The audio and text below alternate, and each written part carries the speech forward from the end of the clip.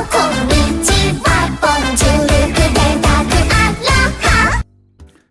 hi and everyone, how are you all doing today? We're kind of early today, so extra energy. I had a good night's sleep so much that I actually hurt my arm doing it, so that was incredible. And thank you for the headspace, and the hydration is being done. I have been hydrating. Thank you for that, Mac Bebo. Bebo sounds familiar. It's from One Piece, right? At least I think I heard it there, but... Anyways, for today we have the 4th banniversary, which means I have been streaming pretty consistent for the last 4 years now. Hey there, Metal. How do you hurt your arm sleeping? I have no idea, and it was not even my bad arm either, it was my good arm. Like, I woke up and I had pain in my shoulder, in my left shoulder instead of my right one, so... Not sure how that happened, probably rolled over in a weird way or something, but... yeah, so what are we doing today? Well, as I said, 4th banniversary means I have been streaming pretty consistent for the last 4 years. I know in my case it's because I doesn't turn asleep weird. I mean, yes. But, what are we... I don't think banniversary should be about me. It's, the only reason I have been able to do this is thanks to all of you guys. People that are supporting me here by watching my content. People that are in the Discord, people that are retweeting, sharing my stuff. People that are watching my my YouTube. Let's plug my YouTube real quick. As well as the Discord, I guess. For those that haven't joined the Discord yet. But yeah, you guys are the awesome ones. You guys let me do this. And if you do feel like contributing more, there's always the Ko-Fi, which currently has a thing going for me wearing that darn super crown, or as some people are called it, Buddha crown, because they kind of want a different version of that. They want me to be with boobies, but still. Yeah, okay, I mean, let's not continue on that train of thought already. That's probably coming something that's coming up later anyways. But yeah, we have a lot of things planned. Our first guest should be Bunny Mindbreak. Not yet, not yet. It's just something from yesterday that's kind of... I think is going to be sticking into my mind for a long time now. The foot crown, damn it.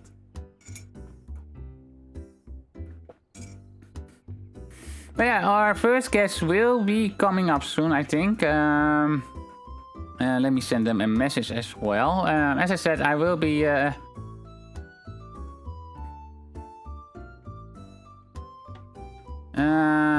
actually, I think I need to... Murder, I see you're lurking in the stream jump-ins, but the individual, the people that are currently planned, I will probably do in single voice chat, because some of them are more comfortable with that and all that, so... So I appreciate the thought, and I will be switching between that and all that, so when there's that time I probably will go in. But it's also like... I guess you understand, right? Lurking in depth as per my traits. Yeah, pretty much. But yeah, let me send a message to the first guest.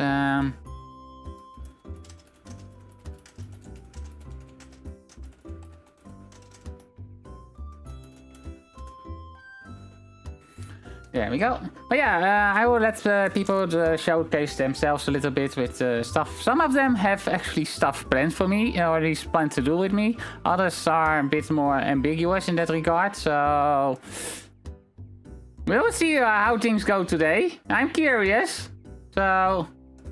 I hope you all are as well. I have this all set up, so it should be fine.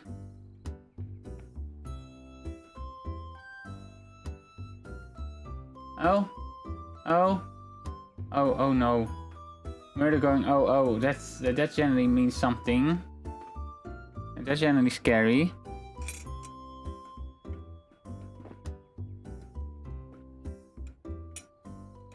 Curiosity. Oh, okay, that's not as bad as I was expecting.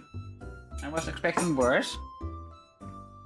Also, I need to do one final check that I think I did, but just want to make sure now. Let's see if my controller is actually working. I had some issues with that yesterday, so Want to make sure. Okay, controller is properly working, so yay, go me. See, I'm pretty sure I checked earlier on, so.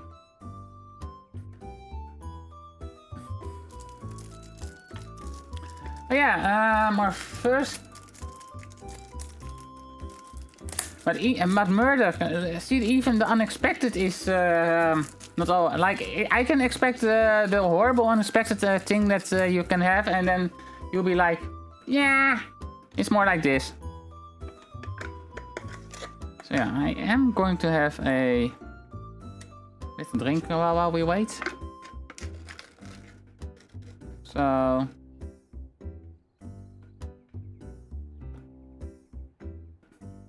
Actually, it tastes pretty good. So.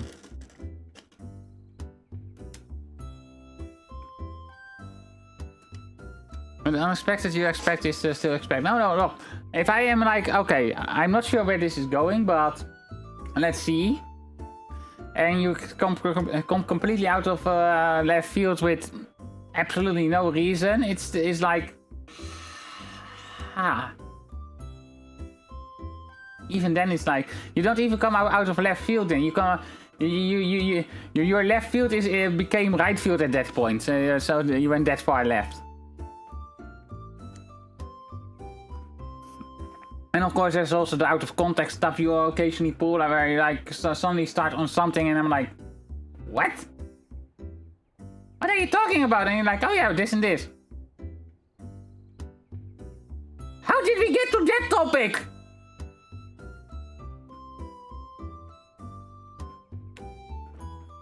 So yeah, that's how murder sometimes brain fries me. So that's cool. Oh, my left fuse was from the underground. Yeah, Giga Drill Breaker. Row, fight the power.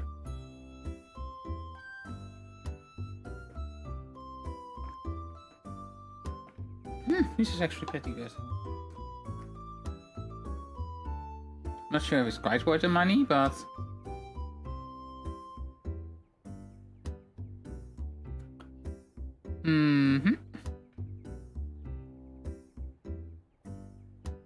Yeah, I have everything prepped. I'm fun, right? No, that's called chaotic.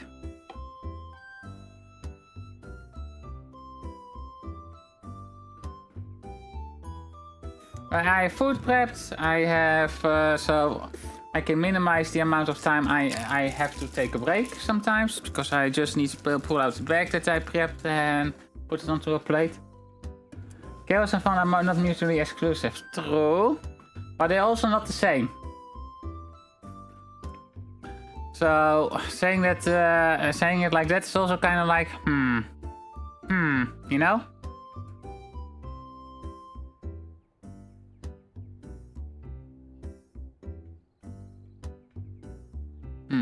That's. I mean, since I'm already live, I thought I could just stream my point of view. Yeah, fair enough. Okay, I will start the voice chat on your side then. Are you ready on Discord as well then, Pasta?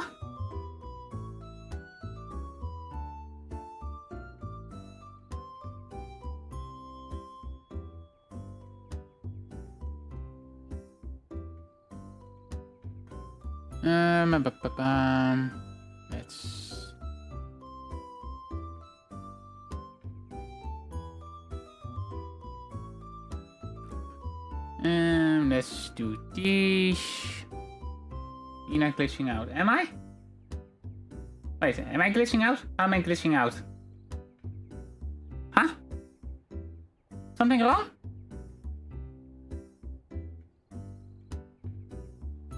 Now I'm worried.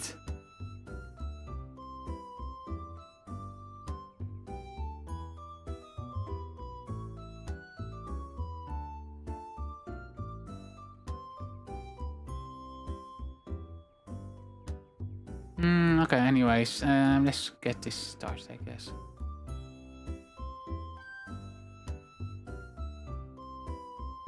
I'm calling you now, so...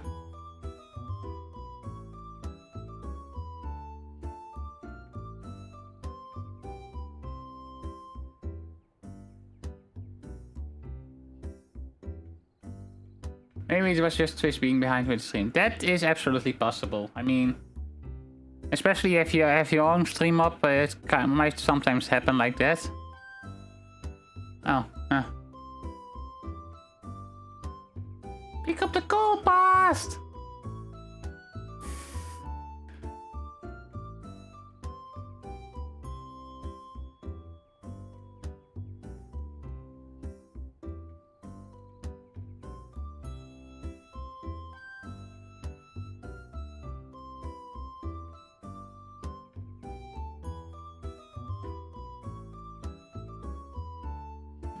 That's going up. Okay, that makes sense. I mean, it's around the time that it usually goes up, so yeah.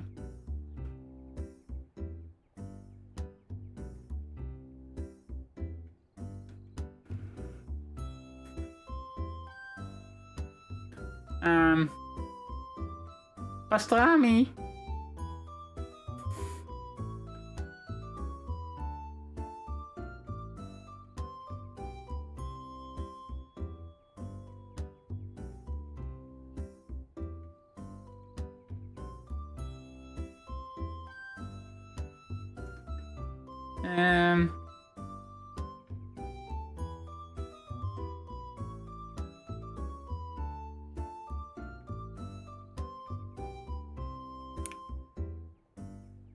Still gonna know if you see on the option someone does want a group call. It's a celebration and all. Yeah, fair enough. Ah, there we go. There he is. Fashionably late as per his trait. I had to deal with background noise, you know. Figured. I guess. I'm at this point. It's always kind of funny to see speedrunner coming in late, you know.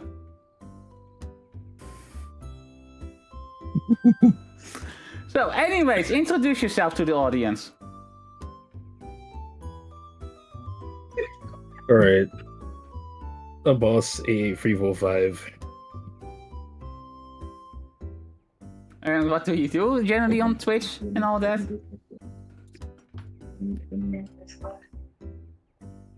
I stream a variety of different games, pretty much. Like from Mega Man, Sonic, Kirby, pretty much whatever I feel like.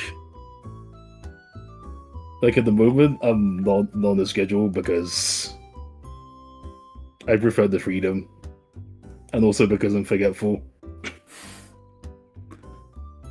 And because you're having a small game maker addiction.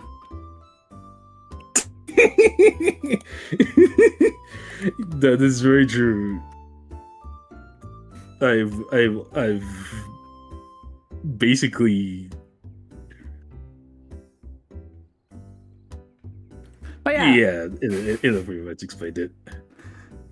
Yeah, so yeah, Pasta is a speedrunner, or at least he does speedruns.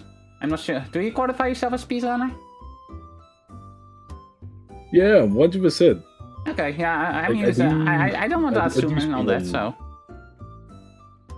You literally see me do. You literally see me do like Yeah, I know, but so some people do it like for fun, and they're like, yeah, I do it for fun, but I'm not really a speedrunner or something, so.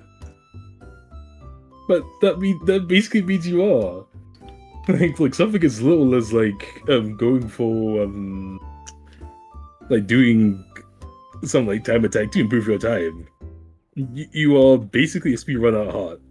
You just you haven't like fully tapped into the like doing like full games yet, pretty much. You're pretty much a individual level speedrunner at that point. Oh no, I've done stuff like that. No. Exposed. No. Speed bun. No.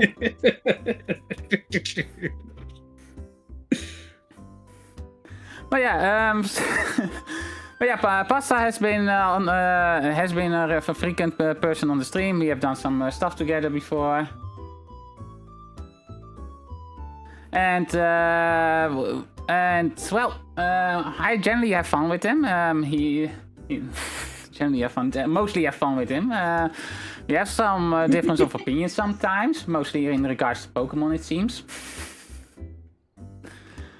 That seems to be our hot topics at some points. But yeah, and he is the one in charge of the INA community. Has he called it the INA community RPG? So I think it's more like an absolute territory community RPG, personally. Ina's about to catch the siren hands. Bring it. I have my hammer. I will Tinkaton you're back to the Stone Age. Your violet will be scarlet.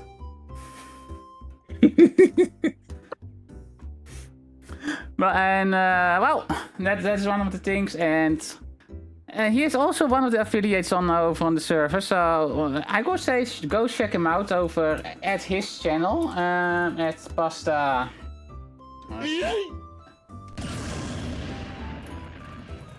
Let's do a personal shout out so I can pin it as well.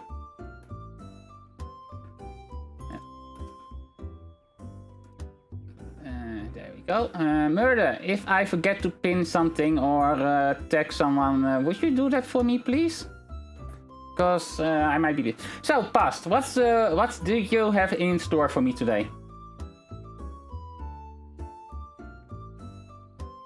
So I had the plan that we're gonna do some air ride together, and then some Balnog 6 PvP. Mm-hmm. Okay, so which one do you start? You want to start with air ride? Yeah. Okay, let me set it. Let's solve air ride.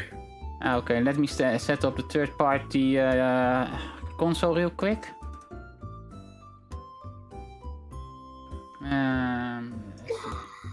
Normally we have double do this, so it's going to be a bit of a thing for me. Start net play, I think. The BN6 PvP is going to be interesting since, once again, I'm rusty. I haven't touched BN PvP in years, so... I haven't touched Battle Network since I freaking started on Star Force, so... You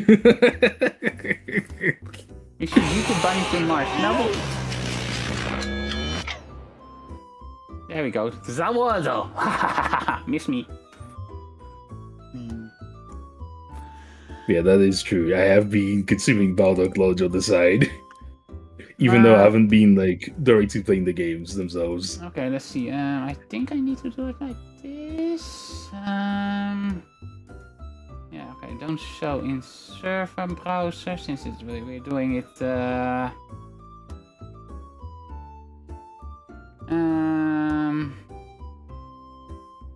I have done this once before, I think.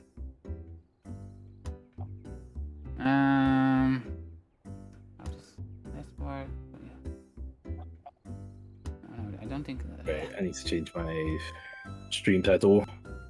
Because I'm streaming it on my end as well, because why not? I mean, fair enough. I mean, this is, I mean, pretty much what I said, right? So stream it on your end, advertise yourself more. That's what this is all about.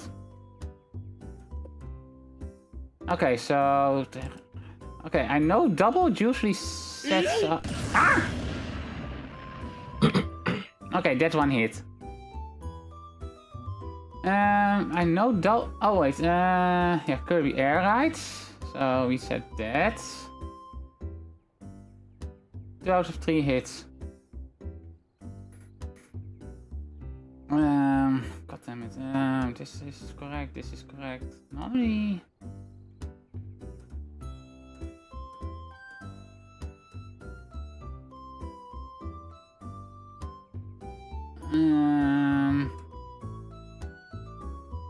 Okay, Kirby air ride is set.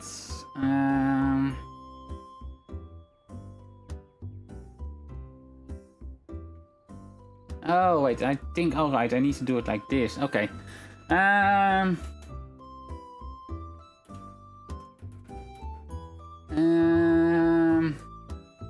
see. What should we name it?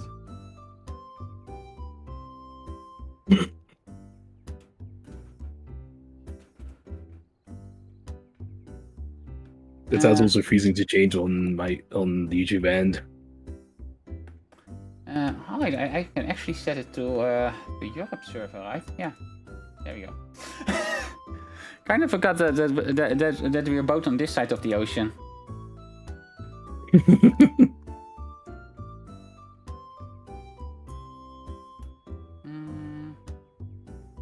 I'm so horrible with names, making up names. I'll just leave it. It's not like many people watching on the YouTube end anyway. That's Yeah, I know it's sad. My YouTube channel's don't very, be like this. very. I think one of the reasons why I don't multi-stream too much is because it kind of splits my audience into two, and generally most people tend to be on the Twitch side anyway. So sometimes it can feel like it's not worth it. But maybe you should try just doing certain types of content over on YouTube and other types of content over on Twitch. The reason why I don't individually stream on YouTube and whatever is because it's a pain in the bum to set up. YouTube. No, not really. It's just, in fact, that is a factor actually. Then there's also there's not enough like audience members to make a individual stream of YouTube worth it. That is true, but I have noticed on my own streams that as long as you have as long as you have a good thumbnail and a good title, you can draw in people, because several of my streams have gotten quite a bit of views and subs on there. So.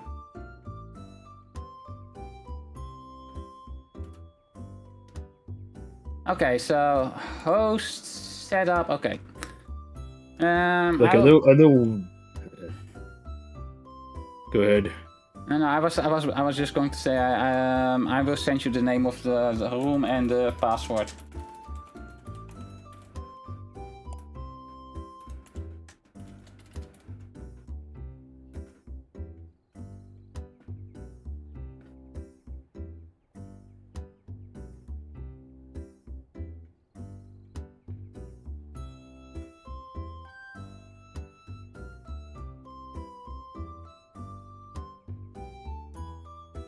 There we go.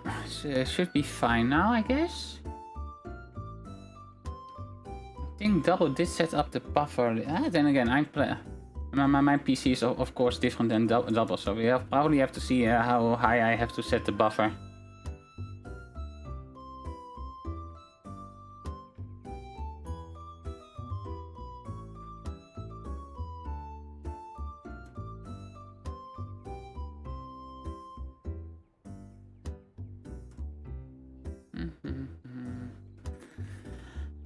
But how has your day been so far?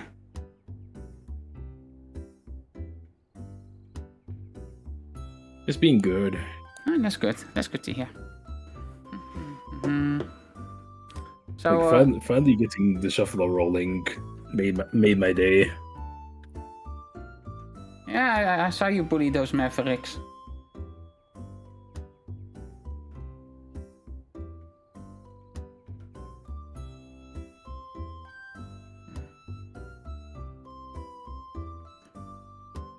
Can you find a room, or is there an issue?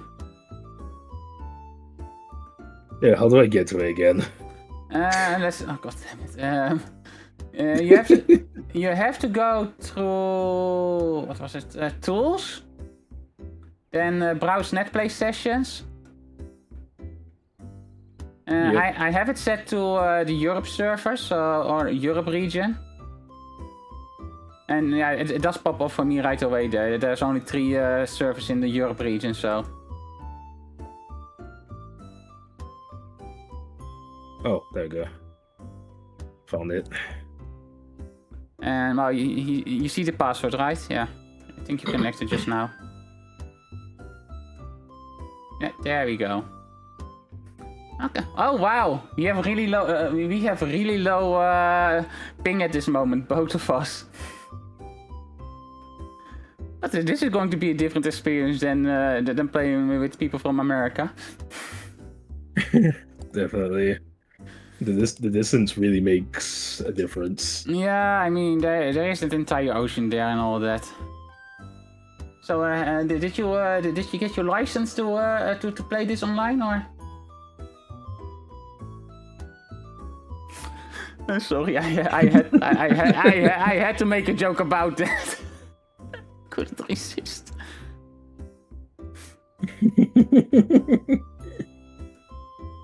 Let's see. Controller ports are set. Gaming. Controller ports are set up properly. So, are you ready? Ready. Okay, let's start over here.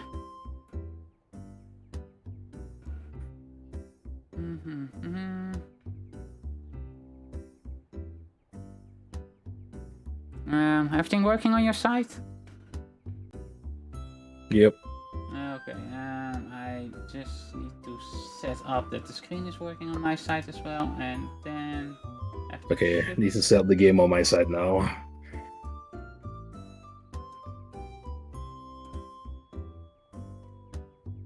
There we go, that works, so...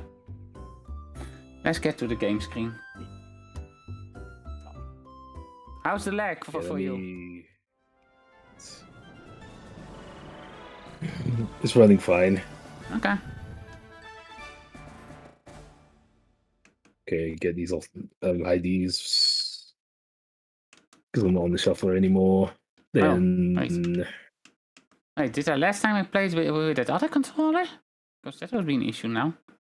Let's see real quick. Controllers. Configure. Ah, this is so much better than Bissock in that regard.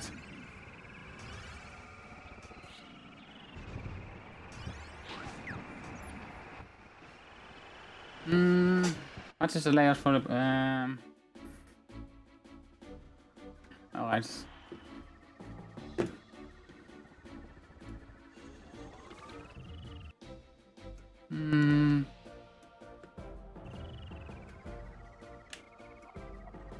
Start, D-pad, down, left, right, control stick. I thought I had played this console with this controller already, but I guess not.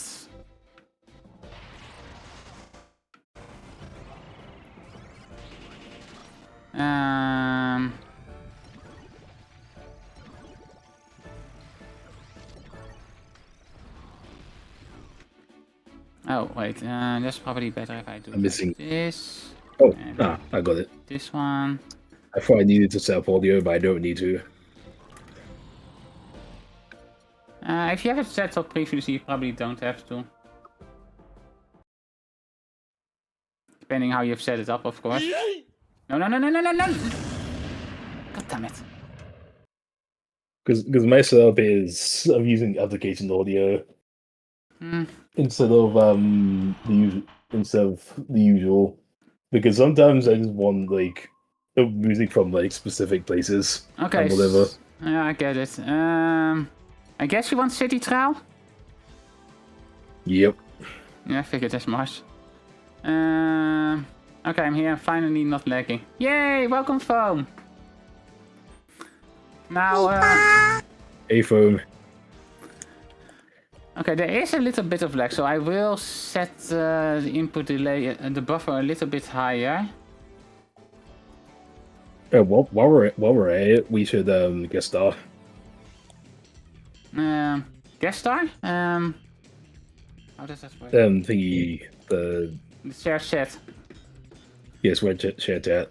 Okay, let me set that up, or at least try to set it up if Twitch allows me. Twitch is weird with stuff like that sometimes. It would be easy if I set it up, because then I can switch it out for people as well, right?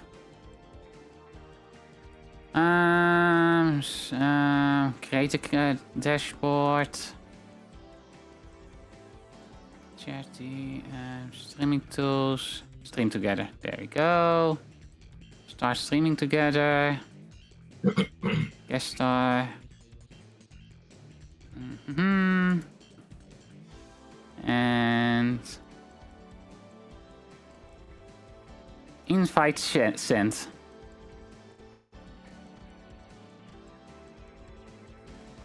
There you go. Amame, his name was, I recall. Yeah, I think so, from Blaze Blue, right?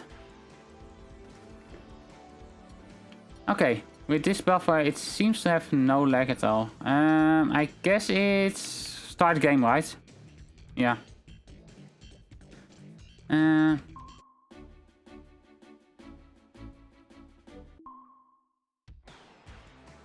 No. Probably do game settings. Any preferred game settings? 7 minutes, 5 minutes? I think 7 minutes was the max, right? Yeah. Normal speed, stadium. Yeah, 7 minutes sounds good. Okay, there we go. Okay.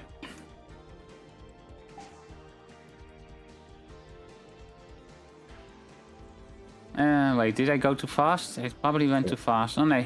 Or can you still... I think you need to press your button now, or... Or did I go too... my button. Maybe... Okay, here you go. I think you need to press now.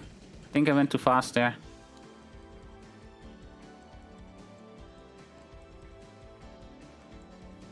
Maybe my controls are not mapped. I thought they would have been mapped already, but... Did you change controllers in the meantime since the last time we played? Oh, that's why. Okay. I think that'll fix it. Yeah, that's it. Okay. That's what I have to do. I remember because it's different if the controls recognize differently if I plug it in via USB rather than using the usual wireless USB thing that it comes with. Ah, yeah, okay, that makes sense, yeah, because yeah, I get it, because otherwise it will recognize as a Bluetooth device or otherwise, or as a USB device. Those do get recognized differently, even though it's the same device. Yeah. Okay. The funny thing is that.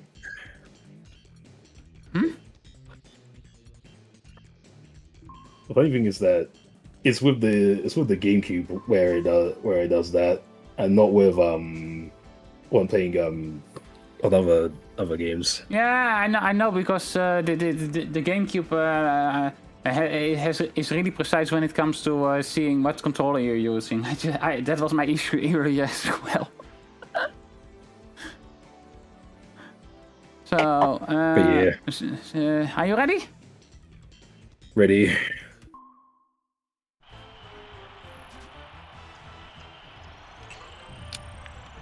Oh wow! It's actually this is a different experience from usual, actually.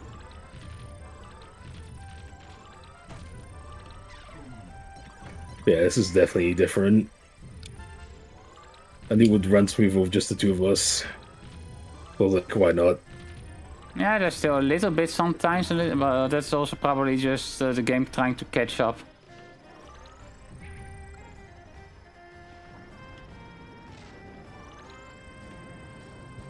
Explosions.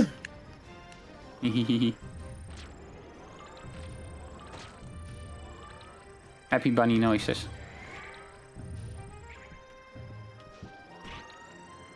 Out. Oh, it's off boulders. As I get food. Zoomies. Oh, yeah, zoomies are always fun for me, because I always end up on the rails somehow. On the rails, yay. Whee! That's just insanely fast.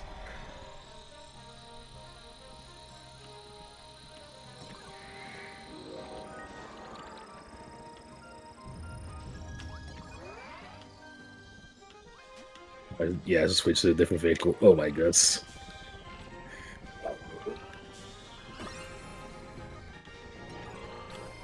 Actually, wise choice I could have made. This one needs to needs to stop the turn.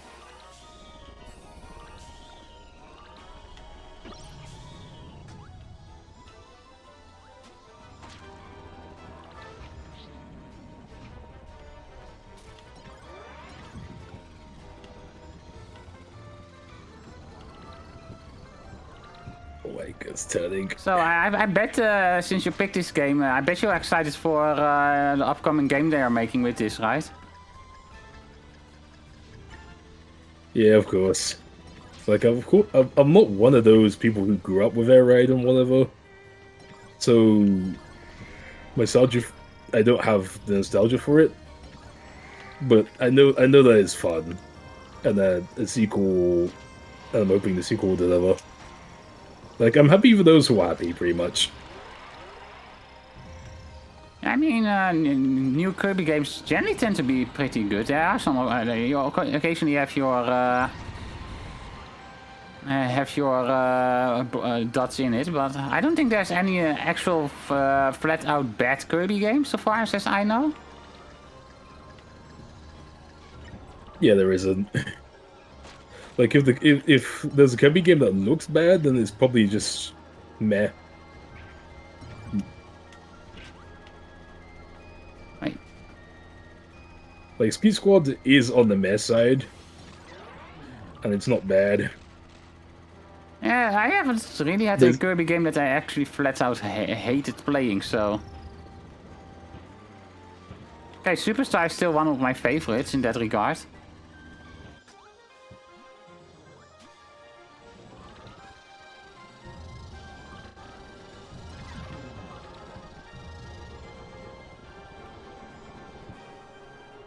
I'm not too crazy about Superstar, but I do love Ultra.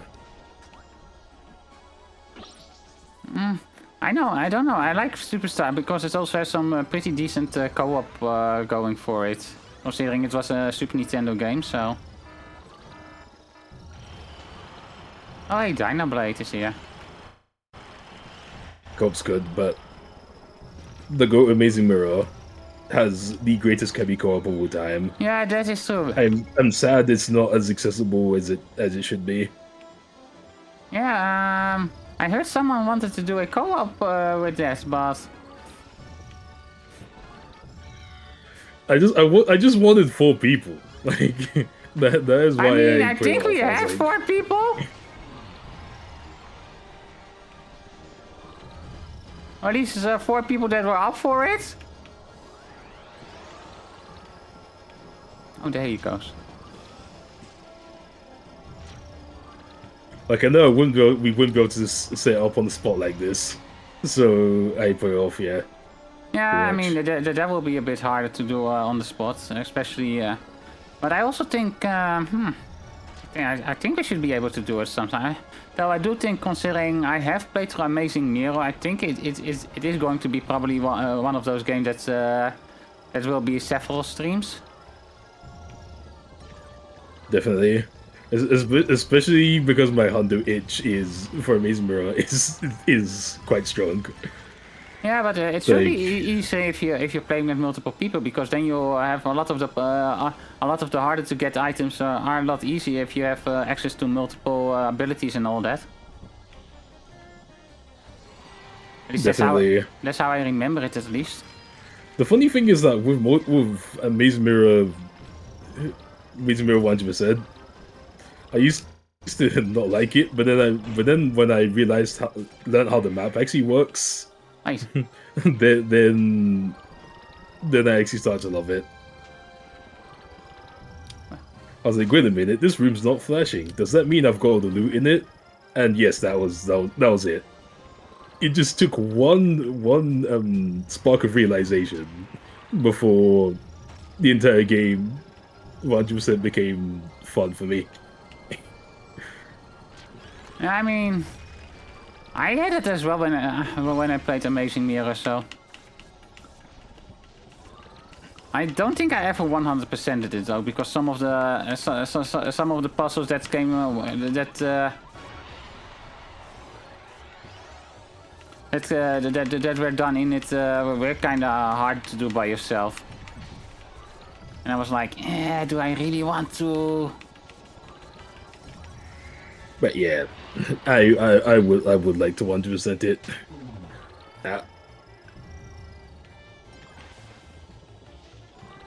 Amazing bunny man.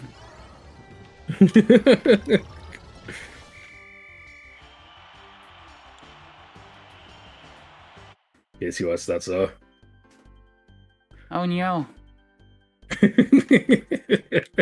the script, maybe. Because it could always be DDD. Oh my goodness, we're gliding. This is perfect.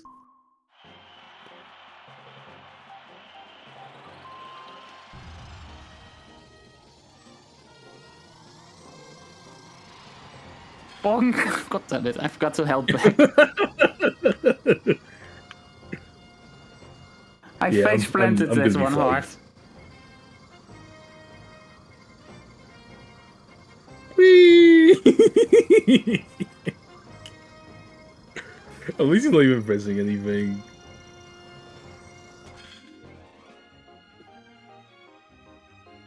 That is insane distance. I know the star's whole purpose is flying, but still, that is far. Ah. That is would be about let's see, the 3 meters is about 3 feet is about a meter, so that's about 400 meters. A little under it, but yeah, the bulk star can fly and whatever.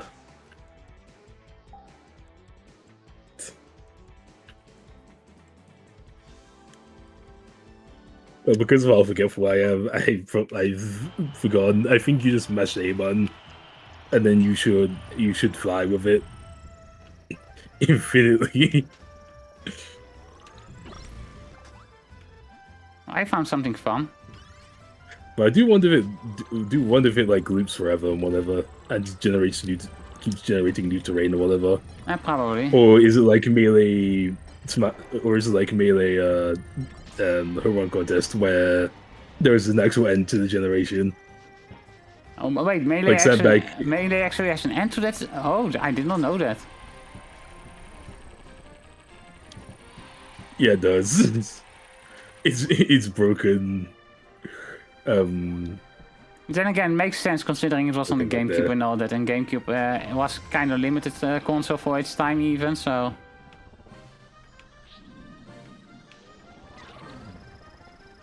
But you can make infinite generation on basically anything.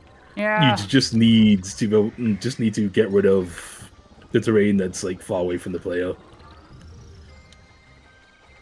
But the issue also is Nintendo does tend to have some spaghetti code at sometimes. I mean, that's why that's why Super Mario 64 is so easily broken. Like, the only reason Mario 64 broke is because they forgot to cap negative speed. Yeah, well, one of the reasons... That was it. Well, one of the reasons, yes. I also know that that the main reason why it's so hard to actually do a full remaster on it is also because the code apparently was really badly optimized even for the Nintendo 64. Yeah, it definitely was. So if they wanted to do a remaster of it, they would have to go. They would pretty much have to make it a remake, because that's kind of like how the game flies, really. Like. Yeah, you know, it's gonna go off with remakes. Either it's never made, or it's based on like the source code of like the original and whatever. It's never like completely from the ground up. Yeah. Apparently, in that regard, the Final Fantasy remake they are working on is apparently being worked on from the ground up, or at least so the producer is saying, but that might also be because during the PlayStation era, Square Enix had kind of bad bad things in regard to keeping the source codes around. Final Fantasy VIII is a really notorious example of that. For example, like the reason why we don't see as many Final Fantasy VIII ports is simply because they lost the original source codes for it. So they have to so they actually have to reverse engineer the game to actually be able to do it. So that's why you only see stuff like ports and all that.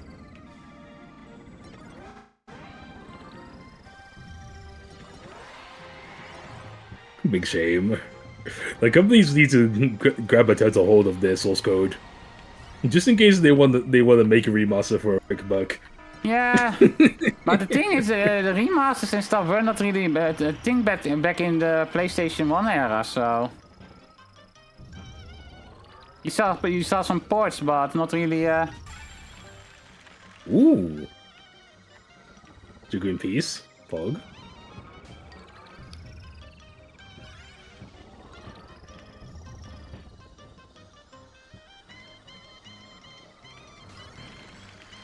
Why not meters?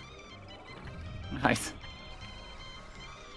I mean, because I think this is American, so that's why not meters.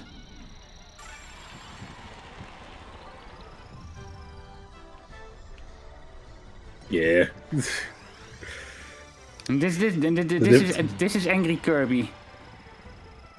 I think that might be. I think there might be a reason why Kirby's angry, because they're using Imperial.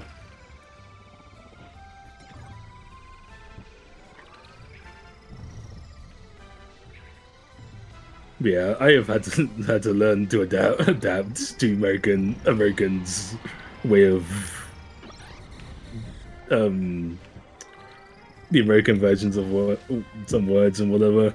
Yeah. Other times I just don't give a damn. I had it as well. Like the English that I was taught in school was also British English, so a lot of me was also kind of like, huh? When I started interacting more with Americans, it was like, huh?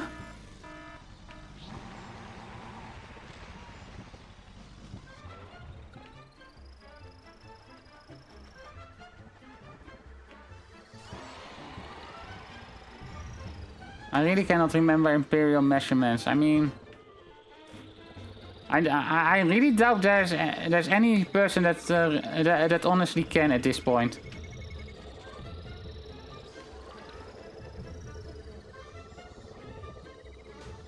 Like, most people know feet, yards, and inches, but how often I have where like, oh hey, what is this and this, and then they're like, let me look it up.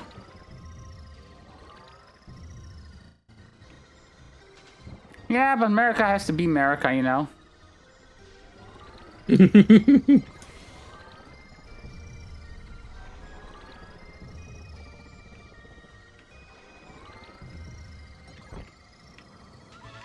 Like, America is still one of the youngest nations on Earth, and it really shows with how badly they want to be like, nah.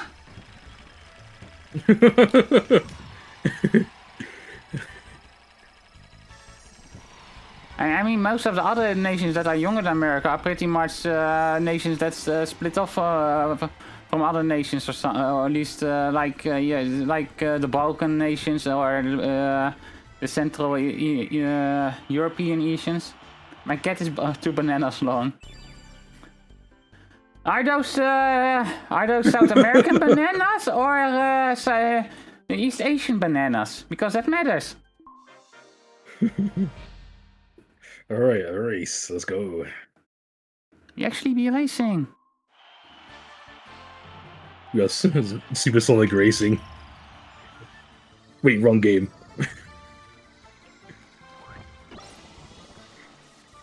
And Sonic R was an experience. Yeah, I played it. I 100%ed it. 100%ed it. Oh yeah, 100% in 4 hours. Yeah.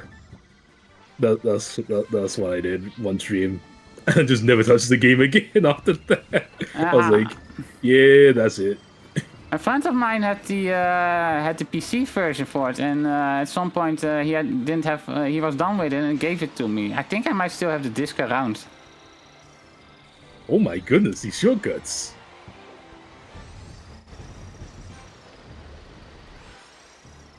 I just noticed that saw sound effects that from the which one is it? Sword Knight, yeah, Sword Knight. Can't be Blade Knight. Blade Knight's the green one. The sword sound effects, it was popped into melee as well. Oh my gosh, I fell. That is so unfortunate. Right before the end of the track as well. Wow, I actually won at a race for. Which game was this? This is Kirby Air, right? I'm actually surprised I won a race.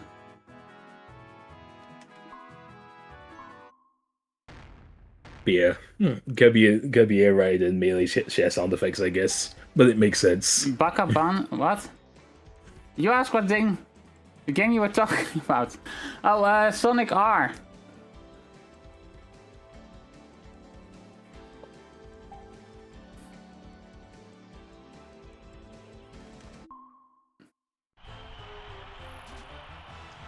It's crazy how they haven't actually attempted another Sonic on-foot racer since.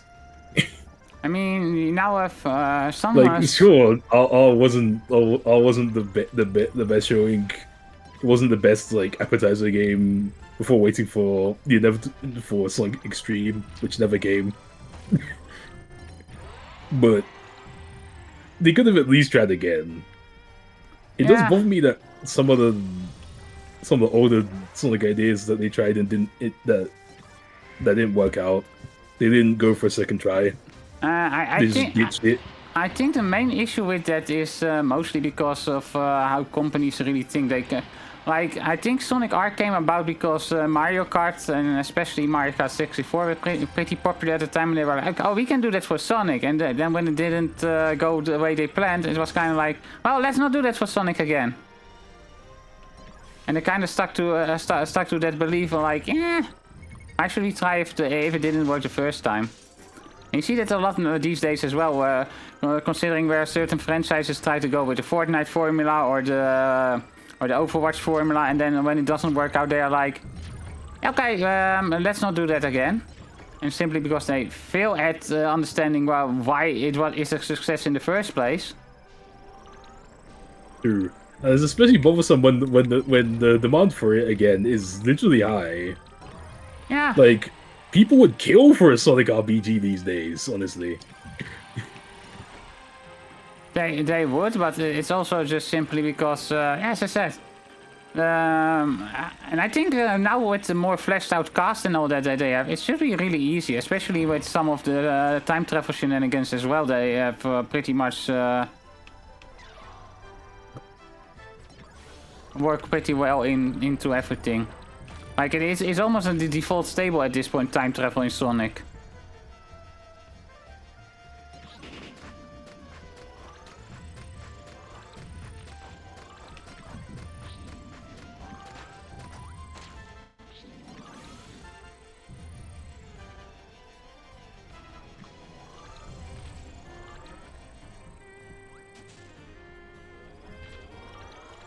That's one. Sorry about doing work. Let's see. Oh, this is not the one I wanted. The best viewers are right here in both channels. Yeah. Oh, we're still missing an indie, but it's still early for her, so.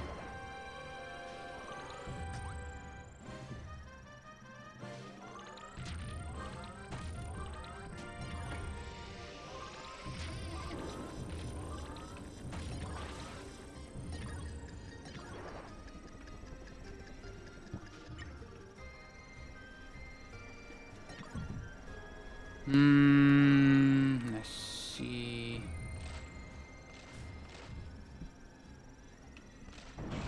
Oh, okay, that was an explosion. I like explosions, but not when I'm the target of them.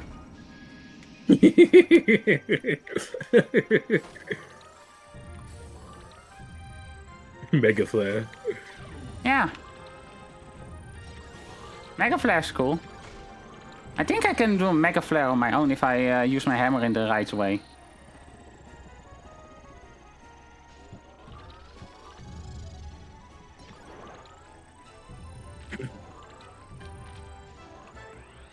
I haven't seen your VTuber of hammer. I don't have it on this model yet. Maybe when maybe in the V2 I may I am planning to get at some point. Is it gonna be like a Mario Luigi styled hammer? I think I think I've shown the hammer on my 3D versions and some times before, so I think it's in. I think it should be in the lore section that I've shown it off as well a few times. Ow, ow. I'm dropping buffs.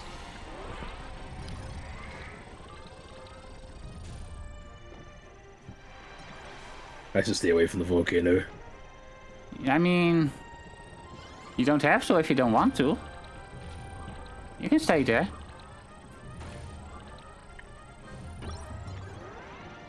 Oh, I see what you're carrying. That would be there. risky.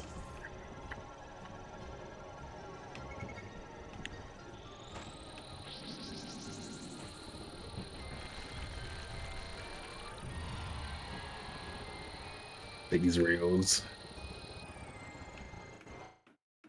Oh, there was a lag spike over there. Oh my goodness. Oh no, Nintendo's attacking us. Into their headquarters.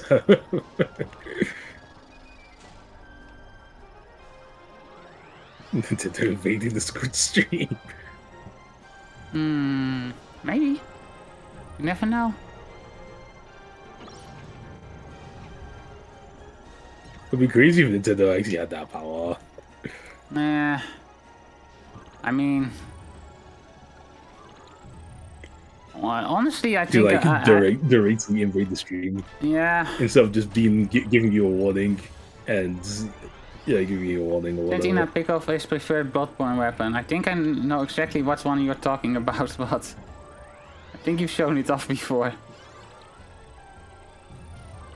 But I'm not quite getting myself that distracted while playing. I see what you're doing there. How much did Pass pay you?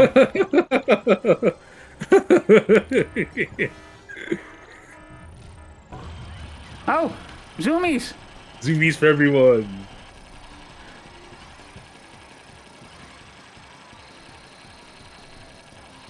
But I'm taking the rails until Kingdom Come. Whee!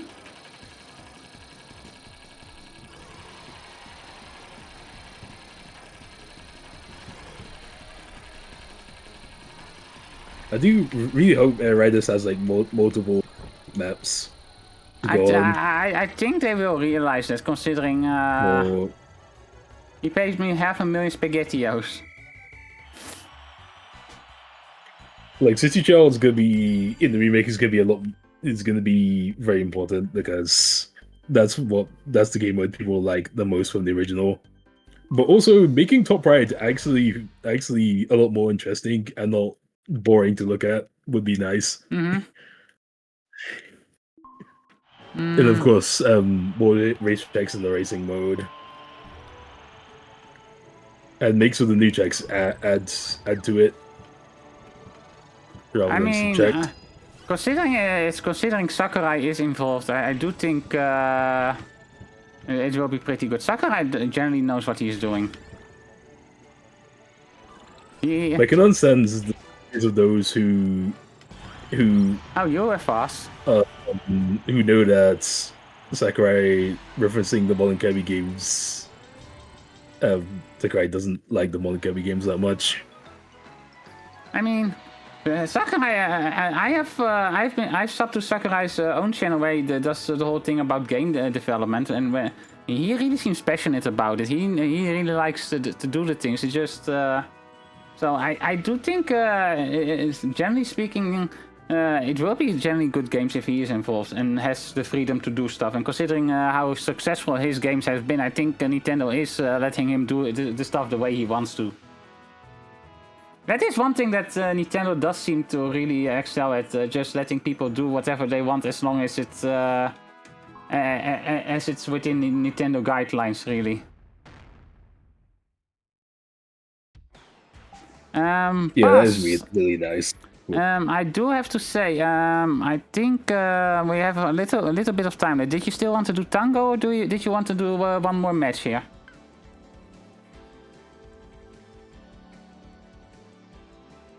I say we switch to Tango. Okay, we can do a few things there. We have some time there, so... of course, we need time to actually build a folder. His favorite Bloodborne weapon. Okay, so let's quit this then. Quit. Yes. You pay me $1 million SpaghettiOs. I see you're being bribed, so... At least you're bribing. Okay, let's see. Let's move this here. Let's move this here. Game capture. Tango. So which one did you want to do? Because I think you wanted to do 6, right? Or did you want to go to 5? 6. Okay. It doesn't matter which version I pick, right? Yeah, it doesn't matter, like, Falzar can fight Gregor and vice versa. Okay. I'm just asking, it's been a while since I did this, so... I am Team Falzar for life.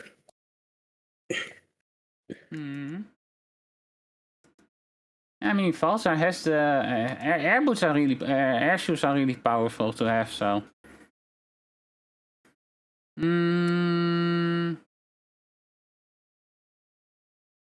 It's also Falzar's crosses that I like as well. It's not just And it's just want to pass by and wish you a happy 4th anniversary. Oh, thank you, Feli. And well, welcome for the little bit that you are here. Oh, hey, Mama Vel-VOD-tale sent me something. Let me see real quick.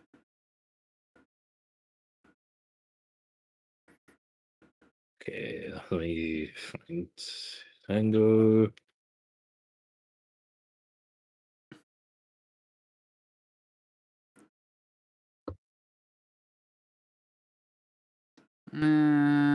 Let's see.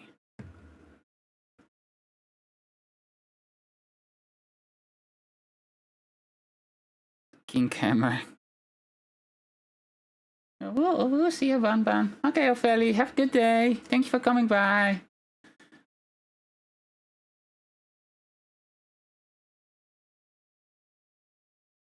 Okay,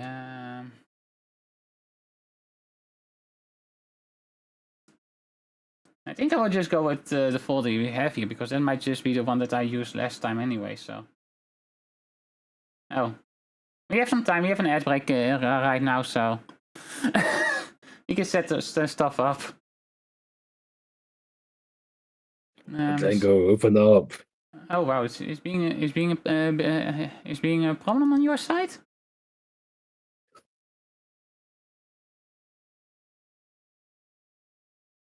Let's see if my... It's just choosing not to open for some odd reason. That's weird.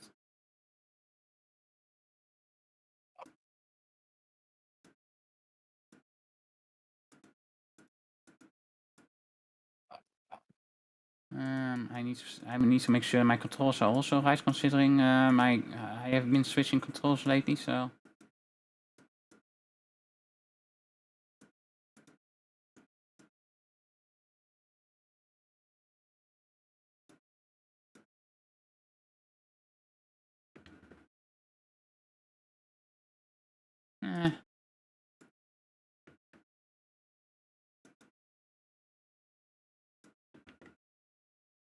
Yep.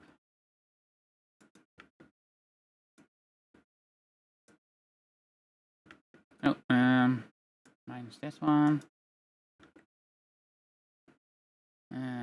A. B L R start select.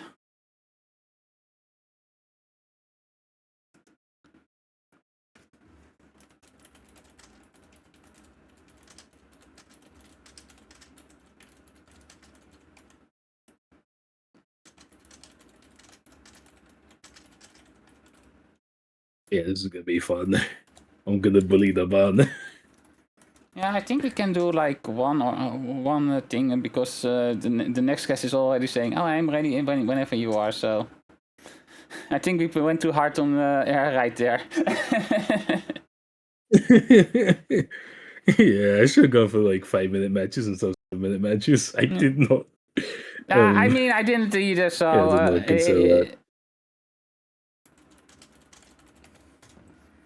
So sorry. So yeah, we about underestimated it. So don't worry about it too much. Okay, so how did we connect to each other again with this one? It's been a while since I did this.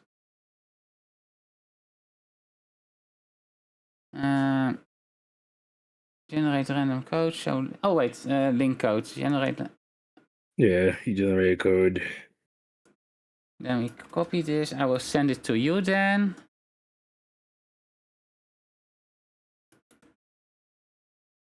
I'm just trying to get Tango Taxi run. Oh. Well, if it doesn't run on your side, we have an issue.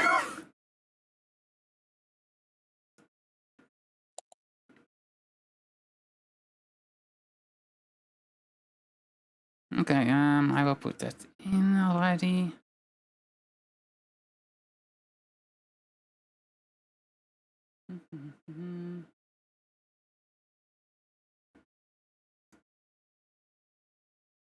This.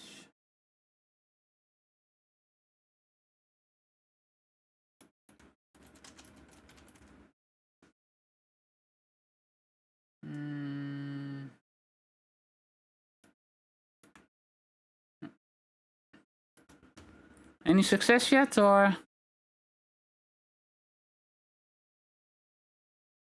No success yet. Okay, let's give it a minute or so more, otherwise I do have to move on.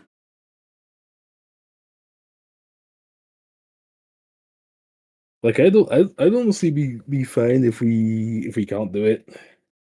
I mean, it Like kind of depends. even though It kind of is going to depend on on if you get it to work, because if you don't get it to work, we can't. Let's see. I need to do this. Filters. Effect filter. like I feel bad because we're behind schedule. Don't be. I mean, I am used to things getting out of hand. As I said, if it doesn't work, it might have been like I was running all my stuff yesterday to see how things went. So actually, I'm doing this, so I can easily fix this over on the other side. I didn't do that. I I'm always the one to just YOLO it. I have times when I do this, but I also know how things can get out of hand if I don't do it. So I'm really weird with it. Like I can be absolutely an absolute menace when it comes to preparation, where people are like, "Can you please?" And then there's also times where like, eh. But yeah, let's see. Still nothing from Tango on your side?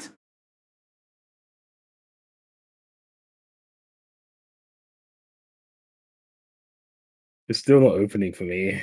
Maybe it's because.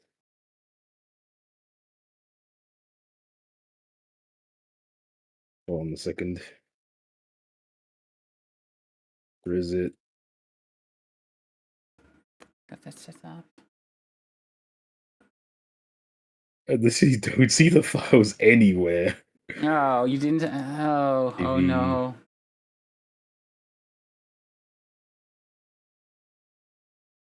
Maybe they didn't transfer over to my to my laptop smoothly.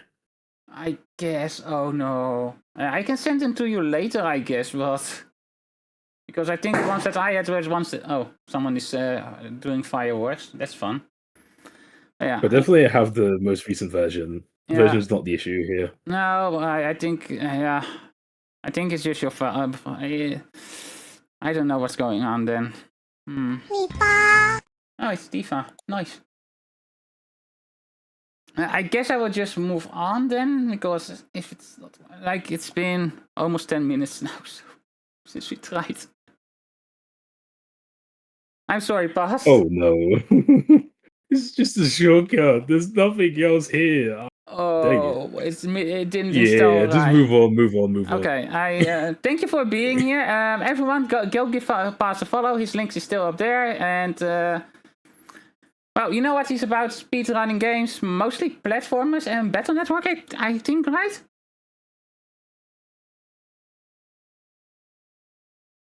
And well, he's a good friend, so go give him some love. And I will be moving on, and thank you for being here, and well, lurk in the stream if you want to, and comment on, we will see you around, okay?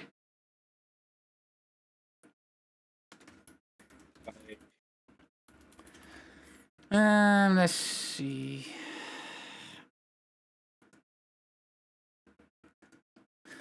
Okay, that's being said,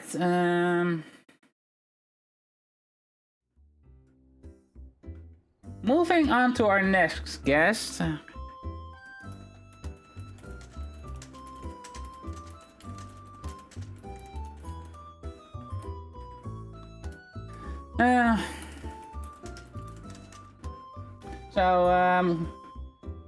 I'd really guys to get working. Pass wanted to get Tango working, which is a Battle Network battle simulator, kind of like Showdown, but for Mega Man Battle Network. But apparently it didn't install right on his end. Anyways, for our next guest, let's get that call started. Let's see. There we go. Hi there, Zarataro! How are you doing today? How goes it? I'm doing good. How about you today? Happy anniversary! Thank you. Let's see.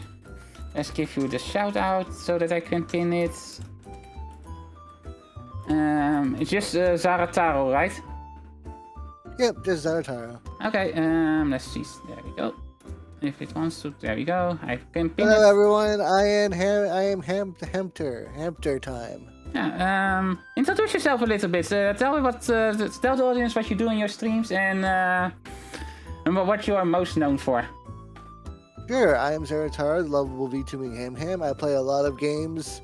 Most of my streams are games focused. I play old stuff. Some notable ones were the first Legend of Heroes on Turbo Graphics, and all of the Mega Man and Mega Man X games. I've run through those, so you know, I'm always down for a good time with some games, even newer ones too. I recently finished Persona 3 Reload, which was a good old time. And yeah, I used to do a talk show called Yo, You Like That? It's currently on hiatus while I take a break from it, but from that I've done a annual charity event called Yo, You Like Charity, where I have guests on and they play games and we may raise money for good causes. That's cool. What causes have you raised money for so far? Let's see, we did... The American Heart Association was the first one. Second one was the Immune Deficiency Foundation. And this year's was the American Foundation for Suicide Prevention. Ah, those are really good ones. I can see Yeah. why. Yeah, I have a bit of an issue with doing charity work, mostly because I'm not in the United States and all that, so it's a bit more difficult to find a good one for me. The ones on Tiltify I feel are a bit more American based or American like located. Mm-hmm. But the best thing about using like Tiltify is I don't have to worry about getting caught stealing charity funds because it all goes to the charity automatically. Yeah, that is Hooray! That is true. That I've been thinking about doing something. I just need to find find something I can stand behind really good and all that. So, what do you have planned for me today? Oh, I was just going to talk with you about the Mega Man Battle Network series because I love that series, and you recently played through them, didn't you? Well, recently, it's been a few years at this point, but I did play through the entire Mega Man, through pretty much all available mainline Mega Man games. I still need to go back to do the side games and all that, but we're currently on a little bit of a Mega Man break on Wednesdays, but we will be getting back to that. Understandable.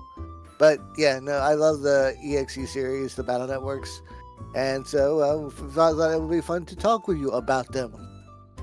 Yeah, they were fun. I've played them a few times before I streamed them even. I kind of started streaming them mostly because I was in the mood to play them again. I was like, hey, I can do a stream on that, and well, it worked out for me, so. So, what do you like the best about it? I really think the gameplay mechanic to where it's like it's almost like a card game where you have like a deck of cards, and depending on the cards you draw, you get different kind of attacks or benefits or like abilities. Mm-hmm. And I'm a huge fan of card games, so having something like that I thought was like really, really fun. And it worked with a little grid-based like style with the way the stage layout is, and also like EXE is such a love letter to original Mega Man in regards to the characters and the bosses you fight. Yeah, I can see that. I mean, a lot of them were based on the original classic series, with some new individual ones added to it, in which like the classic series. Gridman, the football one. Yeah, a lot of them, a lot of the original ones were from people sending in their own submissions. Like a lot of the classic series Robot Masters were also done by original ideas from fans, and then worked into an actual working setup for the games as well. 6 is really notable in that regard. Yeah, no, it was also crazy. I also like the slow upgrade of like abilities that they give you, like how like the second game introduced the style changes, and then the fourth game introduced the soul system. The soul system, yeah, the ally fusion. It's like, yo, let's go. Yeah, I still personally prefer styles over souls, but I do see the appeal of souls. So it's kind of like I have changed my mind a little bit over time. It's kind of like 50-50 for me at this point, but yeah. Which one is your favorite, by the way? I think my favorite might be 3, followed by 5. I can see that. That's kind of where I lie as well. 6 is also. I have started to like 6 a lot during my recent playthrough. 4 is still my least favorite one, but I think that is for the general Battle Network community. I like half of 4. I don't like having to like repeat like 4 like over and over again to get all like the stuff. That was the decision they made. But I do kind of like low-key enjoy the episodic nature of it. I mean, all the Battle Network games are episodic in nature, but having the tournament kind of be like a backdrop for it is pretty cool. Also, Duo, I think, is like a fun final boss. I know some people that have really different opinions on this. I'm kind of like meh on Duo. Like, I'm not. He combines a lot of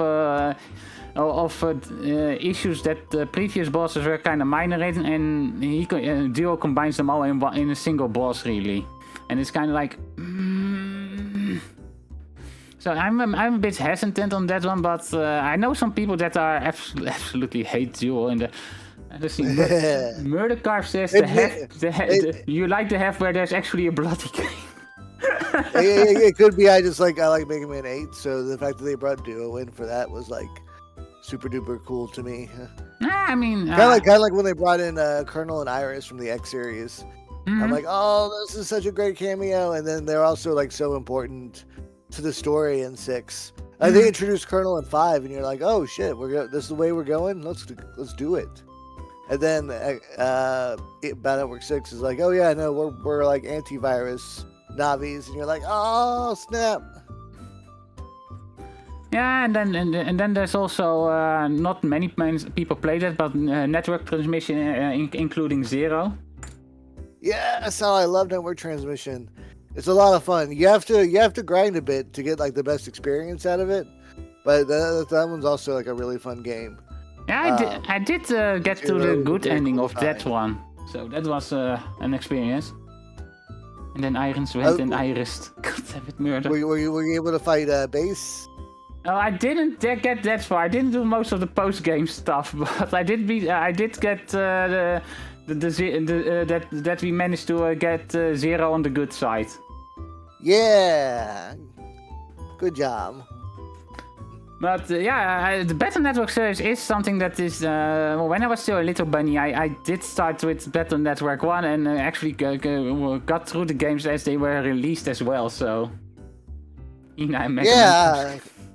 That was the era where Capcom was like, we need like 2 Mega Man games a year, maybe 3.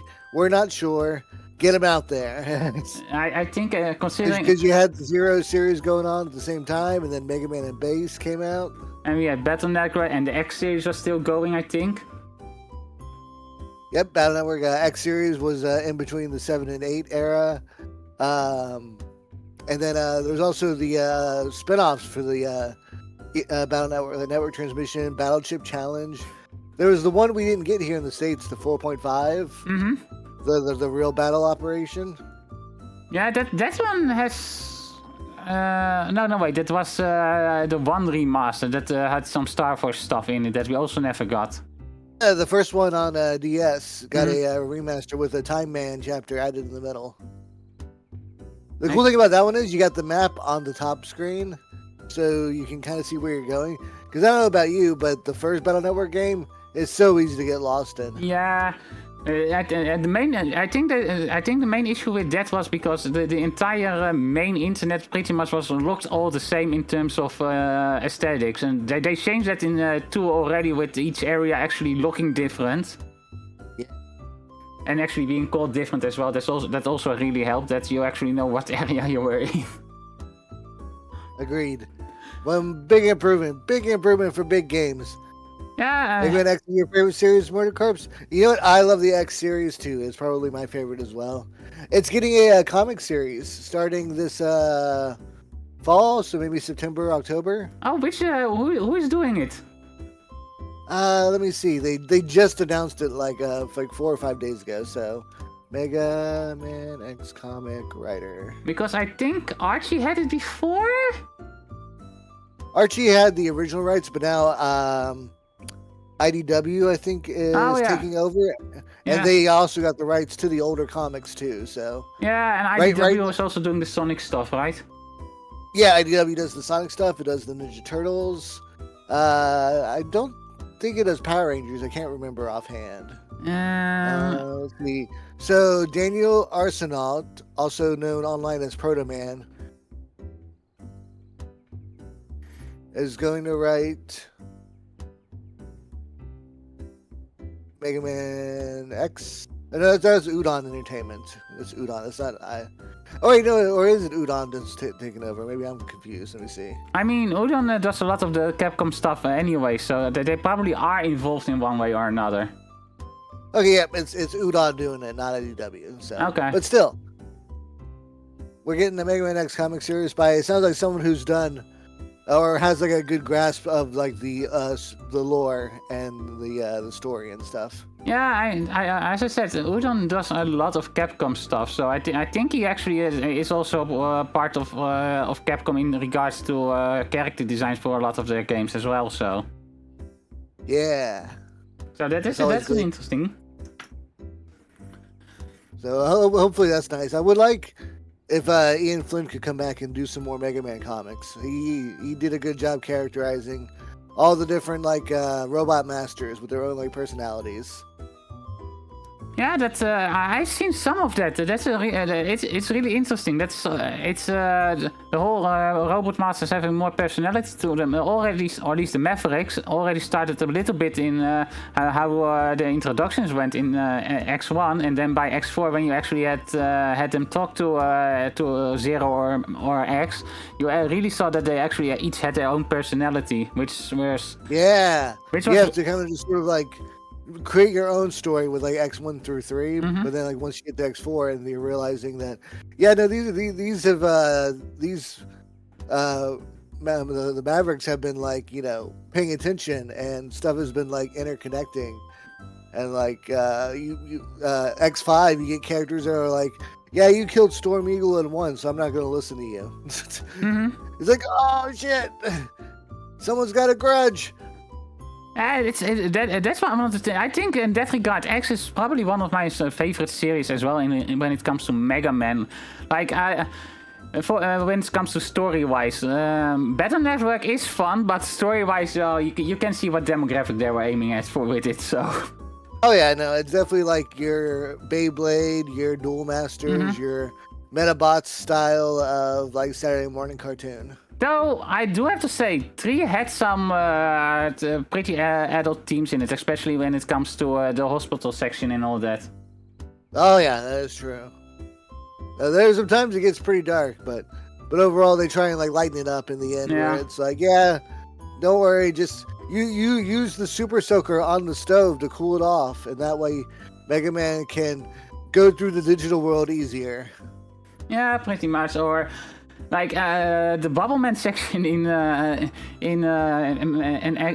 Battle Network 3 was also kind of like, oh yeah, I'm just suffocating these people anytime soon if you don't hurry up.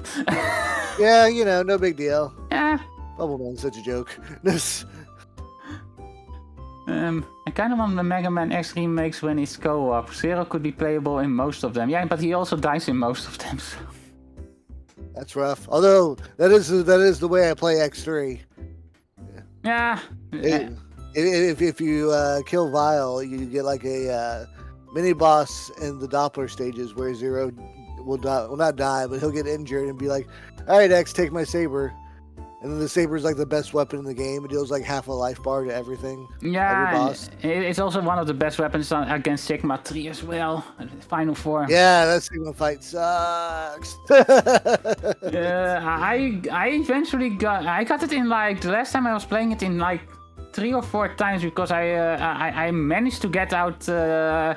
Like 3 saber swipes pretty easily, so that absolutely tanked his health bar. But I also know some people that were like, how the frick can he hit that tiny head there? The tiny head also he just keeps throwing shit. The screen's full of shit he's just throwing. Hey, now remember when I platinum in both X collections? Yes, I do. Heck yeah. That's actually pretty hard because the X7 one, I think is you have to like save all the Reploids, and that's a pain in the ass. I managed to do it somehow. Oh, nice! Really? I haven't gotten that one myself. I did platinum the first X collection. That was fun. Oh, and I did get all the X8 ones where like you get the girls unlocked. Yeah, I am working on that one, I think. Like, I was pretty much, I did finish it, but I pretty much needed to do the grinding and all that, and I was kind of like, I was burnt out at that time. Yeah, the grinding of the rare metals or force metals. It takes a bit. It's.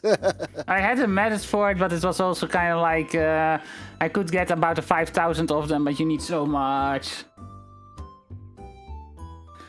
But yeah, actually, a question I have. What do you think of the Star Force series? Because that is, when it comes to people that like Battle Network, Star Force is kind of like controversial, I would say, sometimes. People say it's controversial. I don't see why. Like some people, I mean, maybe I can see why people maybe like they don't like it as much. But I think it's a good like continuation of like the flow of the EXE series. Like it is kind of different having that like new behind the back battle system, but overall I think like the actual like story, the scenario, the bad guys, I think all that stuff is really cool and it all like lines up with itself. Having like the internet now just be like a second space that just exists everywhere is like I think a good like an actual like it sounds like that could be something that like people would actually like work for as a society. Yeah, in a way we have it already because when Battle Network 1 Wi-Fi was not really came out, Wi-Fi was not really a thing yet, and when Star Force came out, Wi-Fi was more of a thing. So the internet is kind of literally everywhere at this point in the air. So it kind of makes sense why they made that transition, in my opinion. It's something I really like. And in that regard, my personal opinion about Star Force is kind of like I like where they went with it. I still hate 2. 2 was the worst experience for me, in my opinion. 2 is the worst of the 3, that is for sure. Did you get Ninja or Zerker? I think I had the community vote for it, and I think I went with Zerker, if I recall correctly. Okay. Because that was pretty much I did in Battle Network 1. Once I got to where they started splitting off in separate versions, I kind of let people just vote on it only with and then it was like when it came to 4, people were like, yeah, go for and we were like, yeah, pick that one with 4 and then that one with 5 and then that one with 6, so that you have one consistent story, because apparently there is a canon timeline in that one. At least they did introduce a cool rival. Mm-hmm. Yeah, it's as I said, 2 had it's kind of like 2 and Star Force 2 and Battle Network 4 kind of fell in the same issues for me. Like but both didn't really have unique dungeons going for them, because all of them were just the internet being reused as a dungeon for the most part. Yeah. And I think that was a big issue, because it kind of lost a lot of the bosses that were involved with those kind of lost the individuality, because we have this dungeon you need to go through, which is not really a dungeon because you already have gone over this area 5 times before. Surprise! Yeah, we just now have a gimmick making it a bit more interesting, sorta. I still hate the skiing minigame in Star Force 2. That was so badly done. I still have nightmares about that when people bring it up. Did you see the concept art for the Star Force 4 that they were going to work on before they canceled it? I have, and people still hate me for that. I occasionally bring it up because they're like, "Stop! You're hurting our feelings." No. Kind of like when we suffer together. We suffer in silence and loudly. Kind of like when I also bring up X9 or Legends 3. Well, Legends 3, well, at least it wasn't like announced and then canceled. If they did make an X9, do you think that they should go back to like pixel stuff, or do you think they should do like a X8, like the 3D model still? I think it could work with 2.5D, and I think personally considering what we got with Classic 11, I think they will kind of go with that one. Yeah, I could see that. Also, X-Dive was like, financially like positive while it was out. Mm-hmm. So. X-Dive was also. The people know that they like Mega Man. They know that they like the Mega Man armors. Mm-hmm. And I do think X-Dive was. I have played X-Dive. I also have X-Dive offline now. I got it on a really big discount, but. It is overall a pretty fun game. It does really emulate the X series pretty well in how it plays. It's just, I wish it was more, it was an actual X game. But that's... Another one of those side games. Yeah, it does work though. It's just, but it's clearly a waifu game in that regard, considering how little it's such a waifu game. Do you want your characters dressed up in like maid outfits or swimsuits? Yeah, pretty much. Or bridal gowns. Bridal gowns. Ooh, the Monster Hunter collaboration. Oh, that was like, fun. Do you want Iris and Zenogre gear? It's like, well, I didn't know I did, but now we do. All right. The Devil May Cry collab was also pretty cool. I honestly don't get why these aren't in the offline version, because these are not even collabs that are outside of Capcom. Capcom just have to be like, Okay, yeah, we're fine with you using them in the offline version as well. It's not like they're working with a third party on that one. It doesn't make any sense. The Capcom, come on, be smart. Be Yeah. smarter. I mean, Capcom has issues being smart, so... Yeah, that's true. Like, I do feel they are going back to basics. I do think...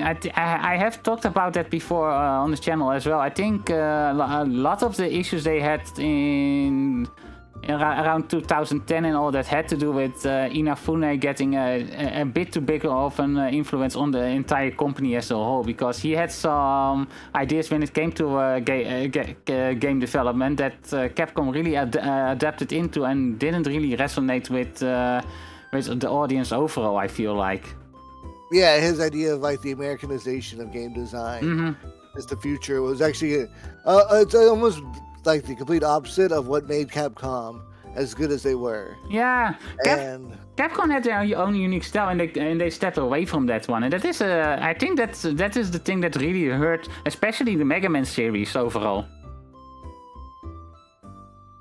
Because a lot of nobody wants to play these games anymore, and then we're like, no, we want more. Please finish the ZX trilogy. Do it. Yeah, like Zero was hard for me, but ZX really amazed me with how much I got into it after I got through the initial portion where it was just kind of a mess. Because the introduction of ZX was kind of like, okay, how does this work? But once you get through it, they are really amazing games, to be honest. Heck yeah. And I would like I also still like the character designs from the Zero and the ZX series. Those are some of the best character designs, in my opinion, they have in the Mega Man. I love them. I wish they had an art book for those. Right now, we don't have. ZX as a official Mega Man art book, but yeah, Japan only probably. Japan only probably. I love those Mega Man art books. I don't know if you've seen them, but they have like interviews and little like snippets from like the artists, like mixed into all the pages. I have seen I have seen some stuff of it. It's really interesting. I'm probably going to get them at some point. I mean, I like stuff like that. I have the entire Hyrule Historia trilogy as well, sitting on a bookshelf here. So nice. I even got the limited edition one for the original there. So ooh, very fancy. Yeah, so I do like stuff like that. So I'm probably going to at some point try getting them if they are still available. But stuff like that is really nice, especially since you can sometimes find some interesting stuff there where like, oh, hey, that's why they use that design. But yeah, that's. Yeah. Where do you want the Mega Man series to go at this point, really? Because the Battle Network kind of had a definite ending to it in a way in 6, but the other series also kind of are still sort of open-ended in that regard. I don't think we're ready for a new Star Force at the moment. I think if we did do like a new like battle network, like say like the collection sold so well, Capcom just goes off and says, hey, we need a new battle network game. I think that there's room that they could use like maybe Lance Kid. Yeah, patch. And that way Mega Man's like the more like uncle type, or they could like have like a new Navi just for him.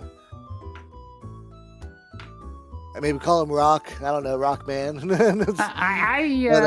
I actually had to work on a sort of Fang Fishing RP tabletop RP idea at some point, and I was kind of like putting it in a sort of a X version of Battle Network, kind of like where it has.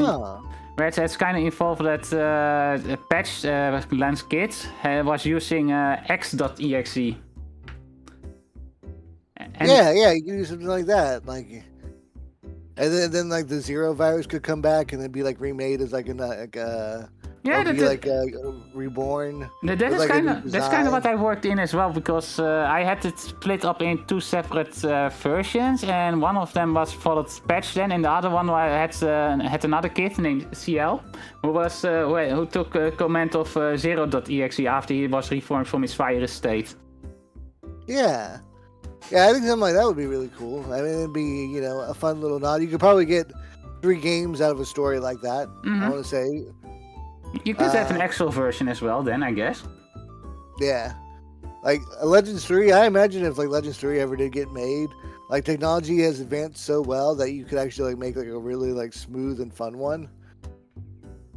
Yeah, But, probably.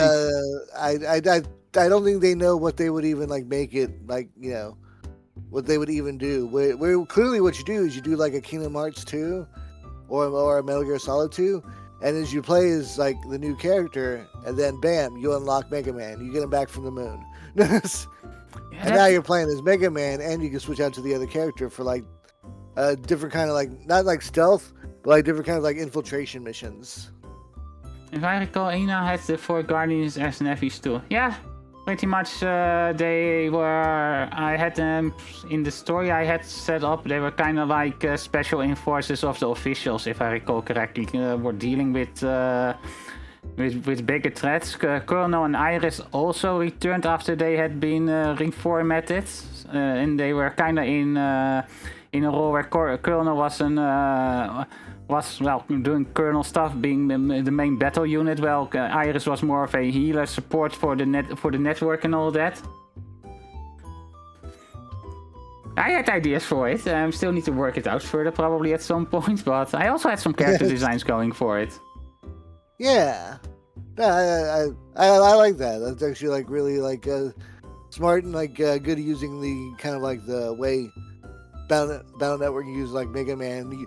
A sequel using like a bit from all the other series would be really cool. I remember Ali and the others were nephews too, correct. I also worked in how the Mavericks kind of worked, like considering most of the Mavericks had more of an animalistic design to them in the X series. It's kind of like they were more of an as the story in Battle Network went, Len eventually became a researcher like his father and his grandfather, and Len pretty much came up with a new sort of DNA type of thing that like Mega Man went through with Hub. And Len managed to work more animal DNA into nephews, making them stronger overall, but it also makes them more susceptible for going, rogue or maverick, or as it would be said. In the Zero series, those are called Muto Reploids. So you could call them like Muto Navis. Yeah, so something like that. I had some. I don't have my notes on me at the moment. I probably could find them somewhere, but they're pretty buried deeply, because this has been something I had worked off and on for a few years already. But it's an interesting concept, to be honest. Like I think Capcom could work with that kind, and it could be set in a sort of transitional phase between the technology of Star Force and the technology of Battle Network, considering how fast the technology goes, anyways. Right. You can see the evolution of the internet into the to the wave sphere.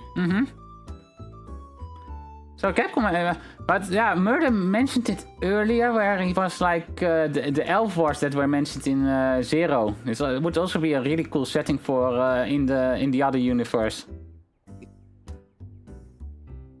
That'd be rad. Yeah, where you see the rise of Dr. Weil and how Omega was created and the Dark Elf and all that. Which would also be set between the ending of X and the start of Zero, then. Man, there's a part in the final issue of the Mega Man comic that Ian Flynn wrote, where like Dr. Light looks into the future, and then it's got like X-Zero and Axel fighting against Omega and the Dark Elf, and I'm like, he even had ideas for this. He planned it out so much in advance. I wish I could have read that story. Yeah, I have seen that actually. That was also like kind of like, oh man, this would be really cool if they worked on that. Capcom has so much there's so much stuff they could do with Mega Man, but for some reason Mega Man Classic 11 was pretty good, so they do have people that can work with Mega Man at this point, but they for some reason are not doing it. No, they're too busy making Monster Hunter. And Monster Hunter, and Resident Evil, and Monster Hunter. Give Mega Man love, Capcom, please. Don't be like Sega. Yeah, I do think I think a lot of it has to do with they kind of created a Mega Man fatigue in the early 2000s with how many games they were pumping out, and we're kind of like, well, people don't buy this anymore, so we don't have to work on this anymore, despite it just being like, if you bring out four Mega Man games in a year, people will be like, yeah, no, we cannot afford all of them. Well, I mean, I'm fine with Mega Man games being cheaper, shorter games. Mm-hmm. Yeah, me too. You know, get Inti Creates back on it. Oh, that's what. Like, Inti Creates is still like, you know, they're still putting out boppers. I mean, Inti Creates is pretty much for a good part the original Mega Man team as well. So. Yeah. It's like, you know, like let them cook. Yeah. Give the franchise and say, hey, you want to do this again? And they'll be like, maybe. If you pay us enough. As long as we don't have to do one every year again. If you let us do our thing. Let us cook. Yeah, that would be really... Inti Creates is, as I said, but I don't think Inti Creates had anything to do with Mega Man 11, right? Nope, not 11. They did 9 and 10, but 11 was Capcom in-house, I believe. Yeah, so Capcom does have a team that can put out a good Mega Man game, because 11 was good by all standards. Oh yeah, 11's really good. It took me a bit to get used to the gear system. The double gear system, yeah. I kept kind of forgetting that I had it, and I'm like, oh wait, I can make things slow down. Yeah, this helps out so much. Yeah, that was my experience. Oh, this Leap of Faith.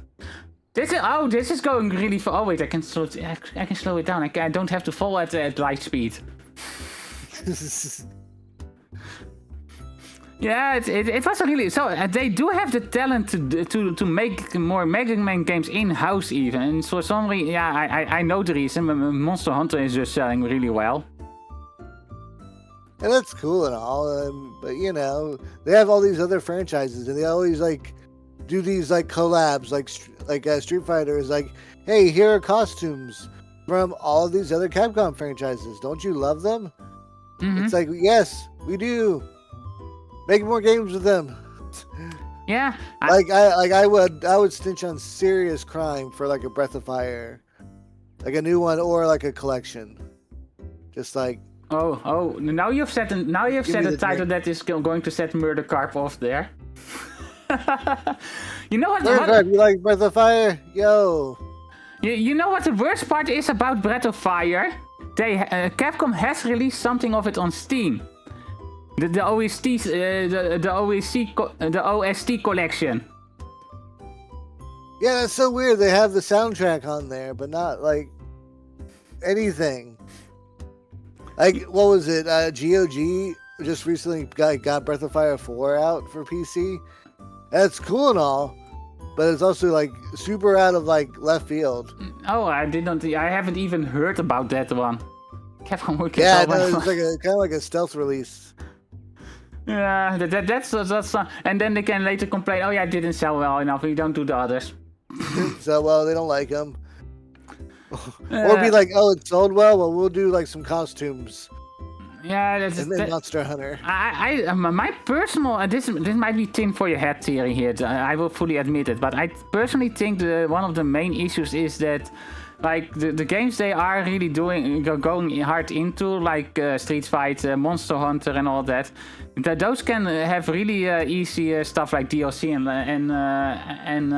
live service stuff being put in. While Mega Man and Breath of Fire will are not really supportive of that. So that's kind of like, yeah, but we cannot do live service or a lot of DLC with that. So they're kind of like second, maybe third priority somewhere, if not lower. You're not wrong. There is that factor that once the games go out, that's just kind of it. But they I don't want to say it, but they could do like season pass stuff with like Mega Man. Be like, hey, here are extra challenge stages, or maybe like different characters. Mm-hmm. Like make like a Vile mode like they did in Maverick Hunter X. Yeah, like, would you like to play as Vile through the game? And they could do stuff like that, but it probably has to do with investment and returns they would get on it, I think, because well, Mega Man is that's why I'm saying shorter games made cheaper.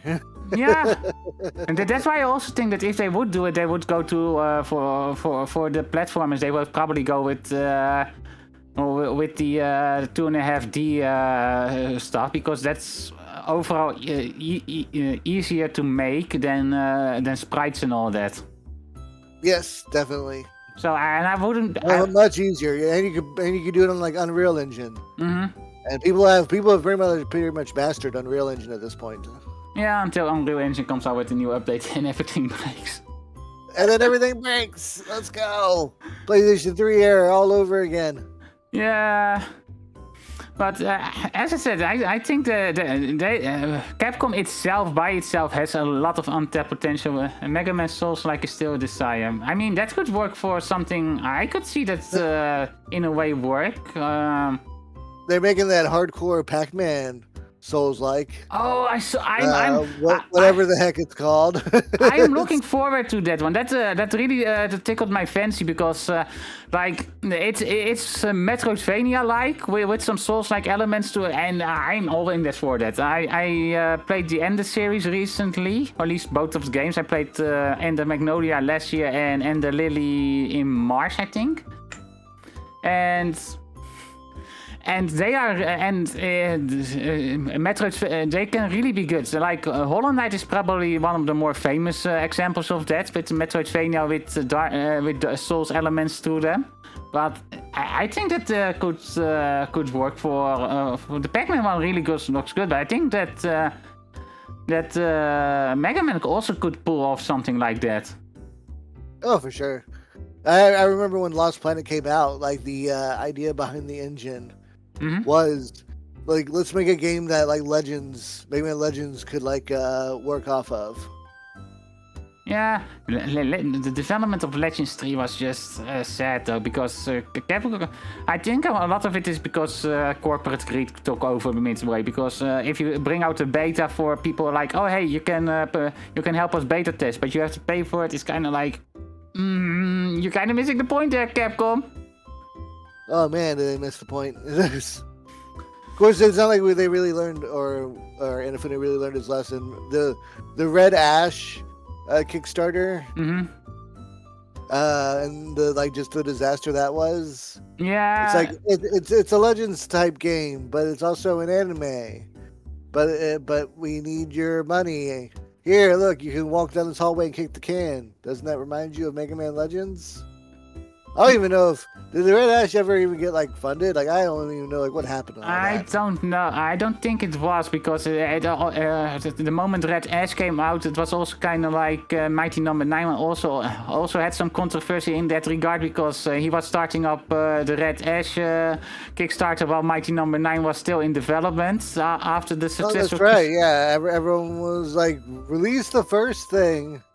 Mm-hmm. Or like before you start asking for more, and then it like kept like bouncing. Yeah, and Mighty Number 9 also he did the same thing with Mighty Number 9, where it was like, it's a game, but we're also going to make a series out of it, and we're going. And all honesty, like I have talked about this before, and I also think like when it comes to it, Inafune started as a character designer for Red Ash made his Kickstarter goal. Okay. Inafune started... did make his Kickstarter goal, and whatever happened to it? Because like Inafune, he's only like is he like a storyboard writer, or he has some job at Inti Creates, whether or not he does he works for Anti-Crates or if he's just like he's an advisor. freelance for them. I think he was an advisor for games and all that. Yeah, like he still works. He just doesn't put himself out on the front anymore. Yeah, Because his name became kind of toxic for a bit. Yeah, he has sold his own company to Level 5. He was involved with the new what's it called? Murder. What was that game that Double was playing a lot? Something Life? Fantasy Life, I think. Fantasy Life I. Really? Came out earlier this year. And he was involved with that one where he was putting things in his own way, and the team was kind of like, yeah, but this is not going to work. And the moment he stepped away from Level 5 and Concept in that regard, the team pretty much was like, yeah, let's scrap all of the ideas that he forced in and redo it that way. That's why the game was a bit delayed with its release, and kind of like, yeah, we're now ready to put it out. And it has. The people that like Fantasy Life were saying like, yeah, it's a really good game now. The most recent Fantasy Life, like a lot of people are like breaking into the series now because of it, from what I've seen. Mm-hmm. And even like Level 5's now also doing more latent, and I think they even like did a new Yokai Watch recently. Yeah, there was a Yokai Watch 4 for the Switch, I think. But that never made it to out of Japan, sadly enough. Which is so weird because Yokai Watch 3, like from what I was told, was like at least like profitable here. Mm-hmm. But I think it's also because when it came out on the Switch, like I think for a lot of things, Yokai Watch kind of had died down in the West a little bit. Like the show wasn't like airing, so yeah, that, and it's also like it was popular, but it never reached the popularity of like Pokemon or Digimon and all that. So it's also kind of like, and then the time in between is also kind of like, are we going to risk bring it to the West because it will bring us? I think that's Level 5 is a good company, yeah. I mean, as I said, I personally don't flat out hate Inafune, but I do think that a lot of his supposed accomplishments are kind of like over-exaggerated, kind of where he took credit for. Well, people forget it's a team effort. Whenever you have a guy, that's the guy. Like everyone's gonna be like, "Hey, it's the guy." Like Kojima. Like Kojima's great, but Kojima has thousands of talented people working under him. Yeah. And like they make that magic happen. And Kojima's just more of like, you know, the orchestra guy, the guy that does the whole thing with the stick. Mm-hmm. Like with Inafune, for example, he started originally out as Conductor's what I'm looking for. like, yeah. But Inafune, for example, started originally out as a character designer for the Mega Man series, and after the original head producer kind of was like worked out of the series because issues with Capcom, yeah, and they kind of promoted Inafune to that role, and he became known as the creator of Mega Man. While he kind of just originally worked out just the original design for Mega Man based off the design the original producer kind of was, and he kind of went along with that. I mean, it's cool to have someone like on a franchise like through the years. That way, it kind of like keeps like a similar consistency. I completely agree with it. And I can understand it. It's just like, as I said, he definitely like kind of like adopted the name when he didn't really like. He was the like creator. He was like the adopted father. Yeah, and I have noticed that I went back and look at it. The games where Inafune was the main producer on were also kind of like leaning in, were generally considered the games that were kind of on the weaker side of the Mega Man series as well. So it kind of shows that he had some issues with when it comes to certain ideas he had with it, I think. So as I said, he definitely has some talent. It's just not in leadership, I think. Very true. Like, yeah, that's fine. Some people just aren't meant to be like the guy on top. Yeah, or at least... Well, some people don't want to be the guy on top, like Shinji Mikami from Resident Evil. He always hates having to be like the top guy because he wants to be the creative guy. Mm-hmm. Like The Last of Us creator. First game, amazing, because people rated him. Second game, what garbage, because he surrounded himself with yes men. Yeah, that is true, because he did do away with the original story writer, because the original story writer was not interested in some of the ideas that Neil Druckmann was trying to press through. And the moment that the guy was gone, Neil Druckmann was pretty like, okay, we're doing things my way now, and just the narrative consistency of The Last of Us 2 was kind of like all over the place. I've heard. I didn't finish it, but someone spoiled me on the ending, and I'm like, oh, that sounds terrible. Yeah. I don't want to do that. It's...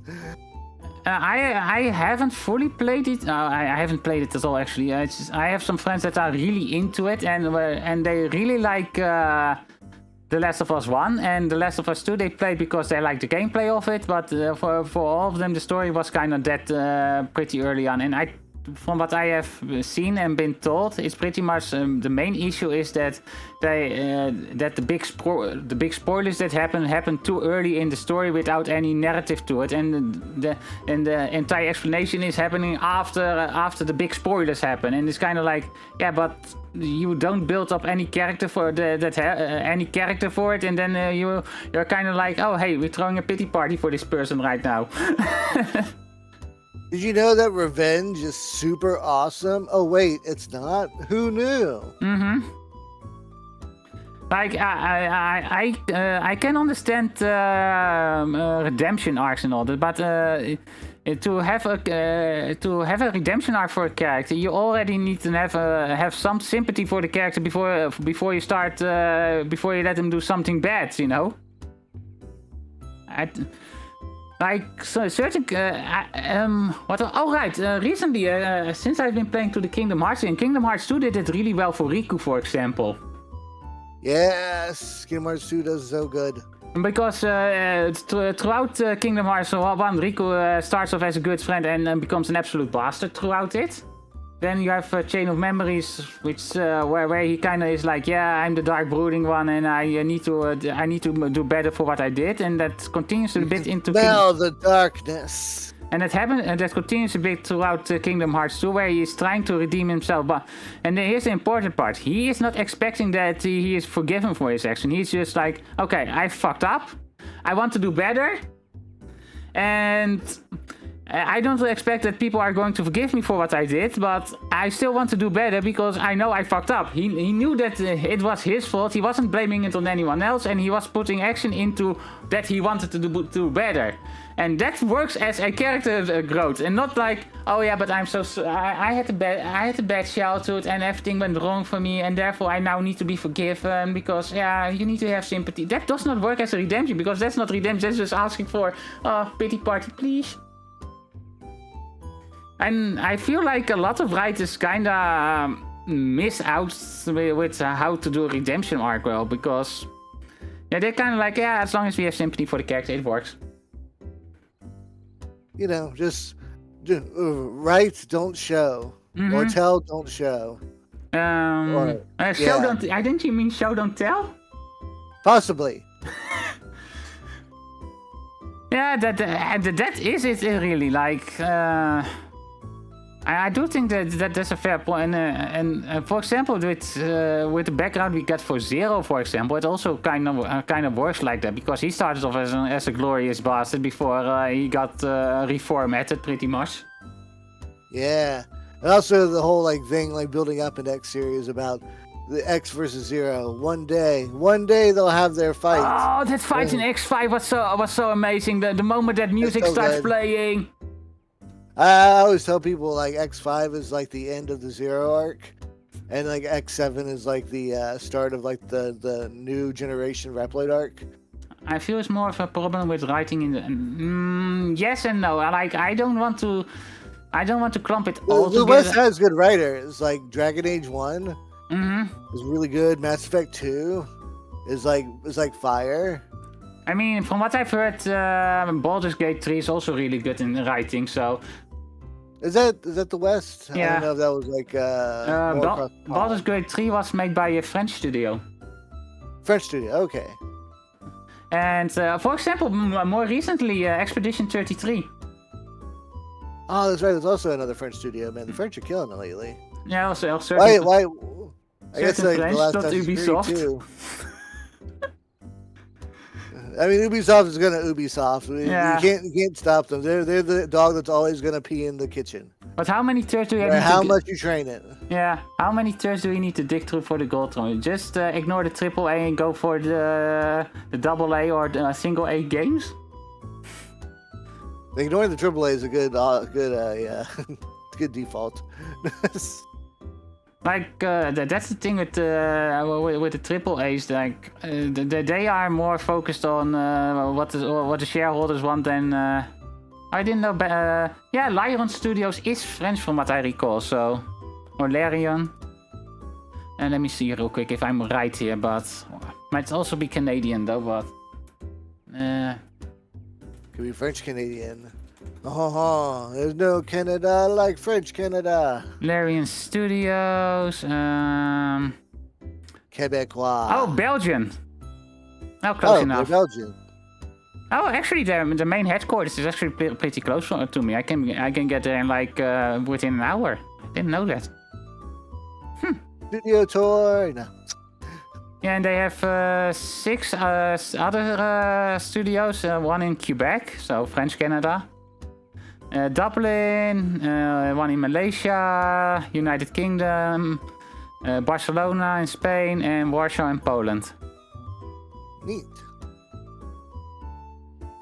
So yeah, they're pretty much still considered an indie developer. So Of course, everyone look forward to their next game. I'm sure it will win a lot of rewards. I mean, from what I've heard, I haven't played Baldur's Gate 3 myself. It's not my style of game really, but It's not mine either, but I can respect what they're doing. Yeah, I can also. I've heard a lot of good stuff from it. So, and that does show again that yeah, you just don't look at publishers that are doing it all for the profit, and look at game companies that are still how do I say it, passionate about the game development. Yeah. You're not praising the French? No. Yeah, I'm praising the Belgians. The Belgianese. All right, well, I think we are about at the time to be prepping for your next guest. Yeah, the ads are about to start on my end as well, so. Well, thank you for having me on. Your anniversary, it was fun talking about Mega Man. Yeah, I had fun as well. More Mega fans. I hope maybe some people will get interested in the Mega Man series from this as well. So I've mixed in about okay, I get what, but that does not. I get what you mean, Murder, but because other people outside of that had to do with the game itself are being douche-canoes, doesn't mean that the game itself is bad. So you need to separate the product from the people surrounding it in that regard. But yeah, I get it. Thank you for being here, Zara. I hope you had a fun time. Maybe we can do something at some point as well. If you want, plug yourself a little bit more. Let's see. What am I doing? Okay.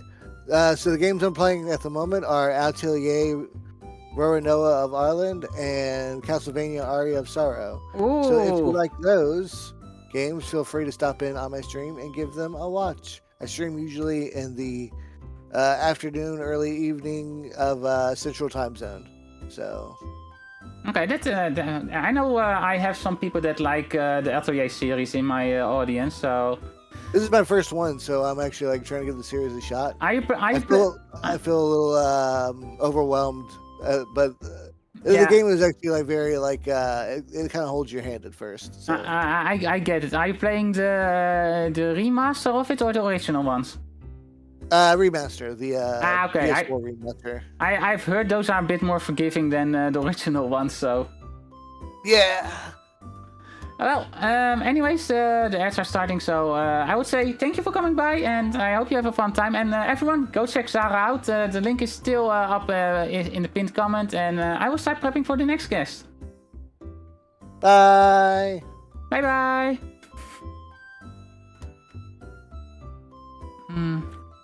Let's see.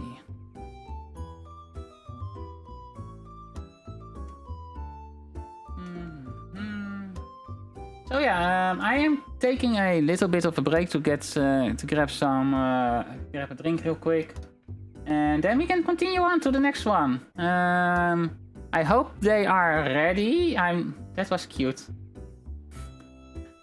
Well, I mean, hamsters are pretty cute, so yes. As I said, small break, and then we can move on to the next one.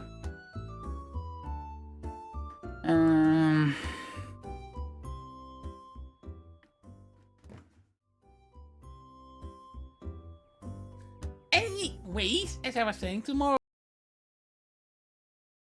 Mega Man download the style and gain power from tapping into your ring.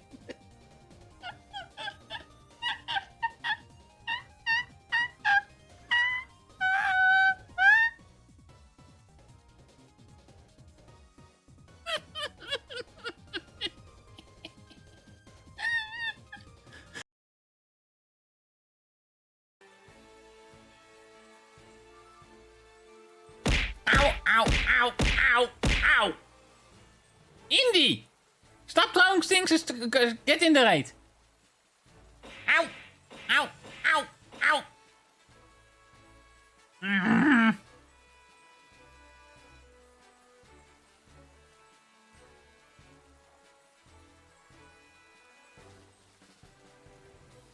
My catch rate is too low. You will never catch me without the master balls. Ow! Ow! Ow! Ow! Ow!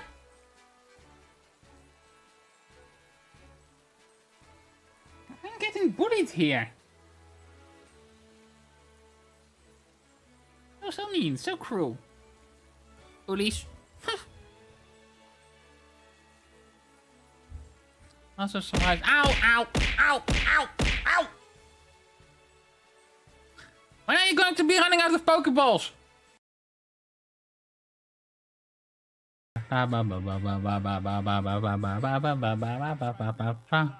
Now, so rough about now.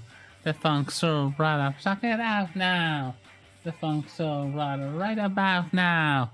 The funk so right, suck it out now. The funk so right about now. The funk so right, suck it out now. The funk so right about.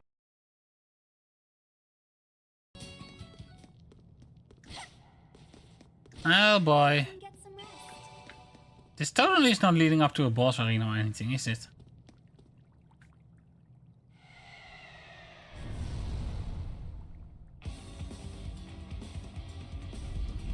The Daring Jade Hammer. Nebritia. Oh wow, I'm so surprised it ended up being a boss battle. Pretty, but the makeup kind of ruins it for me. But, eh.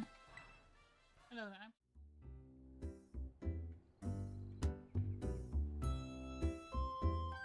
And I'm back. There we go. Got some drinks now. I went also to take an idle break.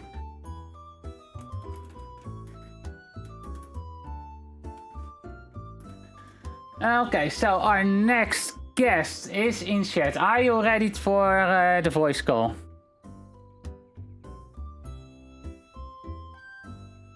At least I think, right? If I remember my schedule correctly. Let me double check. Hello, Funny Wabbit. I'm being called funny. Good. I like funny. Funny is good. Yeah, okay. I was right on my schedule here, so. Are you ready, Pathogen? Thank you for the headbeds.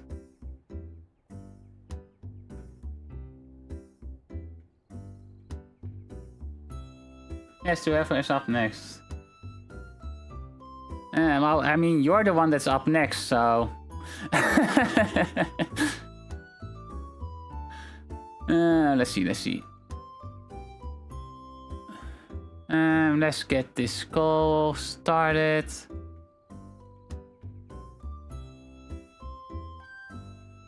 I also need trolling. There you go. Oh. There you go. So, as with the others, do your introduction. Tell what you are all about on your streams. Hello everybody, I am PathogenVT. I'm a variety streamer and I play all sorts of games that you have either seen or you have never heard of in a single moment in your entire lives. I try to have fun and do a little improv with my jokes here and there. Just trying to spruce things up, make sure anybody gets bored. I could use a lot more laughs. I mean, that is true. From what I know of you, you have really positive attitude towards things. So I would say check them out. Definitely, I pretty much lurk a lot in their streams. So we found out yesterday how much exactly. Oh yeah, I'm being radioactive, I guess. Thankfully, I don't have a stream of my own on because I know you would use my points to make me basically give a whole workout tutorial. I'm not that mean. I could, but I'm not that mean. I know myself that if you need to work out, you need to have some prep time for it and all that. So I would maybe do 1 or 2 of them for you, but. But yeah, so what did you have planned? Because you're one of the people that were a mystery for me. Yes. So, I was kind of panicky about it because I kept going back and forth in my head trying to decide, do I want to go with some kind of co-op game or do I want to introduce you to my more like art aesthetics? I love art. That's one of my gimmicks. Mm-hmm. I've seen it. I mean, you've done some fan art for me as well. So I still have that saved on my in my artwork folder. So I have all fan art that I've received over time. I still have that easy accessible to me because I really appreciate those. Oh, that's cute. I mean, and that's the very least I could do. I wish I could. I probably should make a section on the website for that at some point, I guess. Oh, you can have a fan art wall. Like it's a big old wall that displays different fan arts you've gotten. Yeah, stamped on that. Yeah, and we're linking back to at least people's Twitter profiles and all that, so that they get some exposure from it as well. Yeah. Right, of course. You know, I think if I remember correctly, my high school used to do that. Oh, that's cool. Do the art programs, they would just stamp small little projects on the wall on different floors, whether it was a small little actual art piece on paper or if it was something made in like arts and crafts with cardboard, stickers and whatnot. Mm-hmm. It just so happens that at the current time period of that moment, somebody decided to make a small Among Us, and I do believe that is still there. That sounds kind of sus. Yeah. Immortalized for all to see. I mean, yeah, that's good. Stuff like that is always fun. I remember my school period. There were also some stuff I still remember from. It was a period. Did you have one of those schools that displayed trophies? I know a lot of them do that. I don't think mine did in particular. Yes, at the time. I think in the entry hallway there was a display case with some trophies, but also we don't have a really big competitive stuff for schools around here in that regard. So I don't think we have like student grants for being good at sports and all that, because that's a whole separate section really. Right. No, I understand that. I would say you definitely deserve an award for being the most interesting of Brazilians here on Earth and other places. I mean, I'm one of the few that is actually known here of the Brazilians, so. True.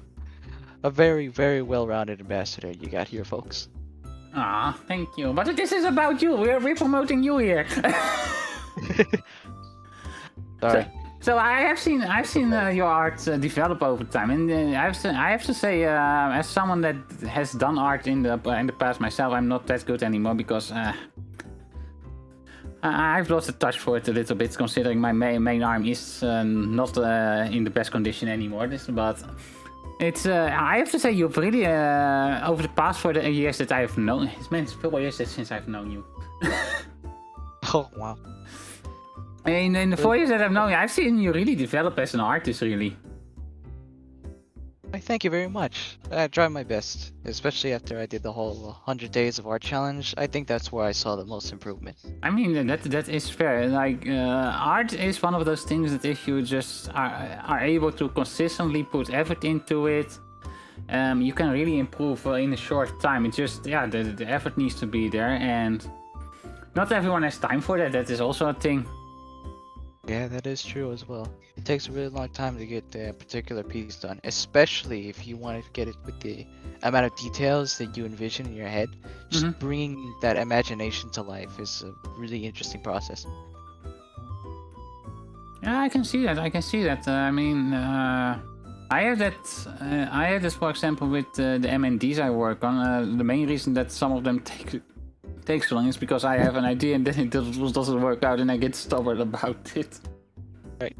I would say you kind of remind me of a director in that sense. Not so much that everything has to be perfect, but that you really want to get your ideas out there in the best capacity. Yeah, I do have a bit of an issue with the perfection angle of it, but that's also because I have.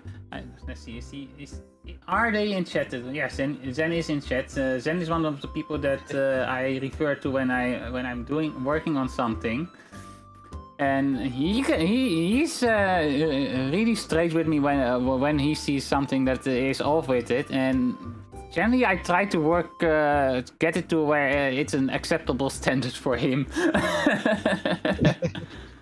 Well, it's nice to have that certain person in the audience giving you actual critique. I mean, and that is something I do stand for. Like, a lot of people don't like critique these days, or at least not negative critique, because they are like, yeah, well, if you can't say anything nice, you don't say anything at all. But if you only get to hear the nice things, I also don't think you can improve on that. Because, yeah, if you're just getting praise, then you overlook the faults in your development, and you end up doubling down on them. Yeah, no, exactly. I understand how you feel. That's why I always try to look for anybody that tries to point out simple problems, or even myself. I like to review everything that I do and make sure that, hey, if I made a mistake, I can improve upon that next time, or I can fix it now and, update the image a bit. This is why surrounding yourself with Jasmine is the dumbest idea. Yeah, pretty much. Yeah, like, yeah. I don't want Jasmine. As I said, I have said it multiple times. If I frick up in one way or another, hold me accountable for it. Because I know I'm only a bunny and I can make mistakes. I also have some times where I just make the wrong decision on things and all that. So always hold me accountable. Feel free to do so if you think I mess up in one way or another. This is one of the things that I always am amused by, that people are just suddenly blocking me on Twitter or something. Like, I'm like, dude, if I do something wrong, just talk to me about it instead of just instant blocking me for whatever reason. If you don't talk to me about it, I cannot improve on it either, so. Yeah, people get rather offended easily as of late. It's odd to see at the same time, because we're like, wow, so you're about 27 years old, you have a PhD doctorate, and you decide that you don't want to use your words? Yeah, I mean, in a way, it is how social media works. In a way that yeah, it's how the algorithm pushes things and all that, and it's easier to be offended than to take a look and be like, And I have gotten to the point where I'm like, if someone suddenly blocks me, I'm kind of like, yeah, okay, fine, whatever. Then sorry yeah, that. don't dwell much on it.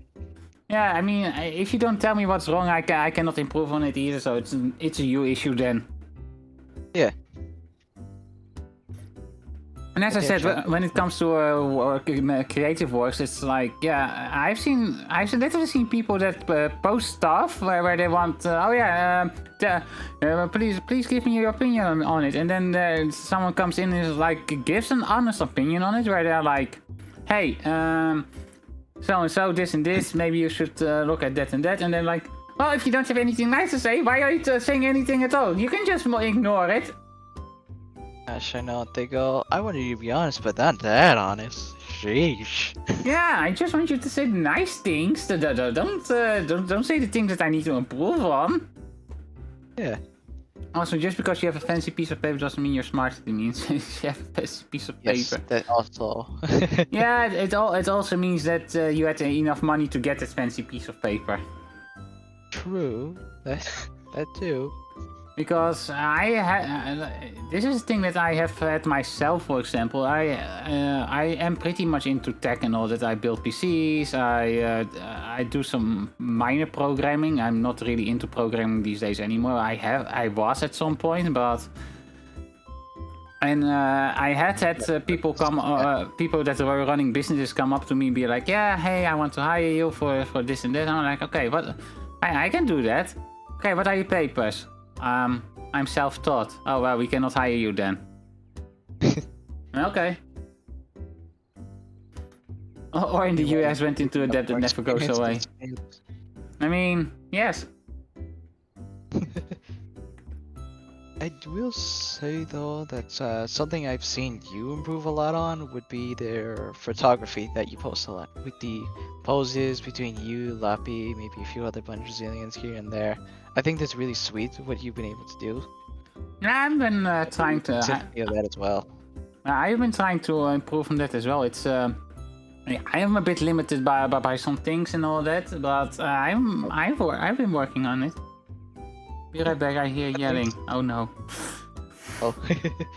I think it's something that's really lovely to see, and you know, I like seeing it in the morning or evening to today, and I like liking retweeting it a lot because at the same time, you know, I keep in mind some particular poses in case I ever want to work on more art. I like collecting references here and there. It's really nice when you want to self-improve. I mean, that's nice to hear. If you ever need reference material anyway, you can always ask as well, because I have everything saved somewhere as well. So if you ever miss like, I would like that, or I can also make. Might sometimes take a little bit, but I could make some reference material if you need something as well. So. Yeah. It's something I think I have in my still pinned tweet. I need to rework that pinned tweet at some point, but I think I actually flat out say it. If you ever need to all artists that if you are interested, you can always ask me for reference material. Yeah, he's got a lot, chat. Don't worry, you'll never run out.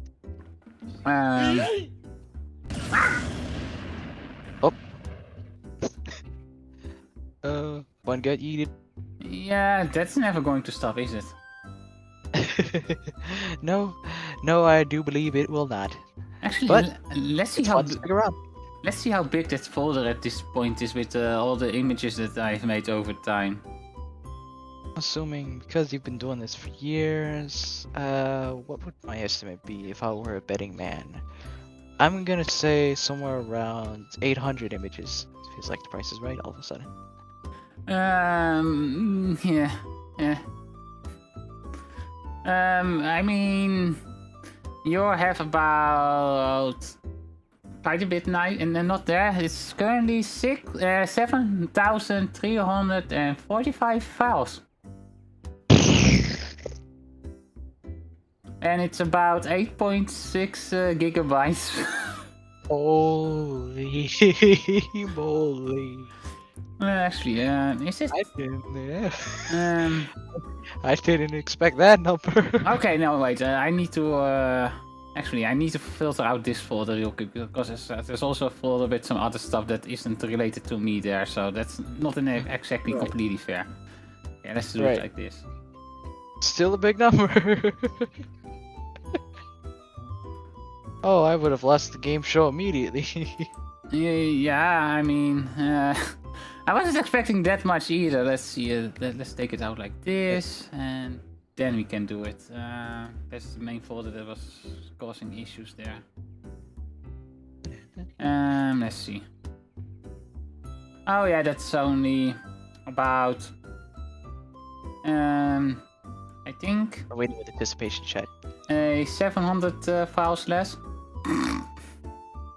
Oh. Okay, so that folder didn't matter. Yeah, 744 files left. So that folder didn't matter too much, I guess. Infinite refs. Yeah. Ina is the model. I also I have drawn one of your, I believe it was an MMD shot or it was another shot that you posted online once. It was a tummy shot. yeah, And I that's remember everyone started liking it. I think that was a spoiler image for the model, the upcoming Live 2D model I'm working on. Yeah, I believe something so as well. I really am excited to see your new MMD projects. I haven't watched them a lot, but for the few that I've seen, been trying to keep up with, they're really good. Yeah, I've been working on learning some new tech to go along with it, adding more effects and all that. One of the more recent ones, I actually, I think I showed it in the VIP's channel a little bit. I'm now an anime protagonist with see-through hair. And also working with some weather conditions as well. In one of the ones I'm working on, it actually starts raining midway through the song as well. So that's something to look forward to. Sounds mystical in a way. It definitely makes for a more impactful set piece. Yeah, it really looks well. It's just I have the main reason I haven't published that one. It's almost ready. Is because there is one section where the camera, where the model, where the motion doesn't really work with the model at all. And I've tried different models as well, not just from myself, but also like the standard Miku models and all that. And that motion just does not work or look well, and I'm not sure why. And I've even cross-referenced it with other MMD creators that have used that song, and for some reason there's just one or two models where it actually works with, and everything else is kind of like, yeah, that same issue that I'm having is happening there as well. So it's kind of like, how am I going to fix it, because it really looks awkward. Oh, that's gotta be stressful to deal with, because it's just that one piece, right? Yeah, it's like a maybe a 10-second section in the entire song, but it's really noticeable. And it's kind of like annoying the hell out of me. I'm sure you'll be able to fix it in no time. Yeah, and maybe you'll find a workaround with a visual effect or two. Yeah, I think I've kind of settled on that. I need to do that section of the camera work myself, so it doesn't focus on the awkward part, and that's jankiness. Yeah. MMD scuff.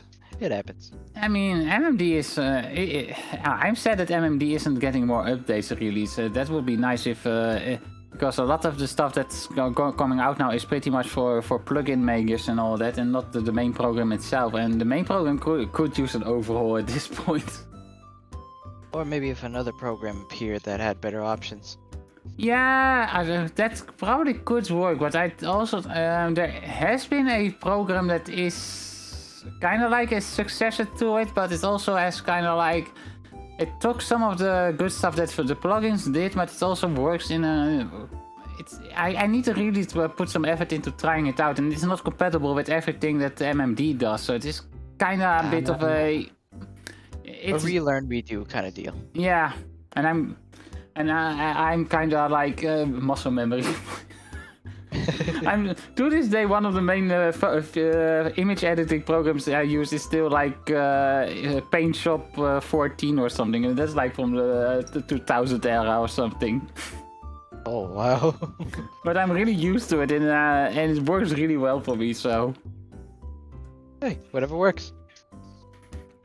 But yeah, so your artwork, what direction do you want to go with in that art? Is it something that you are pursuing as just a hobby, or you want to go into actually make it a career for yourself?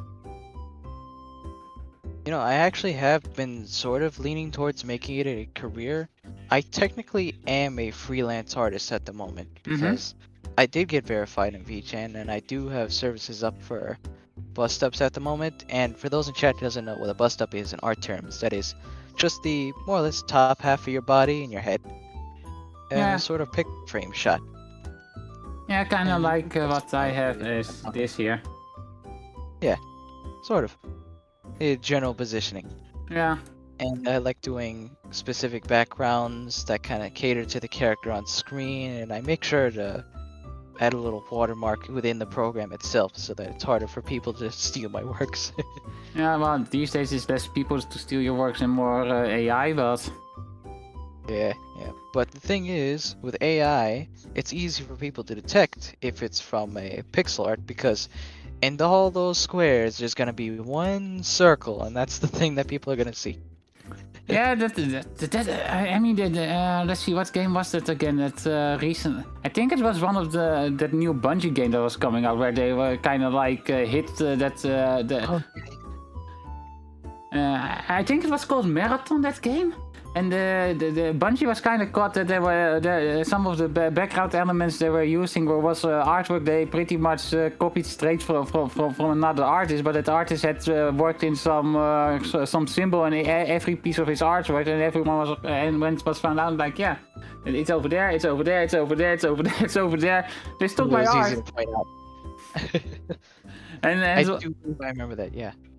That was a disgrace for Bungie, and of course they were like, "Oh yeah, but we were totally not planning on using this in the final game. It was just a stand-in." Yeah. Yeah, their PR team was definitely scrambling for answers then. Yeah, and no one was really buying it at this point, but... Yeah, I think they got into another artistic controversy recently too. Something about one of the logos in game for a Taxon company, Texas, 2 X's. I'm not really sure. I think it starts with a T. It has X's in the name. Yeah. And I saw it on a Google News article. It was just like, oh, a company just pointed out how they more or less stole the name or whatever. I'm not entirely sure. I didn't read the whole thing. More or less skimmed it. But that's definitely not good publicity. No, that's definitely not like Bungie has. Bungie is of course famous for creating Halo and all that, but ever since they kind of stepped away from Microsoft and all that, they kind of have gone off hill a lot or downhill a lot. Yeah, especially when it comes to artworks. I'm not sure why. I'm always seeing them struggle when it comes to art. Whether they steal from an artist by accident, they don't pay someone enough. It's always something to do with art. Personally, I think that that certain companies just don't really care about the artists and all that. Some companies are really good with artists because with some companies you clearly see they have one lead artist they pretty much use for a lot of their main projects and all that. And that artist is even making quote unquote fan art in their own time of it. And other times it's kind of like, what are you guys doing to your artists because you go burning through them faster than a plane through their fuel.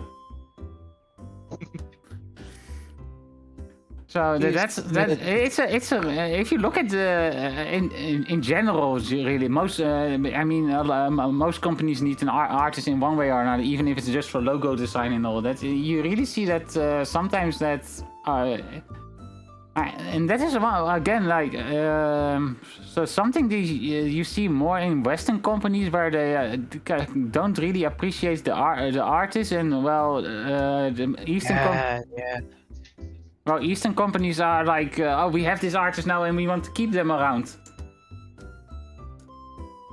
And yet, they never seem to change anything with the contracts that help out said artist. Conspiracy much? Yeah.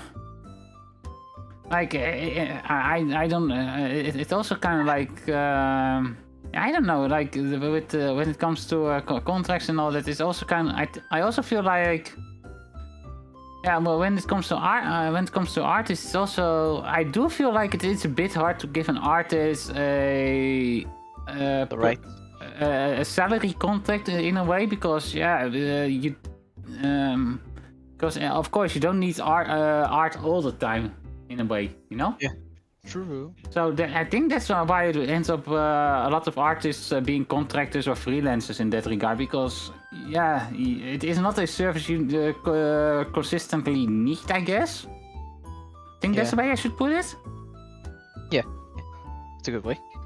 So I think that is something though where big of the part of the issue. It is a pretty volatile career to go into, because yeah, it is kind of there is a pretty much of a company doesn't have a demand for it 24/7 like they do for other stuff. So yeah.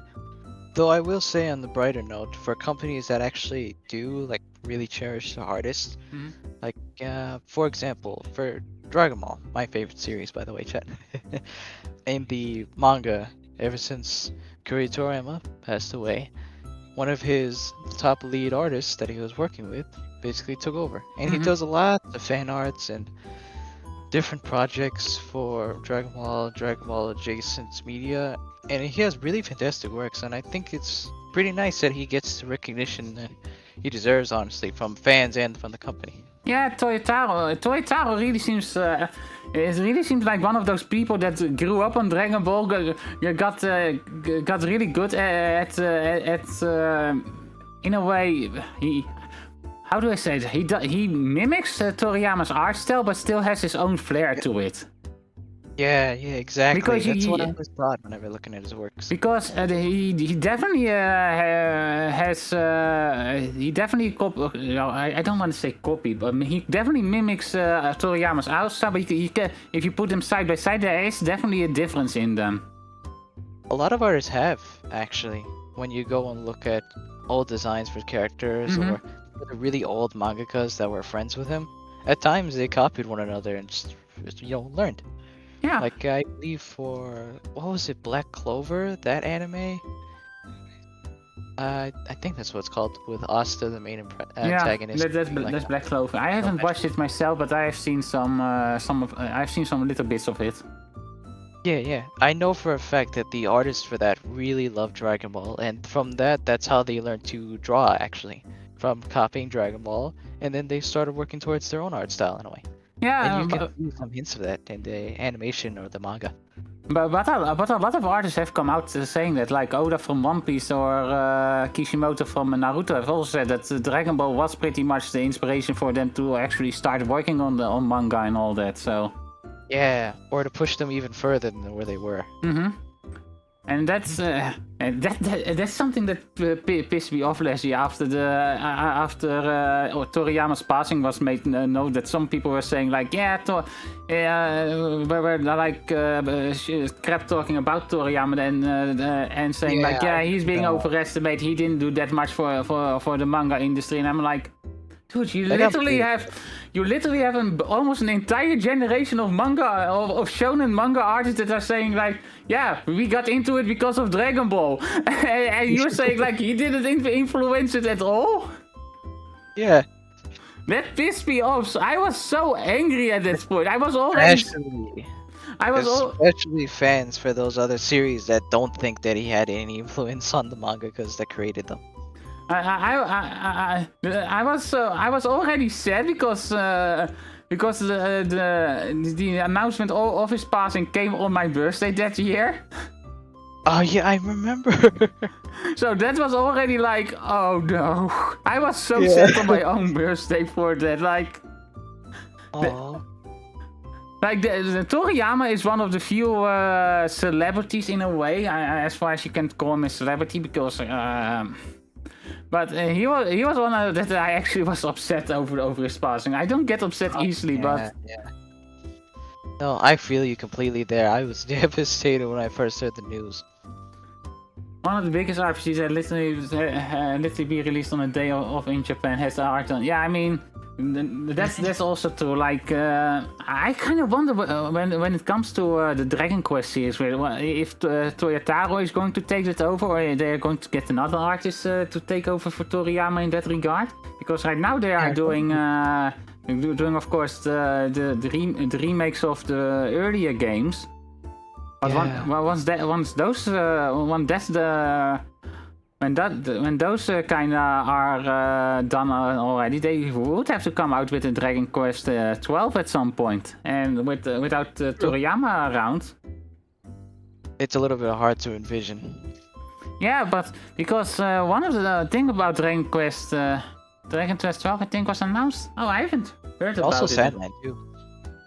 Because one of the most prolific things about the Dragon Quest was Toriyama's art style in that one. So I like looking at the artworks for that game online whenever I could, because I'm like, wow, he really knew how to draw fantasy characters well too. yeah, to be honest, his biggest thing, and that's something he has said in interviews as well, is he liked drawing mechanical things, and that's from what True. From what I remember, is because he has some background in engineering as well. I believe I heard that it's also somewhere. I don't remember where I did. I think it was also from another interview or just an article I read. Yeah, so that's kind of and if you look at stuff where he has drawn vehicles and all that, especially when the engines are visible and all that, if you see how much details go into it for him, they are more detailed than the characters. And a lot of times people do say like, yeah, vehicles he makes in all of his shows or media is always goofy. They're too circular in some cases. I think it's like, oh, that's just fun design. He's just having fun with it. The inner mechanisms is what's really yeah, but that's the thing. He did really have fun with stuff like that. I also think that's why he at some point kind of took a break from working on Dragon Ball, because he kind of was like, yeah, I have no ideas really anymore. I had my fun with it. Toriyama is still credited as the artist for Dragon Quest 12. I mean, I could see that happening. That I mean, depending on how long the game is in development, he could have done the art for it already. So true. Yeah, there might be some archives where he made really old concepts that they could use. And well, not only that. I mean, Daima was also released after his passing, and that was also pretty much a story he created. So yeah, he worked extensively on that. Yeah. Which is really nice to hear how much people praise his work. Since 2023 at the least, yeah. So that's a year before his passing already, so that's already a year that he could have worked on the art and all that. Wow, it's really crazy to think about. Yeah, and that's it's still, as I said, like with Dragon Ball, we at least have Toyotaro taking over. We're still waiting for the next chapter of the Super manga, but I also love how Toyotaro stated he wants to give love to more characters that don't typically get it, like Goten and Trunks, for instance, fleshing them out a little more. Yeah, I think that's a really nice touch. I do know that in the logo, if you want to share on stream. Okay, I can share that on stream real quick. It does look cool, the logo. Let's see, how do I do this? I think the funniest fact that I know about Toyotaro is that when someone questioned him why he drew muscles sometimes unrealistically, he basically said, "Oh, I just think it looks cool." I mean, that's the thing that should count really. Like, I think if, especially in creative endeavors, if you don't have fun with what you're doing, it really becomes stagnant at some point. If you stop having fun with creating stuff. So I think that's a good way to go about it. But as you said, with that he likes giving show off lesser characters like Goten and Trunks. I think the more recent chapters of Super, they actually had shown they're in their more teenage forms now. They're growing up. Yeah, kind of like how Gohan suddenly has his growth spurt. Yeah. Maybe Launch in Super. Launch? Who is that? Do you remember her? I kid. I know who Launch is, but we love Lunch. But yeah, Toriyama was notorious about forgetting about characters, so. That too. And moves. And about not wanting to ink the black hair all the time. Right. And how he forgot Super Saiyan 2 was a thing for a minute. Yeah. It's kind of funny when you think about it, but it also gave us so many great moments either way. Yeah, that is absolutely true. That's Because where he forgot one thing, he got another idea instead. I mean, and it's really funny to see how that goes. Like, and so to see how he works stuff like that in with. Where he's like, oh hey, this is something, and then well, I have heard stories where also one of his assistants or an editor was like, yeah, but didn't that happen? Oh, right.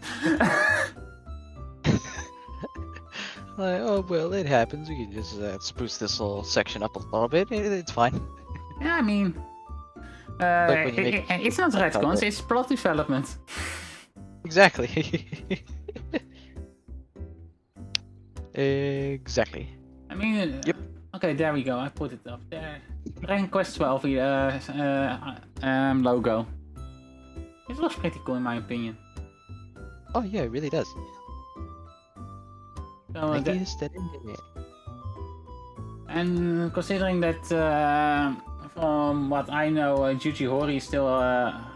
And that was also a thing with Yuji Horii, the main Super Saiyan Pen when. I mean, I could see Zarataro pulling that off at some point. Possibly. But yeah, Yuji Horii is still pretty. Is also one of those old-time creators that is still pretty passionate about his job, especially considering when the Dragon Quest remakes were announced. He had an interview where he was like, "Yeah, I don't get why some of the people on top are saying that I need to do stuff like this and this to appeal to that and that those people because I don't really get it. Just let me do my work." Yeah. It's as the kids say, let them cook. Yeah. As I said earlier, that's I think a really big important part of creative work. Just let creative people do their work and don't let the suits get involved because they don't know anything about. They know about numbers and money, but not about creativity. Exactly. Don't kill off the creativeness. That's what brings in the fans. Mhm. We love it when things occur, or when old things come back, or when the modern thing just plays itself out in a nice and simple way. That's why we love slice of life moments in shonen. Yeah, I mean, I think that is with modern media as a whole. It's so cookie cutter. It's not like I like the Marvel franchise, for example. And MCU was absolutely great up until Infinity War, and there were some good movies afterwards, but Endgame was still amazing. Those made it a little bit confusing. I will say that. Because after the movies, we started getting the shows spin-off. And that's hard to keep up. That's where the issue started. It became less about wanting to tell a big epic story that evolved over time, and was more about we need to push out as much as possible and drive people into Disney Plus. Exactly. Yep, that too. I think that's why not a lot of people saw Thunderbolts, for example, because each and every single one of those characters was from different shows or different spin-off movies. And so people didn't have time to watch all of those. The only new character really introduced in that movie, I think, was the Sentry and maybe like 2 or so villains. I'm not sure. Yeah, I will be honest here. I have watched so little Marvel since I think the last one I've fully seen was Black Panther 2. Oh wow. And after that, I haven't mostly because I want to keep track of the series, but I also don't want to pay for Disney Plus. That too. And thankfully, you get a lot of movies shown on cable, but you gotta catch them. Yeah, it's just kind of like at some point it was like I will be honest, I did not quite enjoy Black Panther 2 because it felt like they were just reusing Black Panther 1 in a way. I mean, yeah. I can understand why, because I mean the main actor of Black Panther 1 passed away, so they had to go with another with someone taking up the mantle and all that. So I can understand why they went with another origin story in that regard. But it also was like, this is just the same. This is just pretty much the same movie, just longer, and a lot of the story of it was pretty much like, yeah, okay, if you two talk to each other, you would have come to the same conclusion as with the big fight. Yeah. Like there was no payoff for watching that for 3 hours, really. It was kind of an isolated incident as well. I think. I mean that is fine. That doesn't really affect anyone else. But it adds at least more character developments for the current. I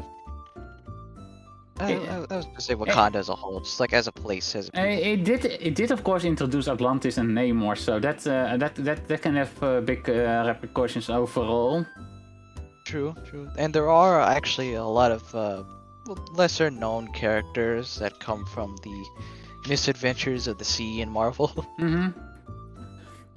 But I think, as I said, I think the main issue with it is just like they have a vision, which I'm there for. It's just like as we started on this topic, it's becoming cookie cutter. They are just they're just mass producing it at this point, and like aside from a few standouts, like Thunderbolts is, for example, is one of the few that I have heard really good things about. That where people were like, you have to go see it. But most of the others are kind of like, yet the Spider-Man movies have been pretty good. Oh yeah, those I think have been absolutely fantastic. Great way to introduce characters you're introduced to on other projects and such, just all in a coherent story. Yeah. Or as cameo.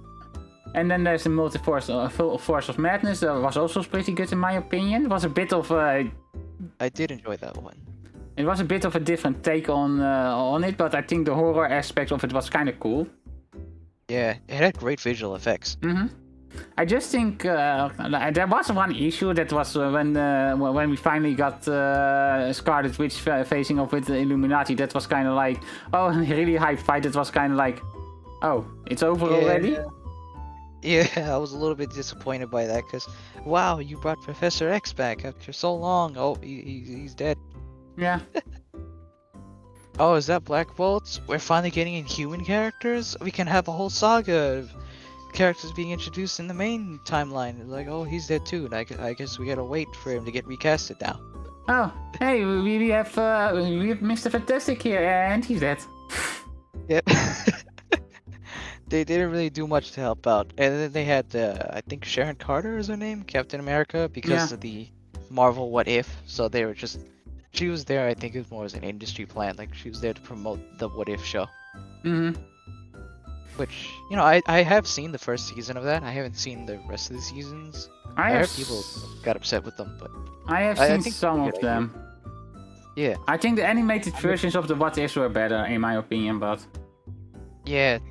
In some cases, animated stories are better. Like, you can get a lot more flashy effects that way. You can flesh out some more characters a little bit, just seeing them do, you know, superhero things. You don't have to put a whole movie's worth of action-packed scenes and then leading up to one of their big villains that either get killed off or they get in prison for the next 5 movies. Yeah, that's absolutely true. It's like, as I said, I still have a lot of my Marvel comic books sitting on a shelf here. So, those were also the ones that I had before the MCU was even a thing and all that. So it's not like I'm new to the Marvel stuff and all that. But it's sometimes it's kind of like, and I don't think it's even like Kevin Feige being taking the wrong direction. I think it's just like, yeah, Disney executives meddling too much. That too, yeah, definitely that too. But it's careful talking about Disney. They really don't like getting backlash. Yeah, I mean, they can kiss my shiny white hiney if they come after me. True. I mean, you can paint it like Steamboat Willie. I still live in a country where I'm free to speech, so I can have my opinion. Can't touch this button. But yeah, as I said, it's stuff like that. Like that's the main issue with a lot of stuff. Like you see it in gaming, you see it with a lot of stuff that gets popular and all that. At some point, the moment shareholders and and Suits get their hands on it, it starts to lose either creativity, or it gets completely killed off because, well, if you're not going to listen to how we want to do it, then we're not doing it at all. Yeah. Don't even get me started on game projects like Avengers or Suicide Squad killed the Justice League. Mm-hmm. Oh boy, did the Suits really want to make games off of big franchises from those. Yeah, I mean, I'm glad Marvel Rivals is doing so well. Oh, that has been absolutely fantastic. I love how they listen to the people, they try to tweak things, or they add funny little memes and stuff here and there that Yeah, people but like. it's a love letter. Also, like how they use really old costumes as for the DLC options and all that. That's Yeah, or more out of place characters you don't normally see, like Jeff. I like the current Jeff agenda. That shark is going places. Yeah, you can really see that the people involved in it really not only really know their Marvel, but also really care about it, because it isn't like. It isn't like just oh hey Overwatch is popular now, let's try to do an Overwatch version of Marvel. It really is it really is it is clearly a hero shooter, but it does its own thing, and it does it really well. I think Gundam tried to copy Overwatch not too long ago. It was, what was it called? Battle Operation or something like that. It was a Mobile Suit Gundam game, and it was like Overwatch, but it died out because they didn't have good cosmetics, and some of the characters, or robots I guess, were pay to win, because, you know, heavy monetization stuff was worse than Overwatch, surprisingly. I mean, Gundam is licensed by Bandai Namco, so I'm not too surprised about horribly monetization, because Bandai Namco has a knack for doing that. But at least with Marvel Rivals, you actually really want to buy the character skins and such. It's not FOMO where it's just like, oh, everyone has it, I want it. It's like, oh, that is a really cool skin for my favorite Marvel character. I want that. And you get something really cool out of it, like windscreens, animations, funny little emotes and interactions, and you get to flaunt it to other people. Yeah, but that's also the thing. Like Marvel, this is also a personal thing why I prefer Marvel over DC. I think Marvel, I think I've mentioned it on a stream before, but I think the main difference between Marvel and DC is that Marvel tells stories about humans with superpowers. Right. And DC is more about superhumans that also have some human life somewhere behind it all. Not I even totally do we get her set. It's just funny to me. Yeah, but I hope I make myself clear in what I mean here, because it's a bit weird how to say, I guess, but like for example, if you take for example with Spider-Man, it's more about him balancing his superhero life with his personal life than just being all about his personal life. Or all about his superhero adventures, really, in most cases. Of course, there are some stories out there where it's more about the superhero aspect of it. Yeah. Just don't talk about the recent comics, because fans have been really, really in pain when it comes to Spider-Man. Don't mention Paul. Don't ever mention Paul. I haven't been in the loop on that. Like I do know. I do know the moment I say Spider-Man needs just one more day, that people already cringe. Oh yeah, that too. That still has repercussions even now. I mean, Spider-Man has its up and downs. Anyone remember the Clone Saga? Yep, I remember. I still do love the clones, actually. Like, I understand why some people didn't like that story. I think Ben was the greatest thing that came out of it. I think the main issue with the Clone Saga was it started off really well. Yeah. But it started at some point where it started lingering in the background, where everything about it was kind of like the B story of everything. Right. And then at some point it came back to the forefront and stuff were happening and people were like, wait, when did it happen? And then you get a side issue where it was like, oh yeah, but we explain it here. Yeah, exactly. Exactly. Also, all versus all the Spider-Man movie timelines kind of pave Uncle Ben fatigue. I mean, True. main MCU timeline never had Uncle Ben fatigue. Because we got that line from Aunt May when she died. Wait, can I say that without spoilers at this point? I think I can, right? I think you can. It's been enough time. Okay. Wasn't sure what the timeline for spoilers is at this point because Everything seems so far back, yet so far forward at the same time. I want to see a movie of the zombie. No, we don't need Marvel zombies. Yeah. No. We don't need Marvel zombies. Fun fact about that, actually. So this is dating back to me being a kid or a small preteen. I'm not entirely sure. Hmm? But at some point, I was playing my favorite mobile game. It was Marvel Future Fight. I think it's still going. It's a fun little top-down, scroll beat 'em up game, abilities and stuff. And they had an event where they had a zombified hero. And what they do is they have comic covers, and they list where that character skin comes from. So I looked it up. I saw it, I think, on an old channel, Comic Historian or something like that. It was an old channel that used to dub the comic books. Hmm? And I can see where watched this is a going. Yeah, I watched a video of that where I was like, huh, I wonder what this is about. The hero's gonna fight zombies and win as a little kid, and I was not expecting a panel of my favorite heroes to just start chomping on each other, and I was scarred for life as a kid, and I had nightmares ever since until I think 2022 or 2023. I stopped having nightmares here and there. I remember one time referencing on Twitter and you were like, Ina, no. Yeah.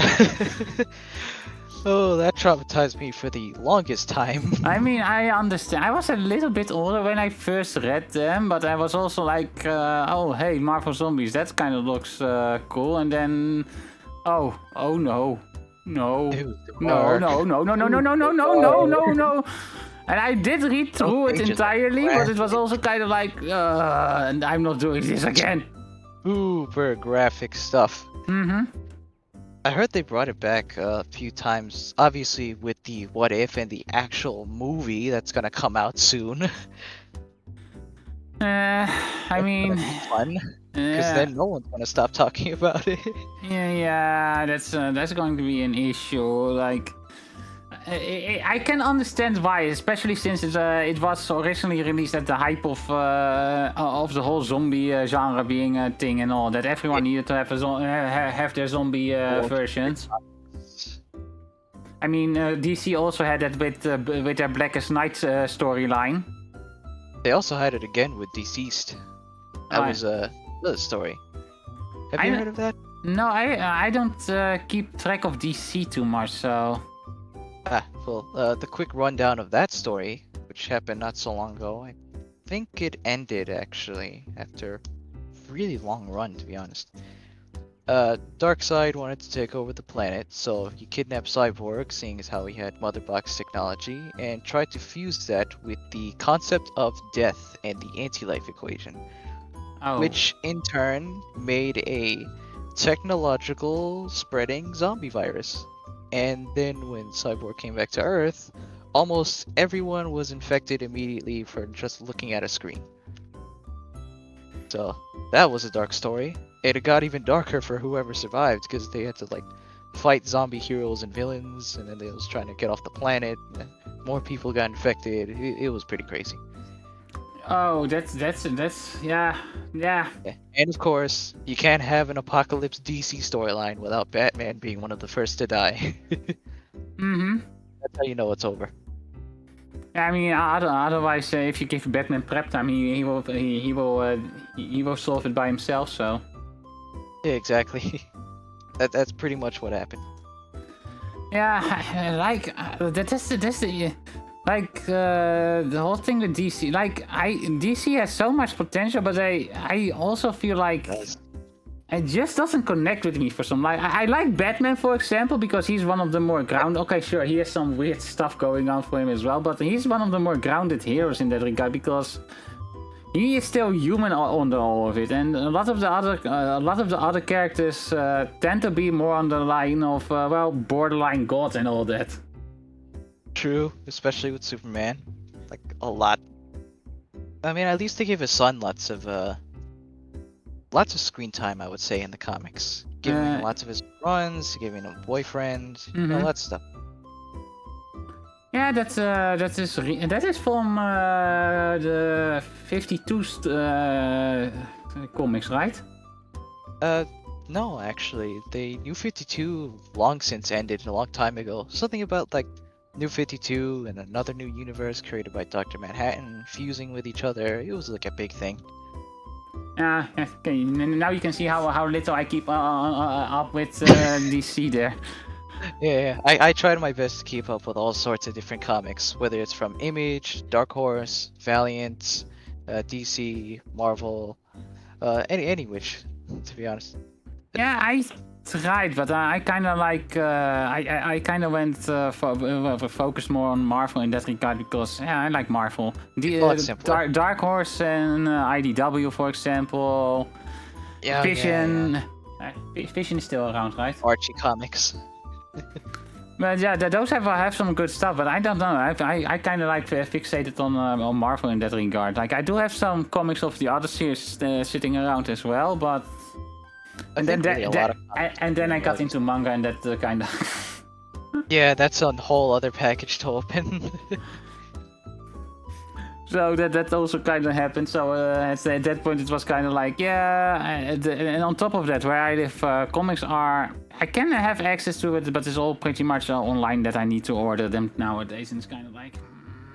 Right. Over here, we can still get them at shops. Like recently, I think it was Comic Book Day, free Comic Book Day, so I picked up a few comics. They gave All-Star Superman for free, which of course was because of the movie, it was based on it. So of course they had to do that. It was good. Good marketing, I will say. Yeah. I actually earlier this week I needed to get ready for an appointment in the upcoming week, so I was looking at how to best get there, and I actually saw that there was a comic book store nearby there, so I was like, oh, that is maybe interesting to go to have a look at it on the way back, if it's actually around, because Google Maps is not exactly the most reliable with stores. Right, I get it. But I was thinking about actually having a look at it when I return from that appointment as well. Like, if it actually is there, it might be interesting to actually go back and forth sometimes on that one. Yeah. You know, I don't read comics too much unless I take a look at them online or I watch YouTubers talk about it or summarize them. But I would recommend, if you see them, there are some new interesting comics with different companies coming out, like DC, for example. I want to go back on this. They recently came out with their absolute storylines, whereas just to this one, Darkseid in the main timeline kind of exploded himself and made a new universe where there's a lot more struggle for everyone. So Batman is huge, but he's also poor. Superman was launched as an adult, got to Earth, and he has a really high-tech suit kind of protecting him and stuff, and Brainiac's insane. The Flash was Wally West, made from an experiment by Barry Allen. It's being hunted down by the rogues gallery of this universe. You know, lots of different things. And Wonder Woman being like more dark magic, but she's still a hero, and she's also a big muscular woman with a sword that people really like. I mean, muscle mummies are in at the moment, so... True. Exactly. And other characters getting more interesting sort of concepts, like Martian Manhunter not necessarily being an alien arriving on Earth, but kind of like a brain parasite that infected some guy's head, who can now see people's emotions through colors, and he goes to like interesting detective work based on these emotions that he follows and tracks people with. It's really interesting what they've been doing. That does Especially for sound. Batman. That does sound pretty interesting, actually. As I said, I'm not the biggest DC fan, but that does sound like they have some good writers on board again. Yeah. I will say Absolute Batman I think has the worst out of all the heroes in this new reality because all of his villains have turned essentially into eldritch horrors. I mean, Even the Joker is messed up because he doesn't laugh, but he's just super evil. when it comes down to it, Joker has always been an eldritch horror in his own rights. I mean, he stayed with his own face True. to his face. True, but in this one, this is spoilers because I'm not sure if this is true entirely, but there's a panel of just him sitting in a room, looking all gritty and stuff, with some kind of outfit on made from dead infants or something like that, and I'm like, oh, okay, wow. Yeah, That's, I can see him do that. Yeah. That's yeah. I could also see it wear an outfit of the skin of dead Robins, but Yep. You don't even want to know what Mr. Freeze or Bane looks like. They are monsters in those comics. Holy jeez. man, I still think when it comes to Bane, I still think back to that in Batman the animation when the time that Batman was missing and Superman replaced him. That was so amusing. Bane coming in for just to hit Batman and Superman just tanking it to be like, and Bane being like, the fuck? Honestly, yeah. That was fun. I do miss the days we had cartoons and superhero shows. Those were the days. I mean, there still are, but I feel like it might be that I'm getting to be an old bunny, but I feel like the quality of them has been kind of like, or not even the quality. It's just like they are afraid to actually put some decent storylines in because they all seems to be horribly catered towards kids under 10. Like no one else is. No, I understand that completely. I see it online all the time. People discuss these things. How there's no big, huge emotional themes. There's no gritty episodes that adults can enjoy as well. Yeah. They really just cater it only to kids. Like, I'm pretty sure that's why there's a baby Spider-Man show. Yeah, like recently I don't watch TV television too much lately, but at some point I had it on for some background noise, and I was like, oh, huh? What kind of show is this? And then I saw Miles Morales, and I was like, ha, Spider-Man? Wait, what? And it was just it was just like it was almost like it was like 3D version of Dora the Explorer in style of animation. And I was like, huh? Yeah. It's the Coco Melon of Marvel. Yeah, and I was kind of like, oh, okay then. And I was like, you know what? I'm going to load up some Spider-Man the animation from the 90s then. Let's put it that on. Yep. Far better. Like they do have some decent shows, like Agents of Smash was fun. Yeah, I remember watching that a little bit. The Avengers or its Mightiest Hero shows are really good. Mm-hmm. I like the first one a lot better than the newer one they did because in the first Avengers cartoon they were airing, Earth's Mightiest Heroes, that one had fantastic stories, great character development, the fights were amazing, and it had represented so many villains and heroes that you wouldn't normally see. And the only reason it got cancelled because the movies started coming out, so they made a new show where the characters look like the movie characters. Yeah, and as I said, that leads back for how we got to this topic in the first place. It's just Suits Suits just trying to make as much money without letting creativity do their work. Right. It's a shame with stuff like that.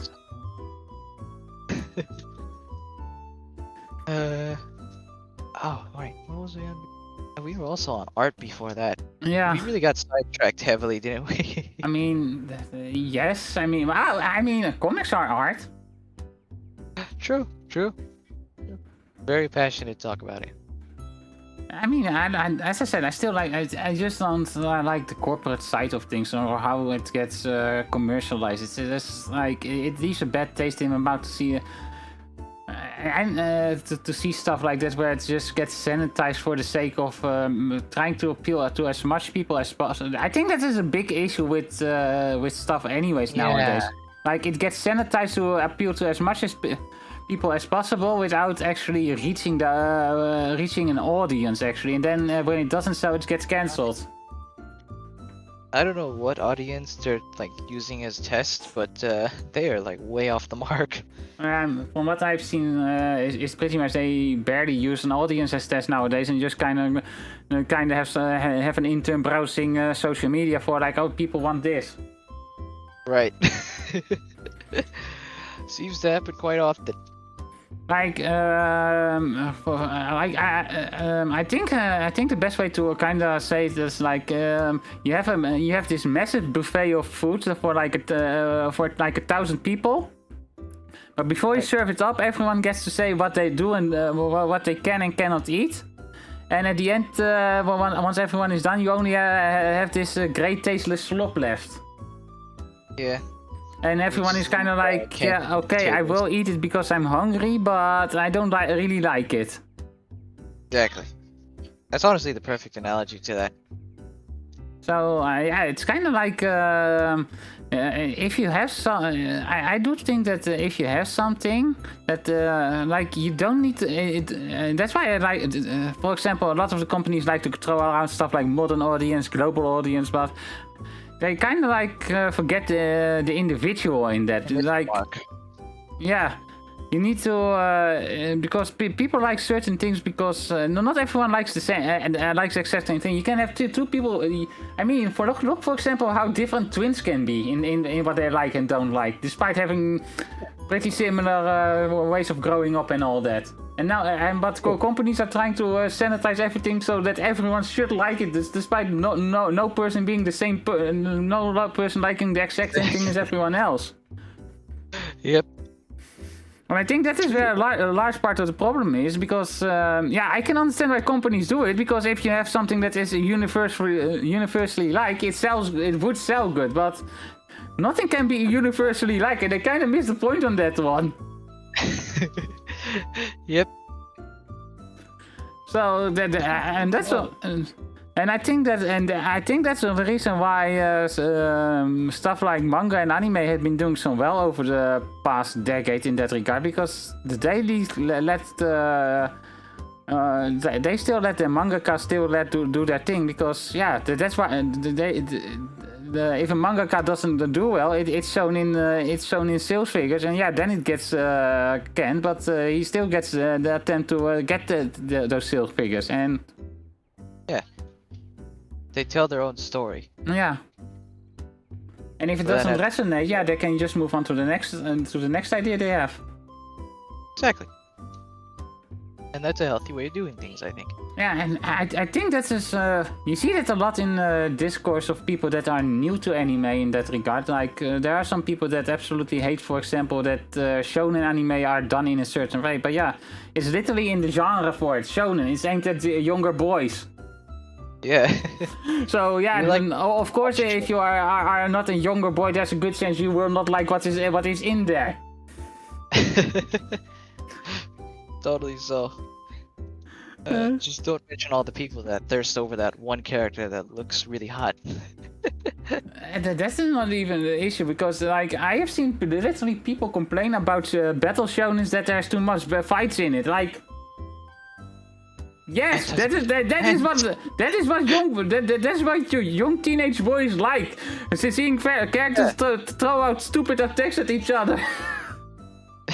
You love that so much.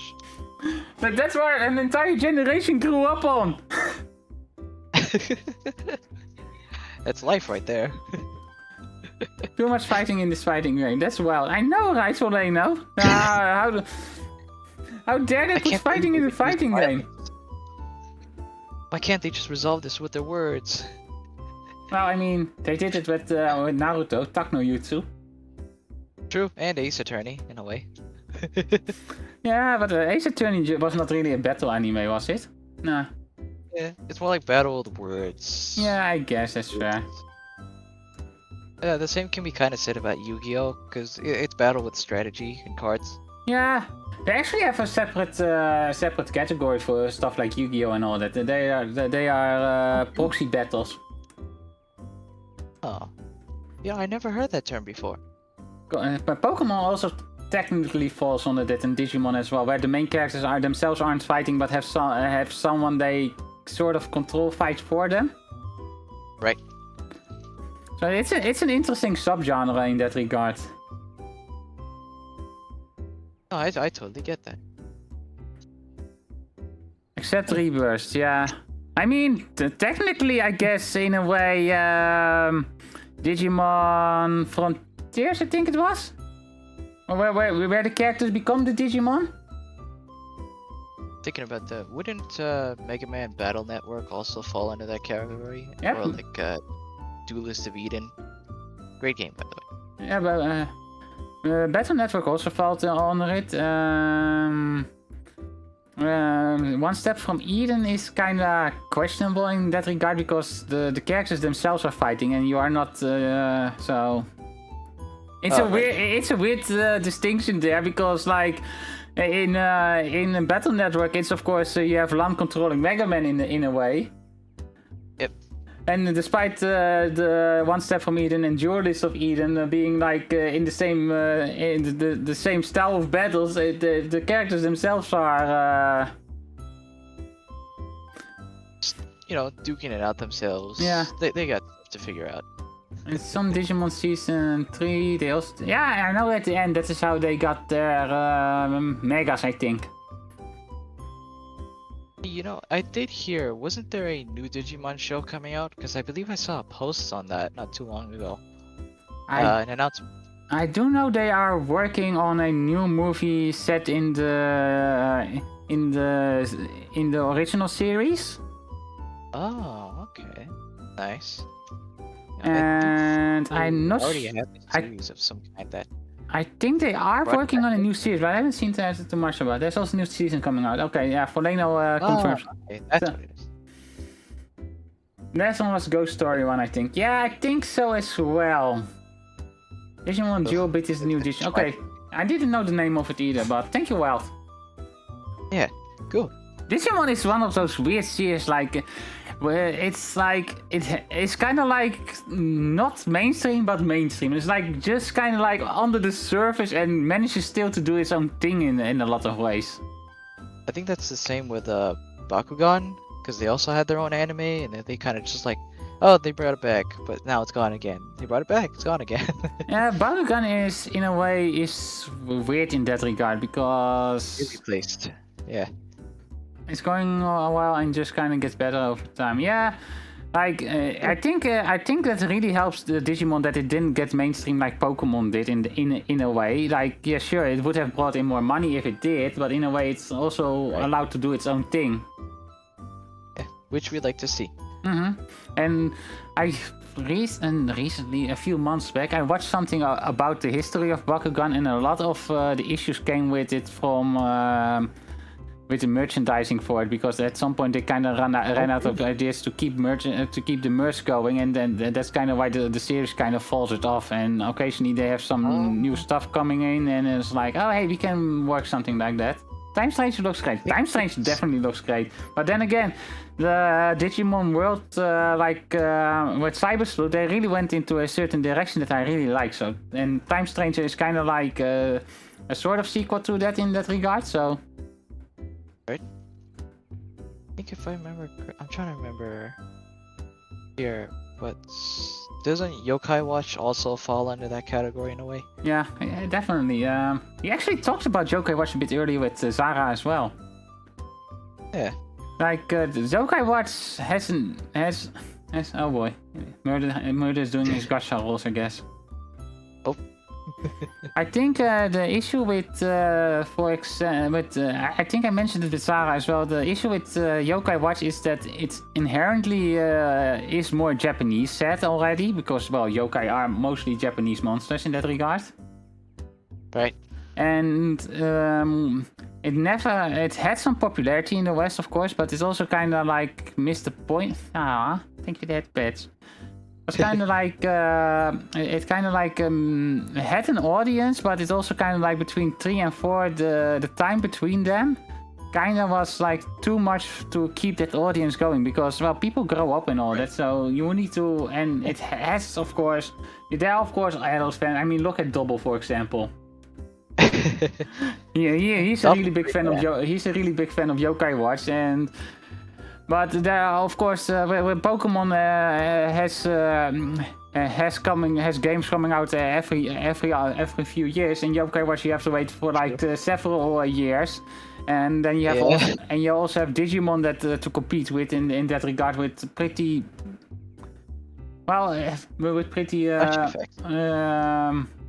consistent releases in that regard. It's kind of like if you miss your timing, you kind of like burn out. You get left out. Yeah. Yeah. No, I understand it. Most of these series have been out long enough. Yeah, that's kind of the thing. But as I said, let me look up the time difference between Yokai Watch 3 and 4. I am interested. The last game, wasn't it on the DS? Oh, it's actually shorter than I was thinking, actually. Yokai Watch 3 was released in 2016. Oh. And Yokai Watch 4 was released in 2019. Oh. That is a shorter time period than I was thinking, but... Yeah. Still a time period. Oh wow, Yokai Watch, yeah, especially if you see Yokai Watch 1 and 2 were like released in 2013 and 2014, and then Yokai Watch 3 in 2016, so that's also, and between that you also had some side games for Yokai Watch, so... Oh yeah. So I think that is the issue, that those 3 years don't sound like a lot, but it's just enough for the kids that were interested to move on to something else. And actually grow up. Well, not even grow up, maybe, but maybe just like, oh hey, something that's come out that is similar, and even if you have like, for example, if you had a kid that was like 5 years old when Yokai Watch 1 came out. Yep. They would be 11 by the time Yokai Watch 4 came out, and they would still be in an age range where they could be interested in it. But if you have for a kid, 3 years is a lot. Yeah. Yeah. And if you in that find that time you find something else you're interested in, and get hooked onto that, and that it has consistent releases in that 3 years. And continuing onwards, you are not going to watch back at Yokai Watch 4 and be like, oh hey, I want that now. Yeah, pretty much. So I think that is the issue with that one. Let's see if we have actual dates. Like Yokai Watch 1 was July 11, 2013. Yokai Watch 2 was July 10, 2014, so pretty much exactly a year later. Yokai Watch 3 was released exactly 2 years later, pretty much, also the same week of July. So yeah, that is the issue. That is the thing, and especially since a lot of the side never came to the United States either, so that's also like pretty much a drought they had there. So yeah. So I can see why it is still popular in Japan, but in the West it's kind of fizzled out. Yeah. Not really much keeping it alive or marketing it. Yeah. Kind of like how Pokemon do with their games. It's, every game, new show. Yeah, but not only that. Pokemon, of course, well, not the original. What's the original breakout for the Monster Collection type? True. Like, for example, Digimon was actually a thing before Pokemon was, so... Oh yeah, I completely forgot about that. And then you also had stuff like Monster Rancher and all that, so... Pokemon was not even original, but it was the original breakout that got people interested in it. And then a lot of others kind of were... Like Digimon was kind of labeled as something that was a copycat of it, despite being earlier. But it found its own niche over time, luckily. Yeah. So a lot of those you know, stuff, Digimon was more of a Tamagotchi. I mean, I don't think even that's counted as a Tamagotchi copycat because I think Yeah.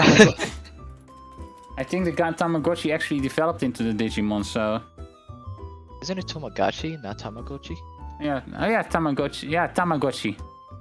Tamagotchi. No, Tamagotchi. Like Tama is in Japanese for egg. Ah. So Oh, that's why they're shaped. Oh my goodness. yeah. Yeah, see, just had it a Tamagotchis moment. were made by Bandai Namco, so yeah, Digimon pretty much developed from that. That's so smart. So it's not so much copycat, it's just like... I do remember having a Tamagotchi where you had an Agumon-like creature in it, so... Well, that's nice. Yeah. And You know, I heard there for some ones for other series is like Monster Hunter, for instance. They had one for a minute. I mean, I could see Bandai Namco just doing stuff like that. Yeah, totally. There's still Tamagotchis around also that are coming out, so... It's still going. Still going strong. I mean... They'll never die out. Let's see, yeah, I mean, they had a game come out this year for mobile, and they have a console game coming out next year. Oh, a console game? Oh, right. A Tamagotchi Life or something like that, right? Tamagotchi Plaza is the one that's coming out for console. Plaza. That's the one. Mm-hmm. He still dunked it in milk. He dunked it in milk? I mean, he was 2 years old, so he was baby carp. That would be true. Valid. Oh no, baby But ban. Baby ban. Not conscious yet. Murder and Voleno has the same color on me, so I was like, ah. That. I mean, I mean, fair enough. I A lot of think purple and shit. Bakaban. Oi, you both are purple on my end. Sorry, and your names are about the same length as well. You can't be confusing your chatters like that, you know? What would the press say? Well, would I be covered by the press? I'm too smart for that. I don't know. Huh. It's always possible, you never know. This is true. They just hang around looking for scoops all day. I mean, as I mentioned yesterday, let them come and try and cancel me. You can only be you can only be cancelled if you let yourself be cancelled. Exactly. So you have to cancel yourself first, because you cancel out all the cancels. Kind of like, Don't I actually mean, it's, being cancelled is just pretty much, it's pretty much a mindset. If you're like, yeah, okay, sure, have your opinion of me, I don't care. Yeah. Then who's going to cancel you? People go over the top thinking cancel culture is like their saving grace. Like the second someone gets canceled, it's all over. It's it. You won. I think it also kind of depends on what you're cancelled for. If you get cancelled for having an opinion, but kind of depending on your opinion, of course, because you have several layers in what is actually an opinion and what is someone being a douche-canoe. Right, exactly. So that is also kind of the thing. But considering some people get cancelled simply for saying one thing wrong. Like, something recently, I don't know if you're familiar with Joey Swole. No, I don't believe I've heard the name. Okay, so he is pretty much a fitness Instructor? No, not really, a fitness influencer and all that. Ah, okay. And, like the people that go one of the camera up it. Out. I have an issue with Ina not tying his ears into a ribbon like Pekora. I have an issue with Pekora tying her ears into a ribbon! What bunny does that? But pretty much recently, you probably heard Hulk Hogan passed away and all that. It sounds like it would hurt exactly. And as a tribute to Hulk Hogan, he did a workout session cosplaying Hulk Hogan, and he got backlash for that. Pretty much because Hulk Hogan has of course done some crappy things during his life. Unfortunately, yes. Yes, and initially he was like, yeah, okay, sorry, I didn't know that and all that, and and people were not satisfied with it, and then just to keep pressuring him, and he kind of was like, yeah, no, and he kind of had, he kind of crashed out over it, and yeah, that's how you get cancelled by if you're sorry about that's something, yeah, it's fine to apologize. But if people are not taking your apology, yeah, screw those people then, because that's all you can do, for making a mistake. You can make up for it, but you cannot let people just continuously bash you for it. True. You gotta stand up for yourself once and for a while.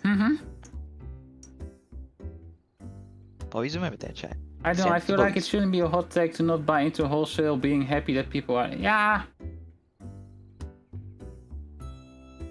I completely agree. That's kind of what I tried to say with that one. Like, he wasn't happy. Like, for him, as he said, Hulk Hogan was one of his inspirational figures when he was younger. But he supposedly never heard about all the crappy things he did. Yeah, it's easy not to hear about that, especially when you idolize someone, because you're not really going online. You're not searching for drama with that person. You're searching for all the cool achievements and moments they had. Yeah, but also if it's a youth hero and all that, you might not follow him after he stopped doing what he did. Yeah, exactly. It's like people who bring up mistakes or bad things people did in the past constantly after it's happened for 8 years ago or something. And that's kind of the thing, and he got cancelled for it, despite being pretty positive in the past, because he was bringing a lot of attention of people just being douche canoes in gyms and all that, and calling them out for it, and it actually helped certain gyms set up better policies in regards to cameras and all that. Yeah, exactly. Especially people with the also not some of the mistakes in their entire... And people are not some of their mistakes in their entire life. Exactly, like you are allowed to mess up, and as long as it's not something that is actually absolutely where you're like, how the frick did you mess up like that? But more of a, okay, sure, you messed up at some point, you apologize for it, you try to do better.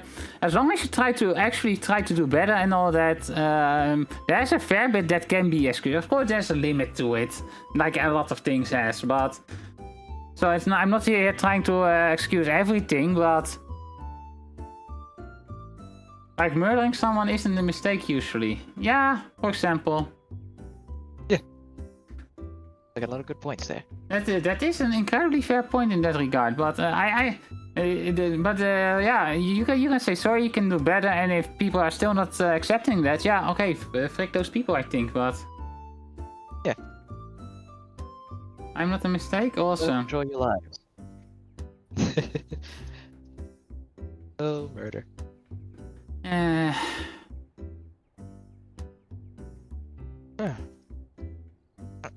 Oh, okay. Good stretch. Almost was going to hunchback for a minute there. Yeah, my back has been a lot better since I've been working out more actively, though. But those back extensions have been really helping me out there. Yeah, I've been wondering how your workouts have been. Pretty. I have at some point just told someone on Twitter about it, and they were like, "Wait, what?" If you want to, pretty much, I pretty much start with my calves, generally speaking, because that was the thing that and that has really improved overall. I'm pretty much hitting the max on the machine for that one nowadays. Oh wow, really nice. Yeah, and then I generally take a small break from my legs to do some ab stuff. Then I go for my legs itself with leg pushes. Which I'm currently hitting 120 kilograms, which is, I think, 240 lbs. Oh, that's pretty impressive. And then I just generally do some switch up between the legs and abs pretty much. Then I go for the upper bodies, or at least for my shoulders and arms and all that. And then generally I finish up with an hour of cardio on the CrossFit. Man, I miss being able to use machines. Ever since my gym closed down, I've just been like, trying to get as much fitness as I can at home, but it's hard to do in a tight space. Yeah, I kind of understand it. I have a sandbag over here that I still need to hang up, but I'm trying to figure out where I can hang it up without being an issue. Someone gifted it to me for one of my birthdays, and I'm kind of like, I got the stuffing for it and all that, but I'm not sure if I have the place to beat the stuffing out of it. You can't unleash that Bungazillion hammer on it anytime soon. I probably can. I just need to find a good spot, or need to set up some kind of thing to hang it up on, like some kind of framework that can deal with it. I do have to say, sandbags are a really good way to unleash some frustration on those. So. What you were saying? Oh no, sorry. I was just like, younger brother's asking me something. Ah, okay. That happens. He said, busy in the household. Bunny maxing out the leg machine seems legit. I mean, I'm working on getting the leg press machine also maxed out. Let's see, I think the max of that one is 170 kilograms, so I'm getting there. Oh wow. Considering that I started, because of my bad leg, I started at 25 kilograms or something, so I already had quintupled that. Awesome. Congratulations on the success of your goal so far. Mm-hmm. Making really good strides. I mean, I've been working on it for almost. I've been working on the bunny exercises for almost a year now. I think in November it's exactly a year that I have actually been consistent about it, and I haven't missed a single day yet. So. Oh. I have tried before, but then I was going for multiple days a week, and that I somehow always ended up with injuries and all that. And that becomes a little bit too much to handle. I understand. Yeah, well, it was kind of like I think I was just going too hard on myself on that, and one day a week it works, and it keeps me in shape. So. Hey. And I have a health coach. Thank you, affordable healthcare. And I have a health coach that is actually kind of impressed with how much improvement I have made over the last year. So. Ooh, good to hear. So, making some good impressions. Yeah, I mean, and I hope it also kind of like can help people. If I talk about stuff like this, it can help people work on themselves as well. Like, if I can do it, you can as well. Yeah, no. Totally understand that. Because I have a really hard time sticking to stuff like that, and I still don't like exercising, but I'm sticking to it. So it does take a lot of commitment, yeah. I totally understand the struggle. Yeah, it's just like I am really like I'm a tech guy. I like sitting behind computers and doing stuff. Like I don't mind exercise. So, like I always been pretty. When I was just a little one, I was playing more outside than anything. But I like tinkering with stuff. So that is it goes against my nature to go out and go to the gym and all that. So. No, yeah, it happens. Oh yeah, I'm gonna take a niece outside for a spell. She's screaming. Eat the baby. Kick the baby. Kick the baby. Don't actually. Why not? Oh. Wait, hold on, I'm being called on for something. Okay. Just be back. It's okay.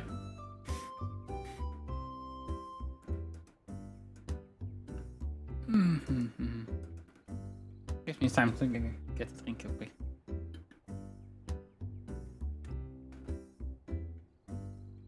Yeah, overall, yeah, so as I said, if I can get myself back in shape, you guys can do as well. Like, I've seen people that haven't seen me in a while and are like, wait, what?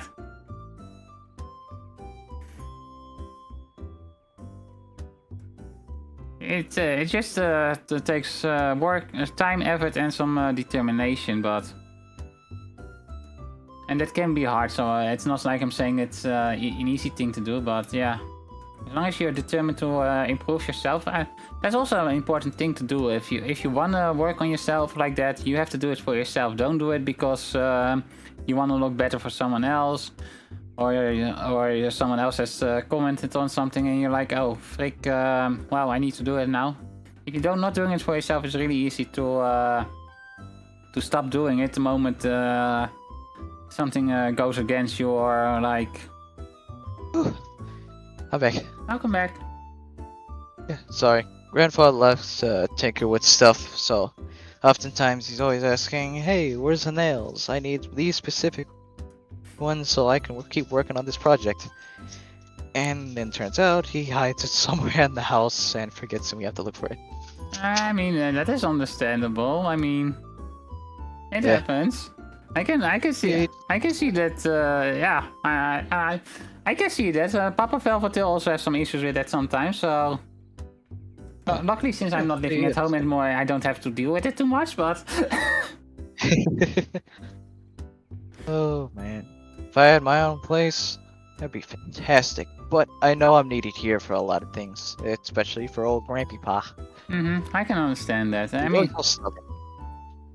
it's also a reason why I didn't leave my house for the longest time, or at least when I was still living with Papa Vel-VOD-tale for the longest time, because I was taking care of Papa Vel-VOD-tale at the time, but he has someone else doing that for him now. So.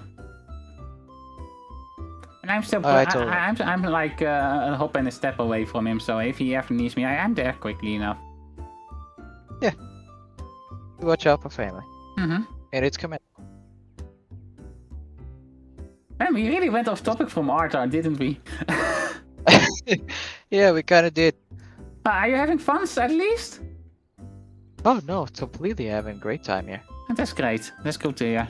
Because that's what counts like. Anyways, what are your plans for the future when it comes to your content creation? Because you mentioned your art and all that, but... So for me personally, I'm really trying my best to try to A, get better at making my arts, and B, kind of presenting myself more out there as well as my brand, streaming and stuff to prove that, you know, I'm a legit artist. Not so much of those people that just kind of sit around and copy artwork and press it off as my own. No. I like to show that I like to learn and try new things all the time. And so I can do that for people, of course, for a fair price or maybe for free if they're friends, which I love doing. Yeah, but that's self-improvement, improving myself. That's the gist of it, really. I mean, that's a good way to start anyways. And I personally think that if you are going into that direction, as you said, doing stuff for friends or just general stuff where you're like, I make this, and it's a really good way to showcase your improvement. First of your improvement, but also that you are legit, because you see one thing that's. When I look at to commission someone, I don't have any commissions done in a long time. Like, I think the last time was 2 years ago. But when I look for commissions and all that, I generally want to see some unique stuff in there. Like you see nowadays, see so many things that are almost carbon copies from each other when it comes to logos or emotes and all that, and I get that there is a certain market for that, but I personally want, if I'm looking for something for myself, I want to stand out and not just be another copy of. I think you get what I mean, right? Yeah, no, I understand. Also, I'm going to be really rude at the moment, but I need a real quick idle break.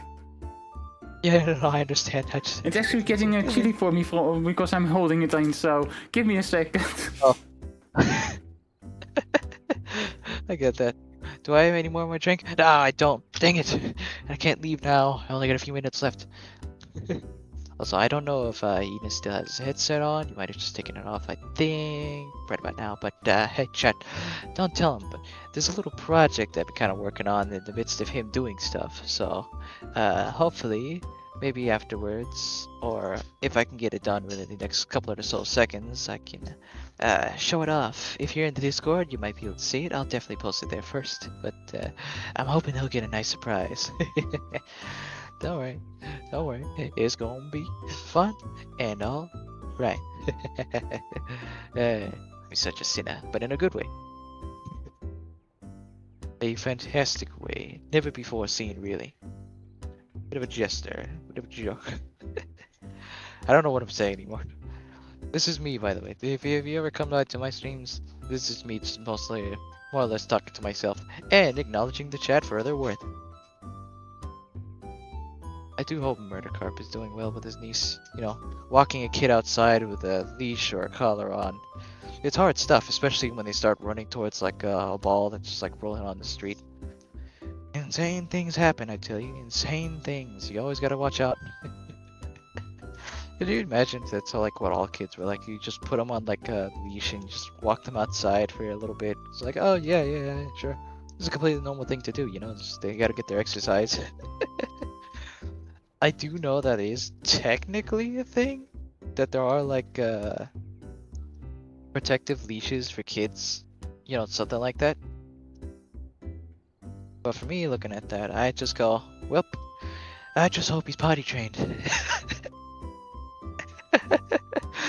That's my biggest concern. I'm not picking up after your kid. No way. That's on you, pal. That's on you. Also make them for adults. Oh, yeah, they do. They do, don't they? Oh, well, maybe you guys can push that for a stream redeem for, you know, I mean, not that you get the idea from me or anything. Just, make sure you keep that in the back of your head, and you might just make this a little bit more intriguing for the rest of us.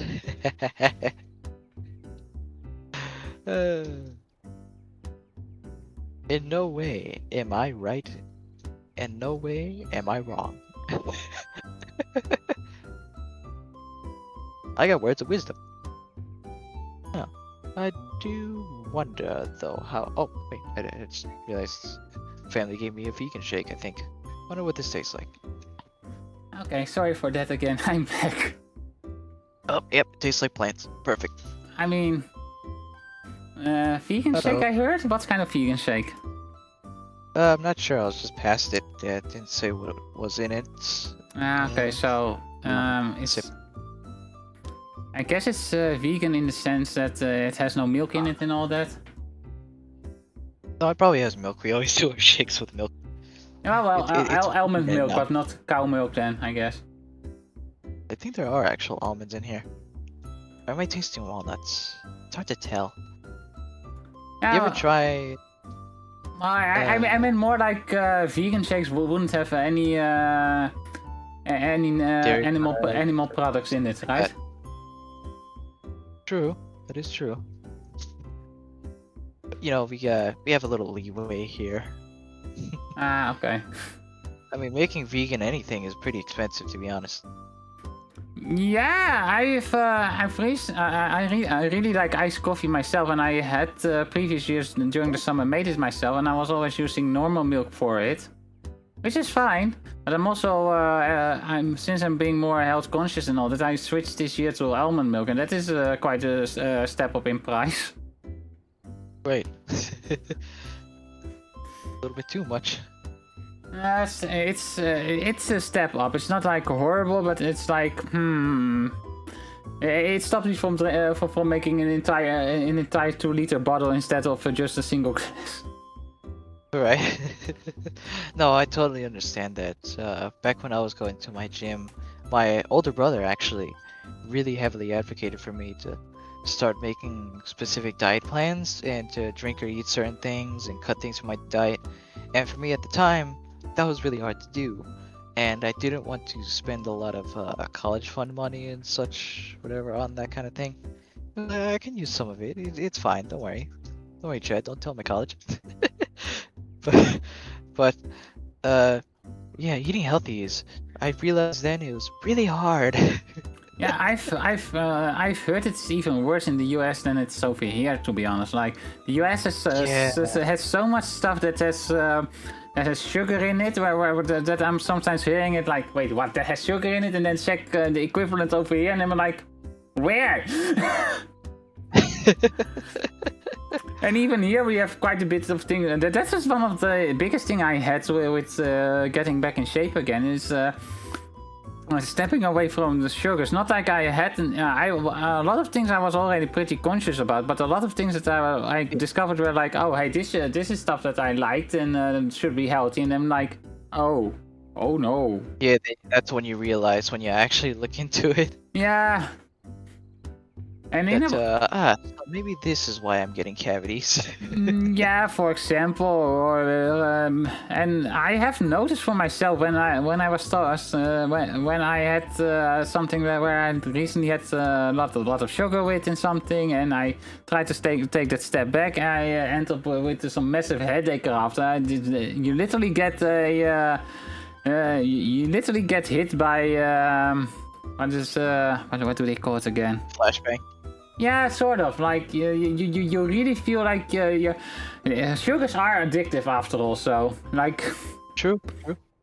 Yeah, withdrawals. Yeah, that's the word I was looking for. Yeah.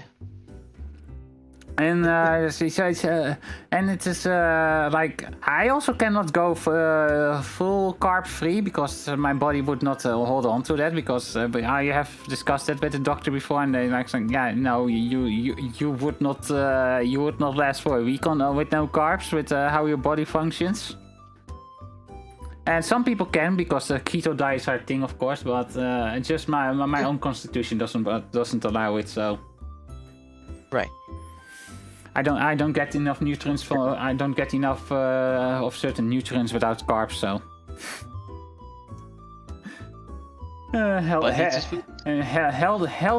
Health is also an individual thing, so that's also something I have experienced, that a lot of the more universal advice that you see on the internet should be taken more as a guideline rather than an exact thing for yourself, because you will have to. Yeah. You will have to. Or especially depending on where you live, that too. Yeah, that also. But it's also something that I have gone over with my health coach in that regard. I was like, okay, so, but this doesn't work for me because I need to do this and that.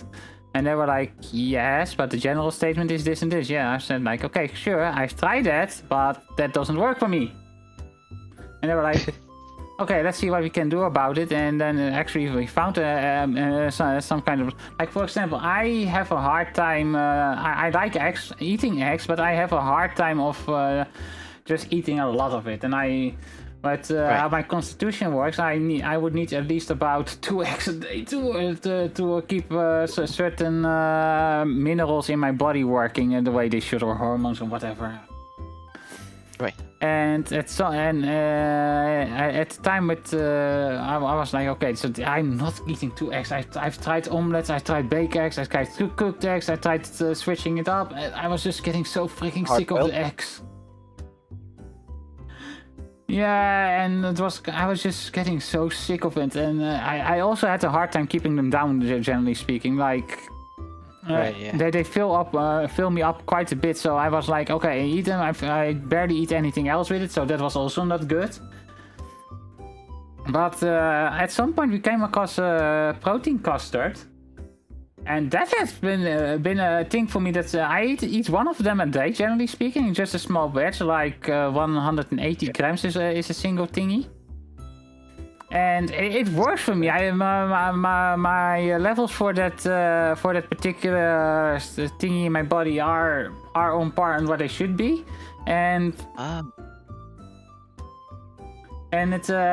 don't have the whole I'm getting sick of it thing going on.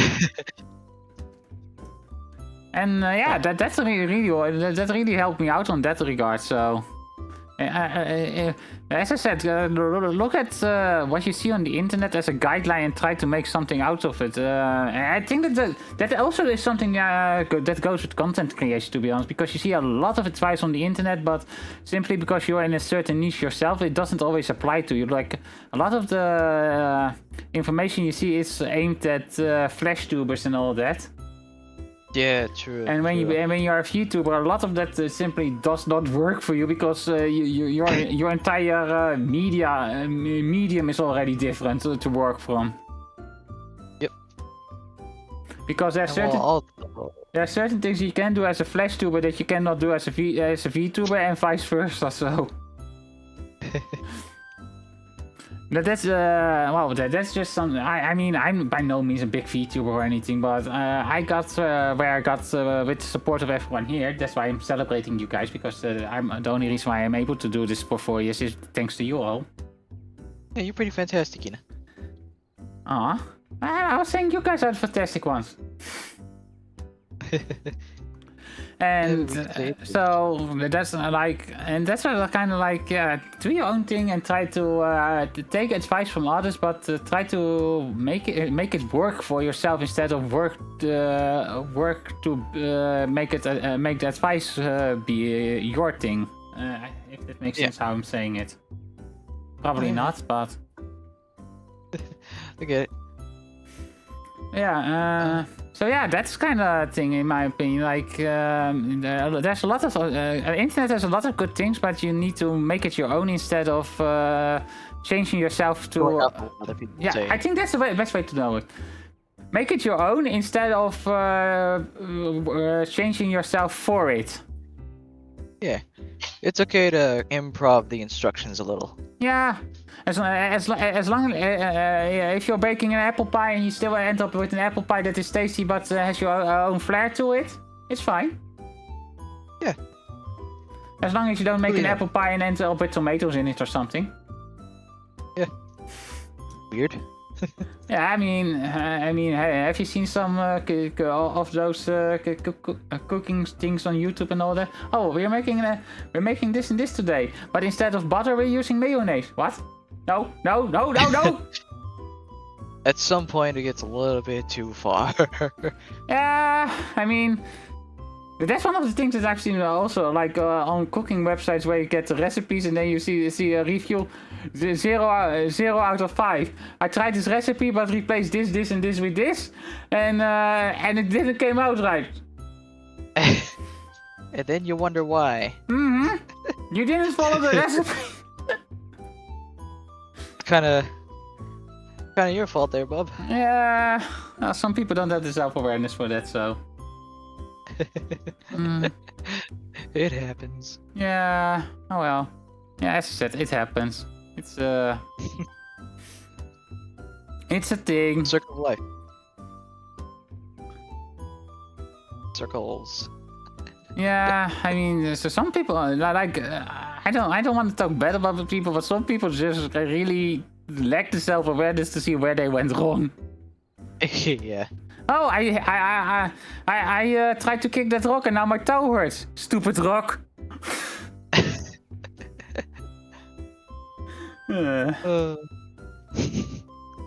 People really like getting mad at inanimate things. I mean, I can understand it. Like, have you ever stubbed your pinky toe in the dark? I have. Yeah. I have.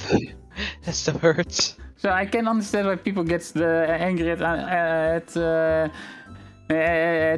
stuff like that, but it's also kind of like, as long as you also realize, yeah, it's my own fault, and later after the initial outburst, yeah, it's fine. But some people are like, nope, I hate that rock forever now. It's my arch enemy. Oh, look at the time. Alright, yeah, I guess we have to start closing up for now. So, yes. Did you have fun? Oh, absolutely. Okay, I would say plug yourself a little bit more and then we can slowly start moving towards the next one. Which is according to my schedule. Are they in chat yet? I think so. Alright, so I'm gonna get out this call. Thanks for having me again, Yuna. Everybody support this bun. It's absolutely incredible and amazing. I said plug yourself! Don't plug me! That's... I like giving praise. Yeah, well, you deserve it as well. you have some really good cool stuff. Like you play some good games where I'm like, oh, I didn't know that one. Like for example, that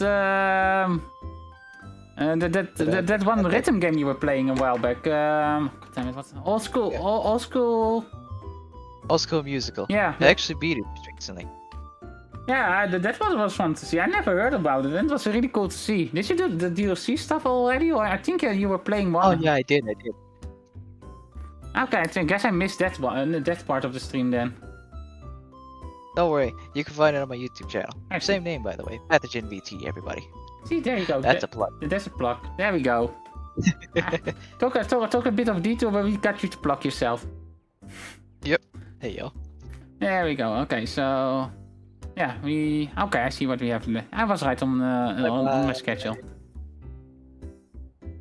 So yeah, that was Pathogen, and thank you for coming here. Thank you for just chatting with me. I'm not sure what you actually had planned, but I hope at least we got to stuff that you wanted to go about. So Fantastic time here with y'all. okay, that's good to hear. So thank you all for coming, and I guess we're moving on then. Yeah.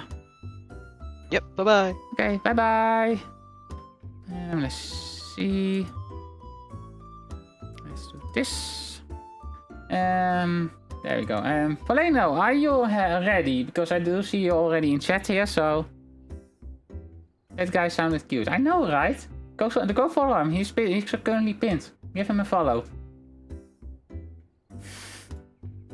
Oh, okay. Ads just start.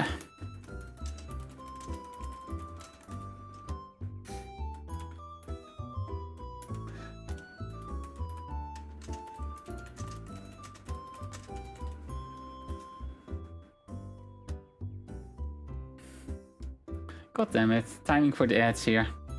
Actually, good timing.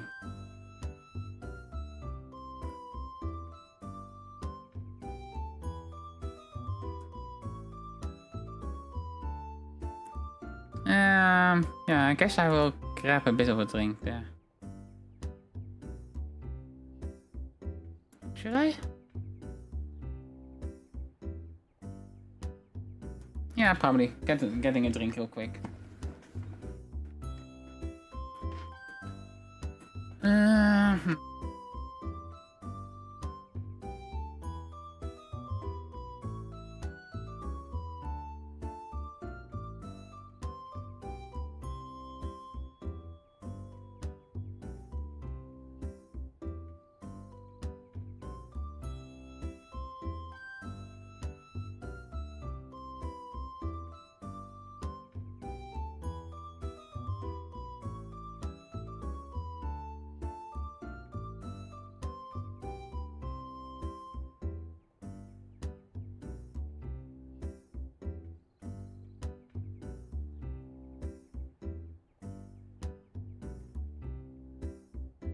Posted some new art in your art channel. Okay, let's have a look-see there.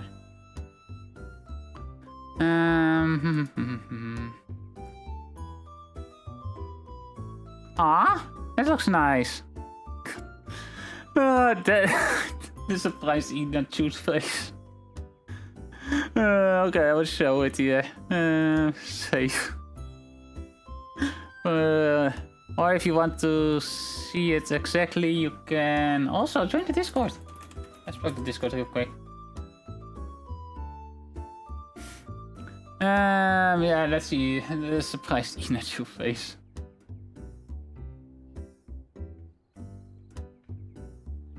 Oh wait, I already had a tab open. Okay.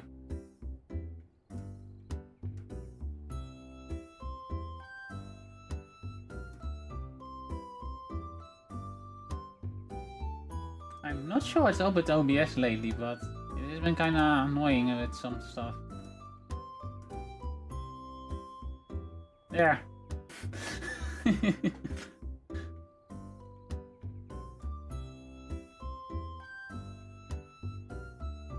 It looks good. It really is surprising.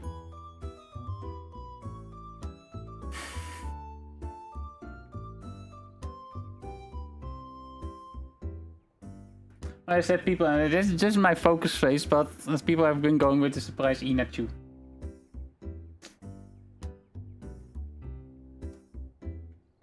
Maybe I should just keep it there. Yeah. Let's see. Ads are over. Are they? Yeah, I guess ads are over. Okay. Time for the next one, I guess. Yeah. And there we go.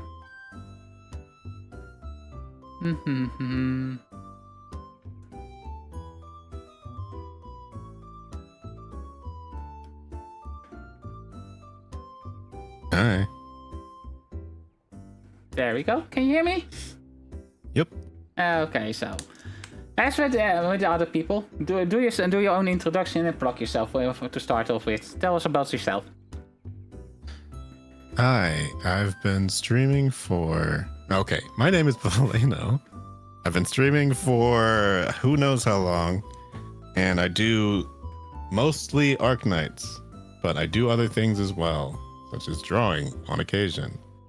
As, well, I do a lot of collabs with my friend Tony, and also with Bonopolis, which is another pseudo organization of just a bunch of bunnies doing random stuff. We're not trying to like make merch or do crazy things, nothing like that. We just collab. That's it.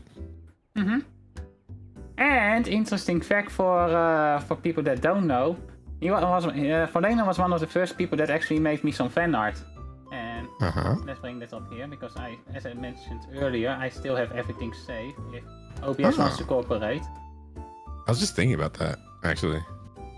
I should probably draw another one. Oh, I forgot it was that. You forgot good? about it? No, I just forgot exactly what it looked like. You know. As I said, I still have easy access. I know exactly where I have that stuff stored, so. True. I've changed computers since then, so I was looking for it and I couldn't find it. Ah. So I was thinking like I need to start posting stuff again so that people can see that I'm an art account and not an account that just like occasionally posts that I'm live. Yeah, that's, I should probably do some more stuff as well on my Twitter, I guess, but at the same time, I'm not sure what I should do on my Twitter because most of my stuff is either streams or MMDs, as I mentioned earlier. Yeah, it becomes a lot less important after a bit because I feel like people don't even really check that. They more just kind of check Discords if they care about when somebody's live, so. Yeah, that's the thing. So, that's out of the... Let's block you here because I have been doing that, so... Out. Oh, did you still want to do the multi thingy? You mean with VTuber Studio? Yeah. I'm not working today because... Oh, it's not? Okay. It's I was setting things up and it was kind of being like, okay, I need to do this, and so it's a bit of an issue today with how things are changing every little bit and all that. So it was not cooperating with me. It's totally fine. I think honestly that's for the best, just to keep it simple. They can see me in the corner. It's fine. Yeah, I mean, They can hear me. Yeah, they can hear you and it can see you, and there we go. We got that pinned, so... I'm really more just a voice in the head today anyway, because all I'm going to be doing is yapping about Arknights. I mean, that's your thing, right? So that's what you picked today to yap about, so... Oh yeah. Okay, I will load up my Arknights because you also wanted to see how far I have come since about a week and a half ago. I'm glad you've still been playing. Well, what player level do you think I'm at the moment?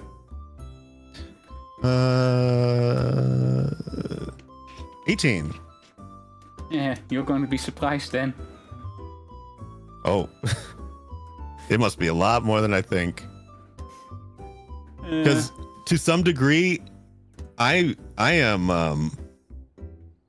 well, okay, you've mentioned playing some stages, and you mentioned logging in to do certain things, which I would only assume that you've been like grinding for some materials and all that.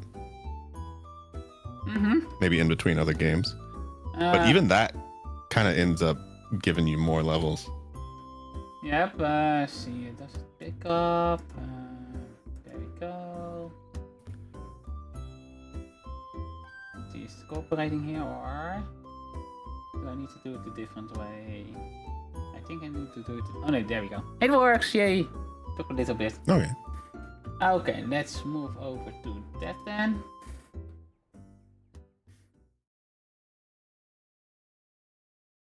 Okay, so let's start.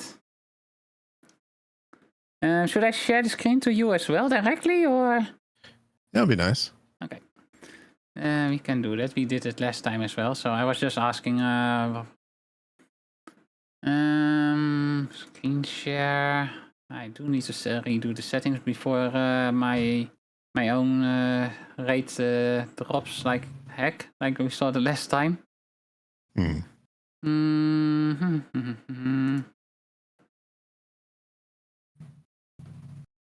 Go live. There we go. It should be there now. Yep, let's see it.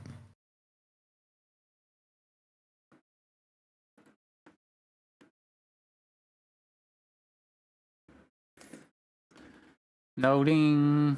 Loading.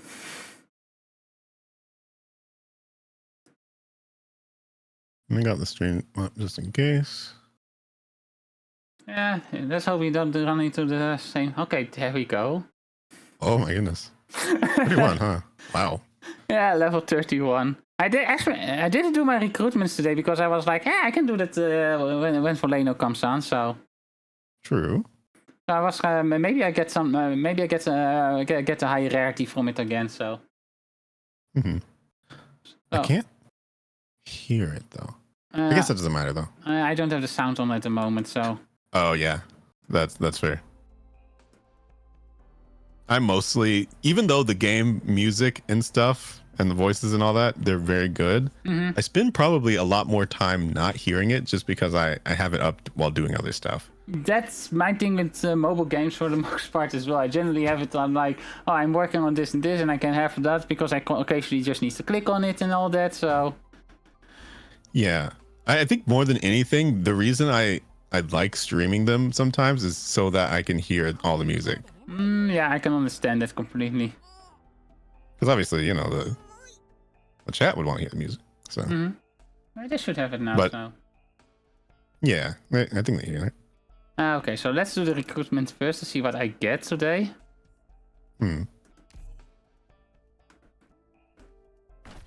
Will I get streamer luck? We shall see. Oh, it can still be. It doesn't look like it. I mean, it can still be a new character, so. True. Nope. You might have all of the 3 stars by now. Yeah, maybe. I think so. I haven't seen any new ones lately, so. Yeah. And they never really add more 3 stars. Yeah, 3 stars. They've just kind of been the same. 3 stars seems to be like, yeah, no, nothing new here. Oh, let's send them out again. Let's do this. I don't have the list with the text up right now, so. Yeah, if I see something crazy, I'll tell you. I don't see anything crazy. You could refresh that, maybe. Yeah, this is fine. Yeah. I don't have too much expectations from this, so.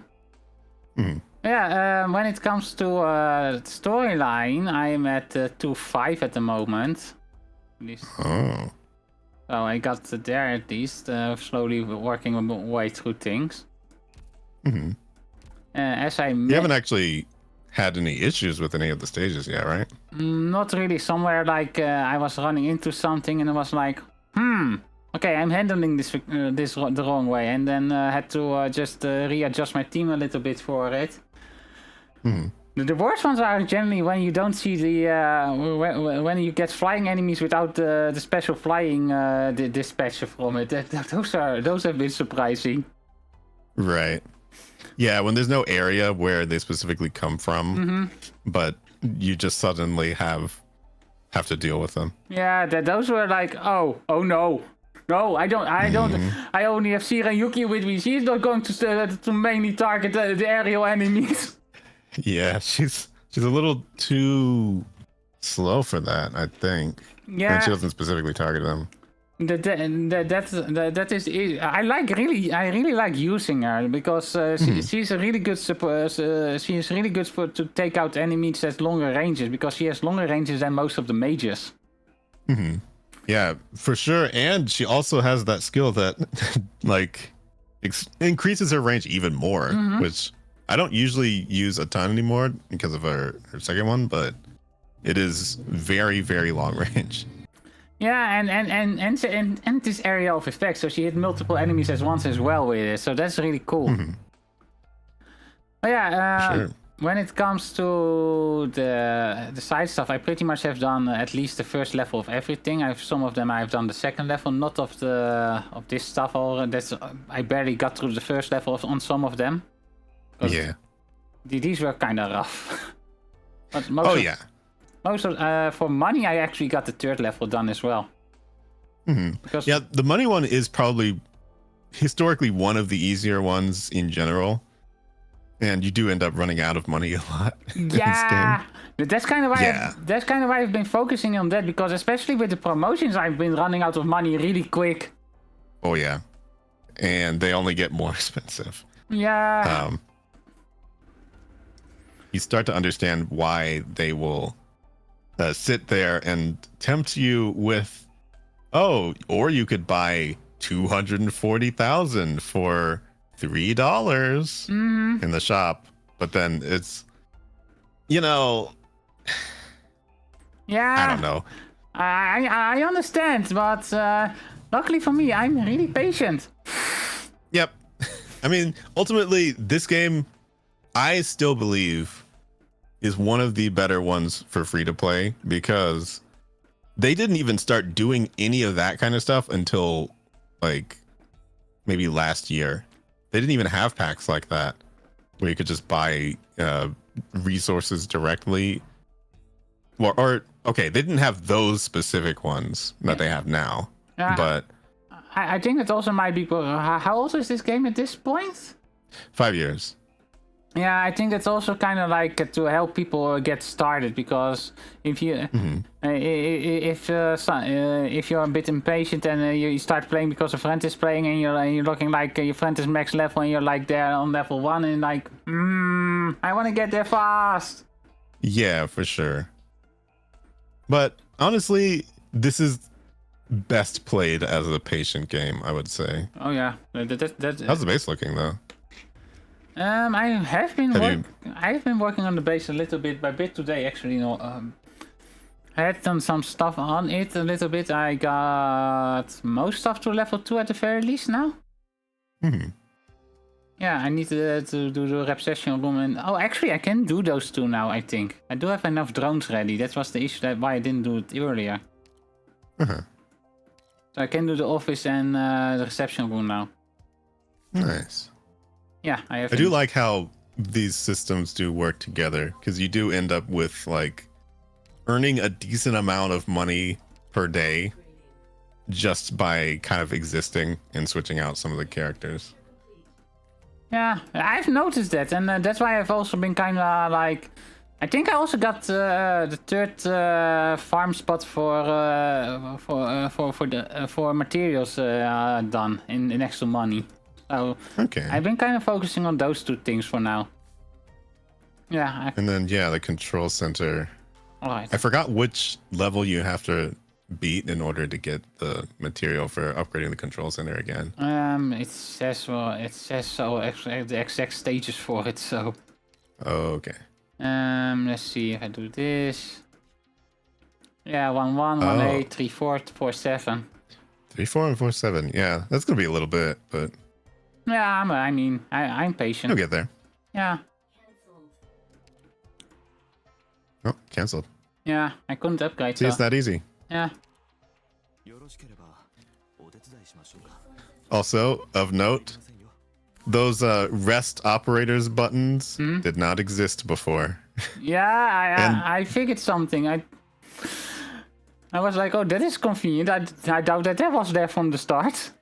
No, it was, you literally had to manually do every little thing. There were not the work zones thing. There was not rotations for the operators or anything. It was just like you had to manually.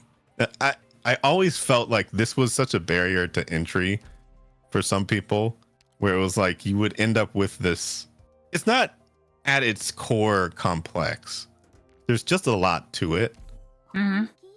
But I do feel like in general, it just sort of ends up as like a passive thing that you don't really have to mess with too very much. It's an interesting setup, really. Like it's not really like out of the way. You just do it. You start up. You have some things, and you end it, and then you have some things to do, and that is it really. But it feels like that for me. Yeah, it's not like it's not so intense that it's in the way, and they aren't having to deal with it so much anymore. Because that's kind of how it felt like to me before. I remember. Okay, so I did say that I'm crazy and I had like multiple accounts, but for a while I just wouldn't log on to the other accounts to do the base stuff because it was just so annoying to do. Because I would have to sit there doing base stuff for like 30 minutes. Mm-hmm. And I didn't really want to do that. I wanted to actually play. I can understand it. Another mobile game I play, Langrisser, had some issues like that as well, where over time, I think it's also going into its 7th year at this point or something.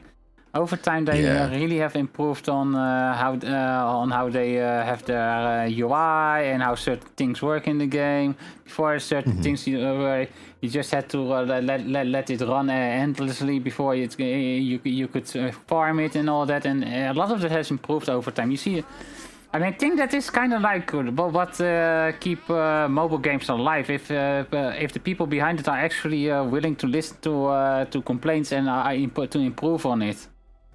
Yeah, for sure. I've even had people in my community send like messages to the support and actually get real answers about whether or not something's going to be added, or they would do like bug reports and actually get the bug fixed. It was, when they actually care about stuff like that, it's great.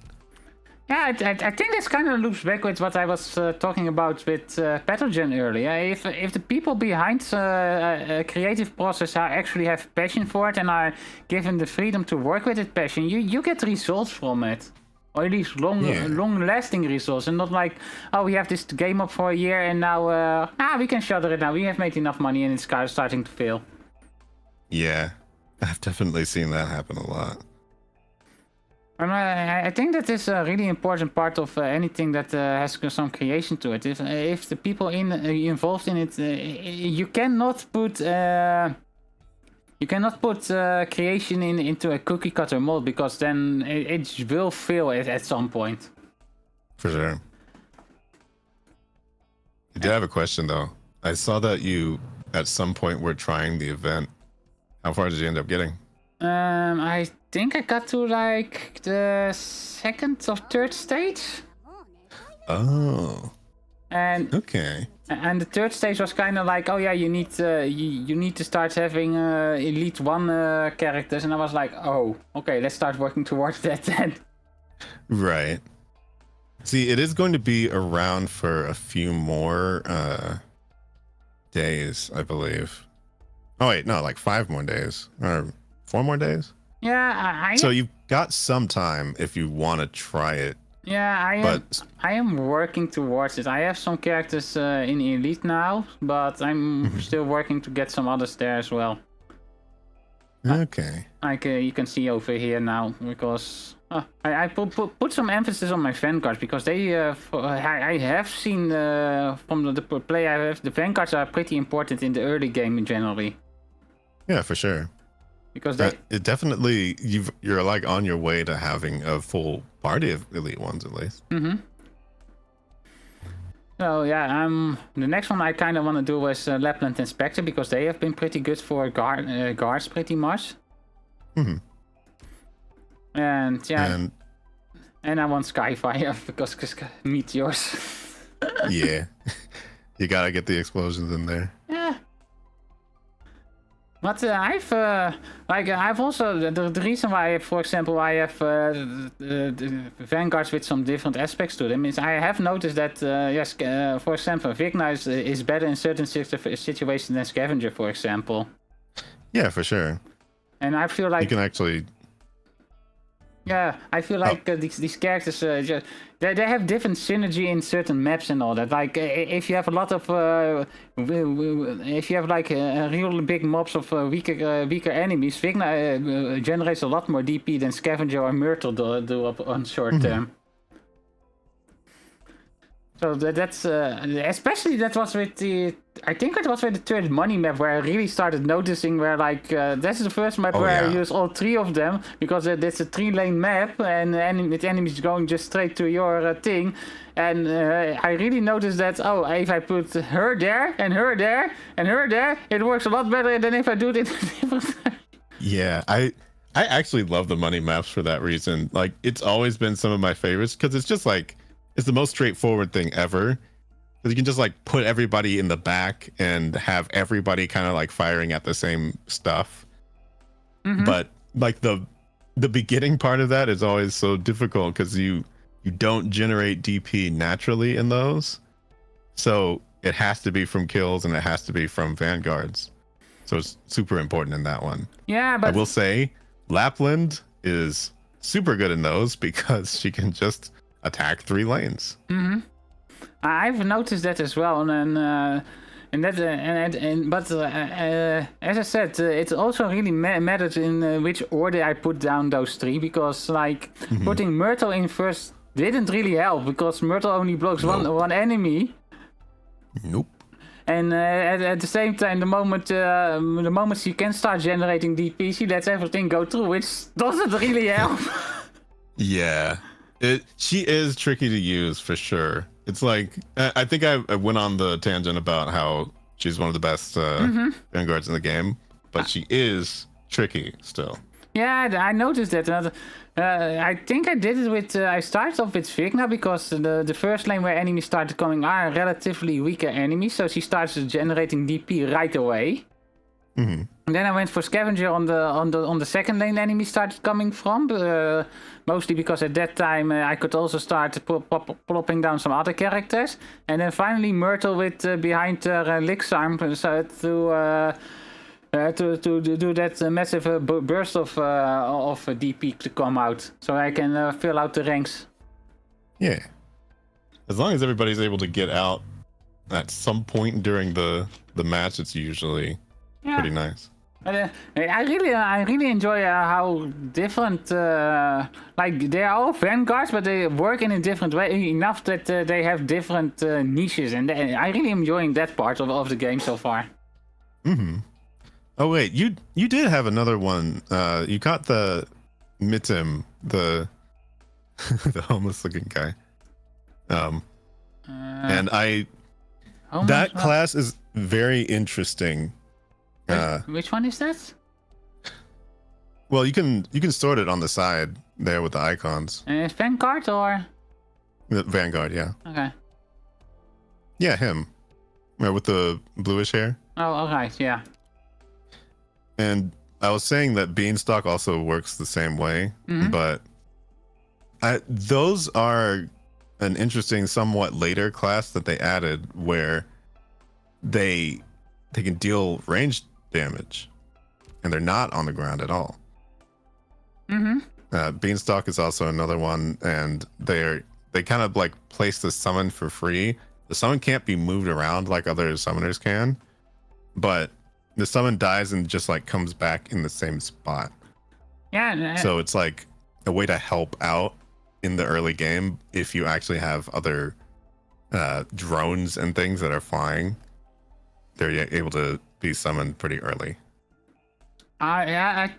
I have noticed, and they have a bit of a different niche because Mitten kind of explosive stuff and then she regenerates at some point with leaving the scraps behind.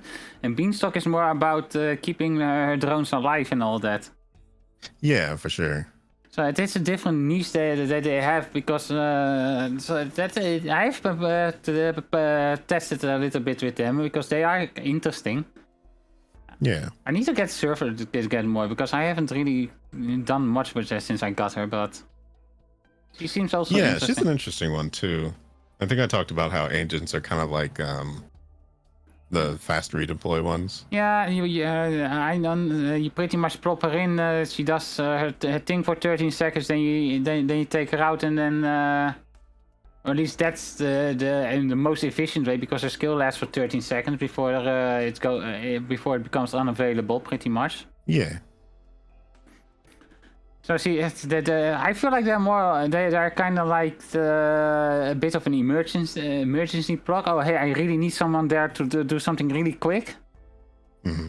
And then you probably. Or it's like if you're trying to summon somebody else and you just need a little bit of extra DP. Because also you get some extra when you refund them as well. So, or when you retreat them. Yeah. So it doesn't have to be a thing where you're like sitting there calculating it out or anything. It's just like, is it worth it to summon and then take them back? And then is it gonna help me summon, Skyfire or whoever? Yeah.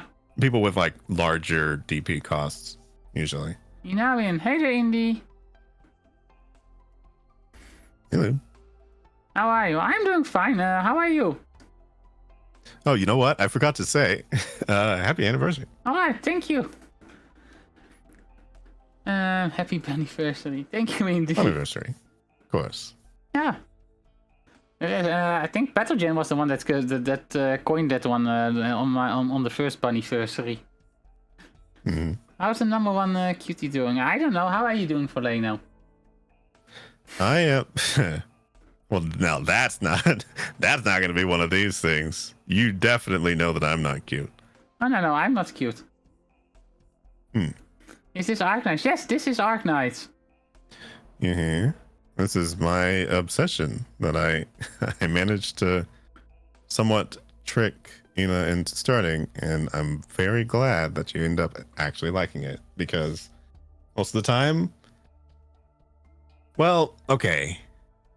I only tend to try and recommend it to people who I think will like it, but most of the time I don't think people will like it. So, I mean, it does take, for example, I wouldn't, Murder probably might like it. He did try to play it because he was interested, so he would probably like it, but I also know that he isn't the biggest fan of tower defenses, so right. But I'm a pretty big fan of strategy games and tower defense. Yeah, it's so funny because I really wasn't predisposed to liking games like this until this game. Like, this is basically the first one, and I got into it this much, so I'm pretty sure if I had ever played like Plants vs. Zombies or some of the other ones that people started out with. Grim Grimoire. I haven't heard of that one. Oh, I know that. I own that one. There was actually a really interesting one. Well, hold on, let me find it. Let's see. Grim Forgetting Grimoire what the name was. I think originally a PlayStation 2 game from Nippon Ichi Software as well. Oh. And so it's a bit old. I think it has gotten a remaster or a port or something along the lines. Mm-hmm. I'm not sure which. Yeah, I didn't know that was that kind of game because I think I've heard the name basically, but I haven't heard anything else very much about it. I was sending you another one. It's more fantasy based though. It's a Vanillaware title. Okay, Vanillaware. Oh, close enough. Oh, Vanillaware. Okay. Yeah, I love Odin Sphere. Oh wait, that opened up I went for the. I should have copied instead of opening it. Now it's opening all my tabs here. Ah! Oh no, I'm sorry. No, it's my fault. I kind of forget that sometimes. That I don't use my main browser when I'm streaming. Oh, right. It's a transition that I'm still working on getting used to. Yeah. I do actually use 3 different browsers when streaming. Yeah, me too. My main browser is the one that I just use for when I'm just browsing and all that. But during streams, I have so many tabs open, it sometimes slows my stream down, so... See, I never actually finished Odin Sphere. I think I was waiting for there to be like a PC port. I think there's a PC port. Nah, there never was. Or at least so far. Let's at least not to Steam, I guess. Let's see. Afagato is an RPG featuring. Oh, let's see which. Before the Spiral Up games. Looks familiar. The art style looks familiar, but I cannot place it. It really does. But yeah, Afagato was really. I've only played a little bit of it so far, but it's probably one of the more interesting tower defense games that I've played, because you as the player are the one moving throughout the map instead of everything else. So it's almost sort of like a reverse tower defense in a way. Okay, I get the idea of it. Looks. Let's see. I'm not locked in. I will keep this tab open on this browser now, and I will look it up on. Actually, I have Steam open, so I can look on. I can do it on Steam. I need Steam open for the sprites and on the bottom. So. Oh right. Let's see. Then I can at least wishlist it. Looks interesting as well. And I can look it up later. As I said, the art style looks really familiar. Maybe it's an artist. Maybe the artist that worked on it is something I've seen before. Yeah, I felt the same when I looked at it as well. I don't know who it is though. Inamian would look super cute. I would not look super cute, but maybe I should do a Velvet cosplay commission at some point. Velvet is cool. No, you're right about Odin Sphere, but it's at least not on Steam. But then again, it was a PlayStation game originally, so Sony can be a bit of a pain about PC releases with that. Well, I mean, they seem to have eased up on it in the later years. I mean, people it just kind of seems almost to the point of like, what is the point of even getting a PlayStation anymore? I mean, because you just wait a few years and everything's just going to be on PC anyway. I think most Souls-like players would disagree with that, because they're still waiting on Demon Souls and Bloodborne. Well, I mean, they can keep waiting on Bloodborne. Honestly, it's not going to happen. At this point, I don't know why people even have any hope whatsoever. I mean, Copian is a strong thing. My Steam Deck is my favorite console so far. I don't have a Steam Deck, I just play straight on my PC, but it's also sometimes an issue. I don't know. I feel like the distance between my bed and my PC is too short for me to have a Steam Deck and have it be actually worth it. I think the main reason I would get a Steam Deck is because I have run into some games where I have an issue with that I just don't want to play right when I'm streaming. Like Sonic Frontiers was really horrible with that one. Like I could. Oh wow. Like I could run it at max settings with no problem when I was not streaming. But the moment I put OBS up, it just didn't want to cooperate at all. Oh my goodness. Yeah, I've run into some games like that as well. Oh, I feel like that's probably more of an advertisement for, consoles in general. Yeah, although maybe. I don't feel like I would really count the Steam Deck as that, but I mean, I guess you can stream from the Steam Deck technically. Yeah, I think it's also I'm not even sure if it's just the games itself, but OBS has some issues with some games where it just slows down games the moment you try to capture them through OBS and all that. So that's also an issue, because you are of course working with multiple problems and with multiple things, and then you have VTube Studio running in the background and who knows what else. Yeah. There's so many things. As a VTuber, you have a lot of stuff running when you're streaming. So Yeah, I have 3 screens, and I still have to switch different programs. Yeah. To see like what is actually up. Same here. And I had 4 at one point. I just thought like, okay, if I genuinely sit here with 4 screens up, I will never get anything done. It's too much. I have been thinking of getting a 4th one. It's worth it to a degree if you think you will use it, but I just sort of thought like I can't. If I have 4 of them, I am just going to get distracted forever. Yeah, that's also a risk. But generally, depending on what I'm doing, like now I have just OBS open on one screen, I have the game open on another, and then I have a bigger version of chat or Discord open on my 3rd screen. Yeah. And that's generally how I work. But sometimes I'm also like, when I have a game up that needs a bit more, where I need a bit more guide. Like for example with Kingdom Hearts Birth by Sleep to get all the meld recipes. I am so awful. I'm switching between screens so often. It's kind of annoying. Yeah. You end up straining your neck or something.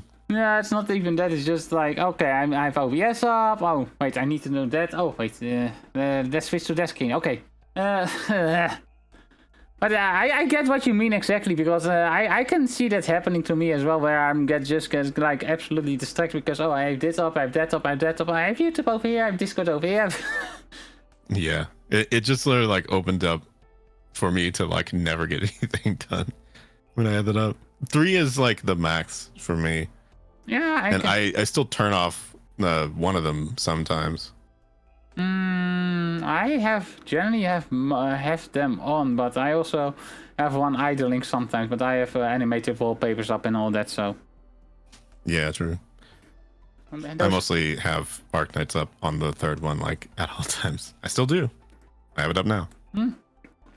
I have depending on how things go generally, like I have lots of time that I do have a game up on my 3rd one, or something like a YouTube video playing in the background or something, but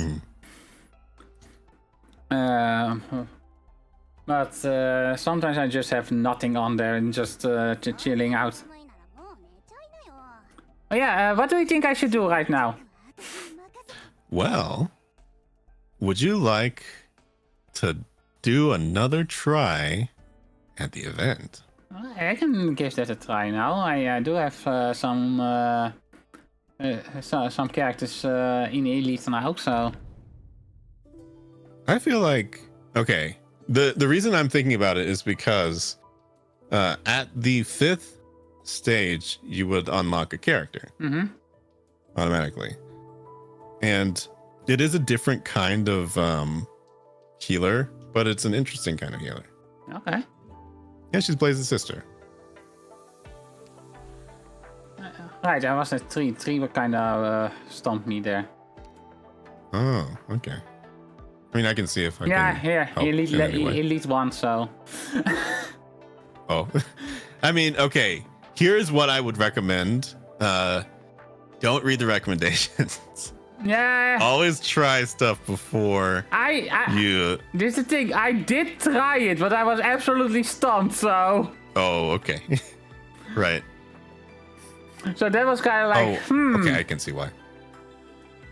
Yeah, that's kind of. I remember like I wasn't getting, because it has a mechanic with those stoves and all that.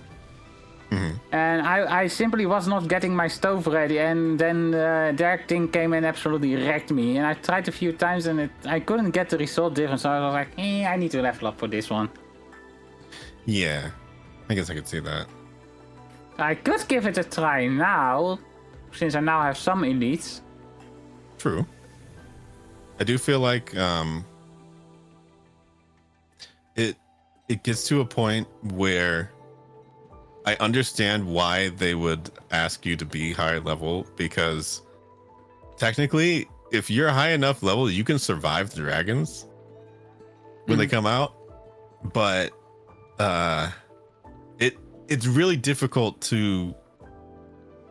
Yeah, the balance of this one is kind of tricky because obviously you have to be able to kill the things in order for them to float into your stove.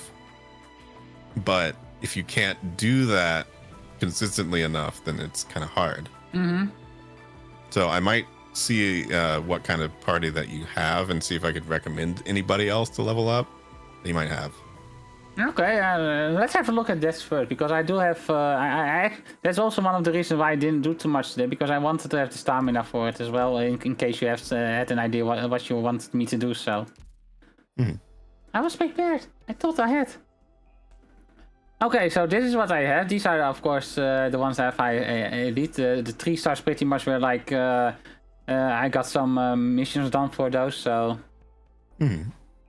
Yeah, these are pretty much the ones I have not evolved yet or promoted. Right. So, any recommendations on those?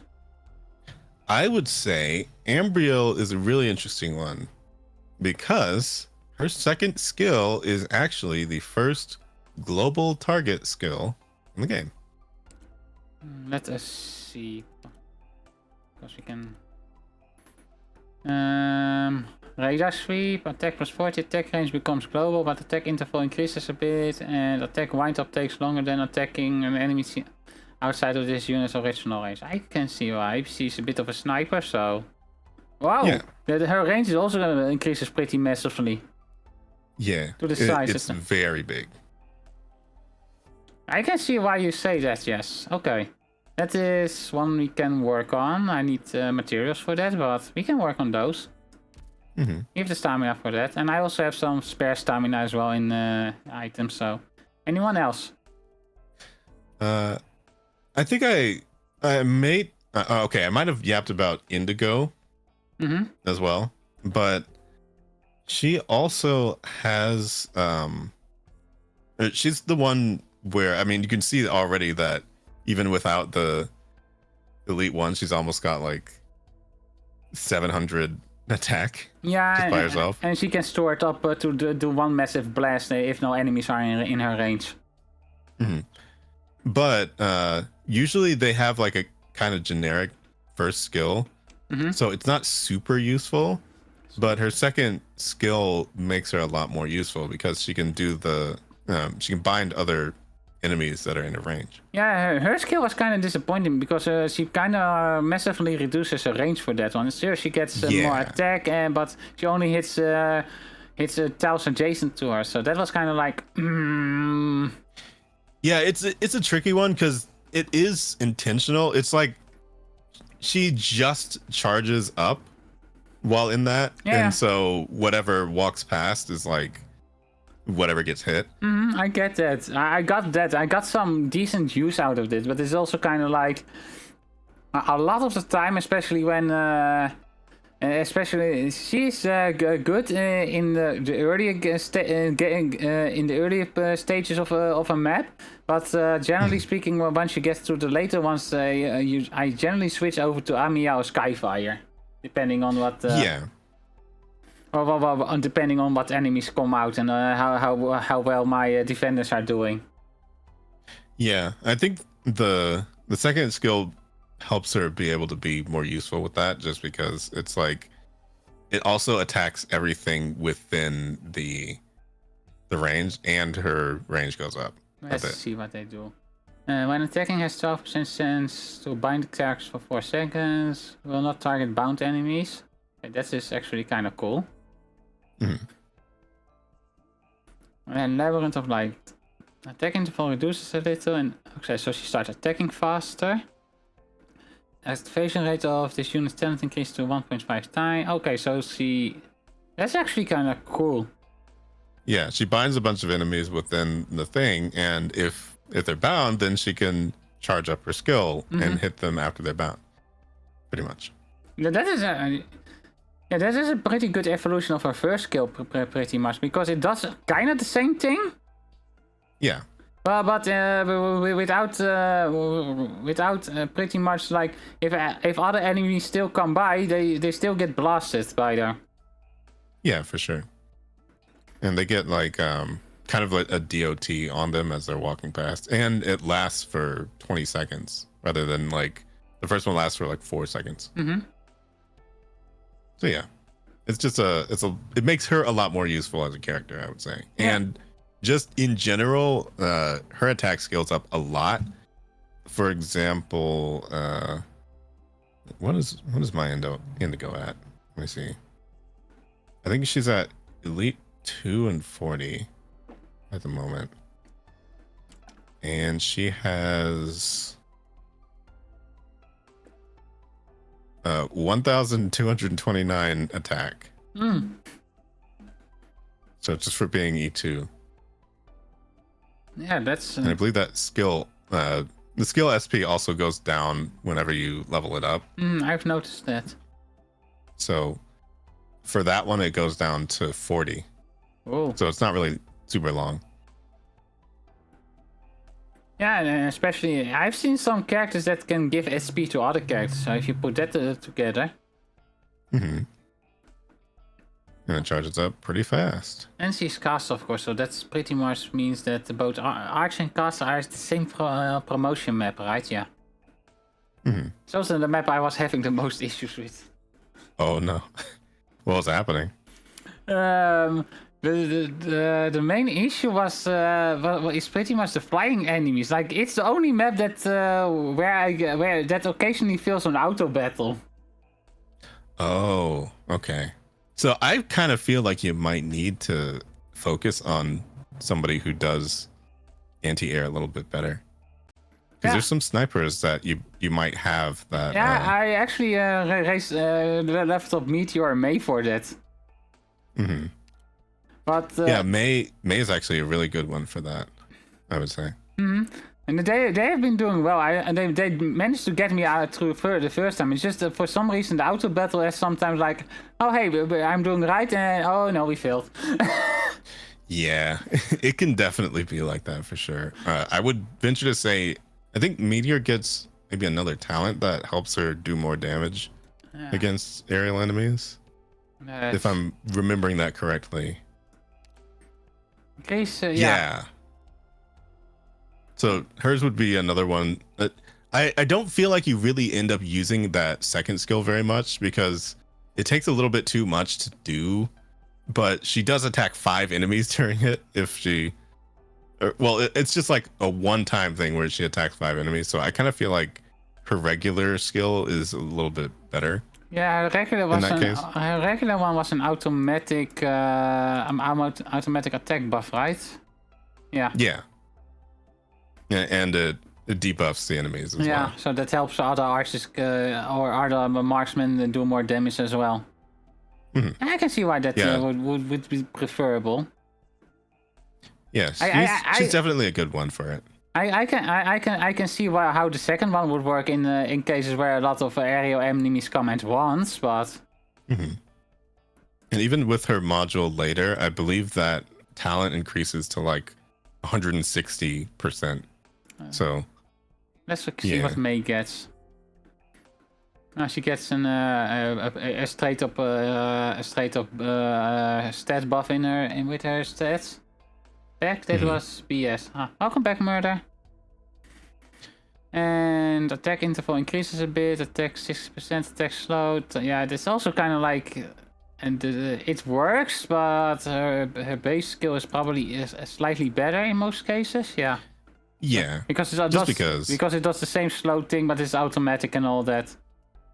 Yeah, it just like the rotation of it is a little bit easier, but if you're wanting to do that to like a bunch of different enemies, then the second one can be good, I suppose. Talking about upgrading skills, I can upgrade and that might help. Oh yeah, that always helps. Sure. Because now we need to be at and it'll help the auto be a little bit more consistent as well. Just because it makes them do more damage. I ended up deep frying fries in garlic. Wait, what? Oh. That seems unrelated to what the reason that you left. Yeah, I mean, he left to go out with his niece and he ended up deep frying fries with... Huh? I feel like you might have told a little bit of the. I'm Story out of missing order. context here.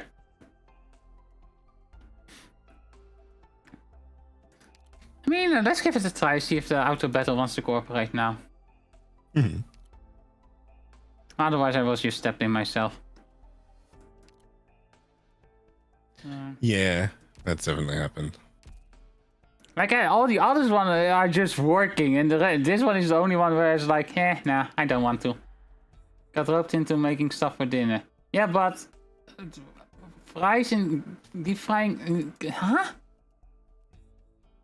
Yeah, it is annoying when people just kind of like step in and it's like, oh, you're doing this, right? Ooh, I didn't know I was doing this.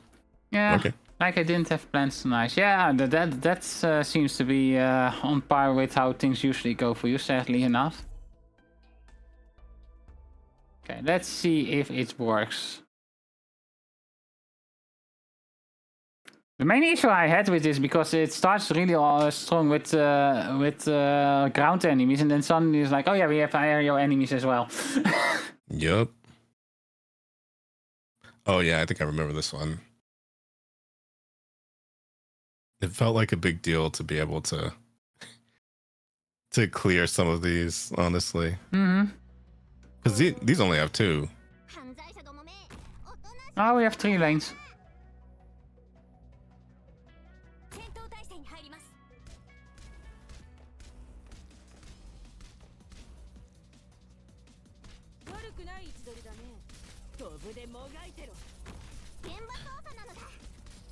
Oh, okay.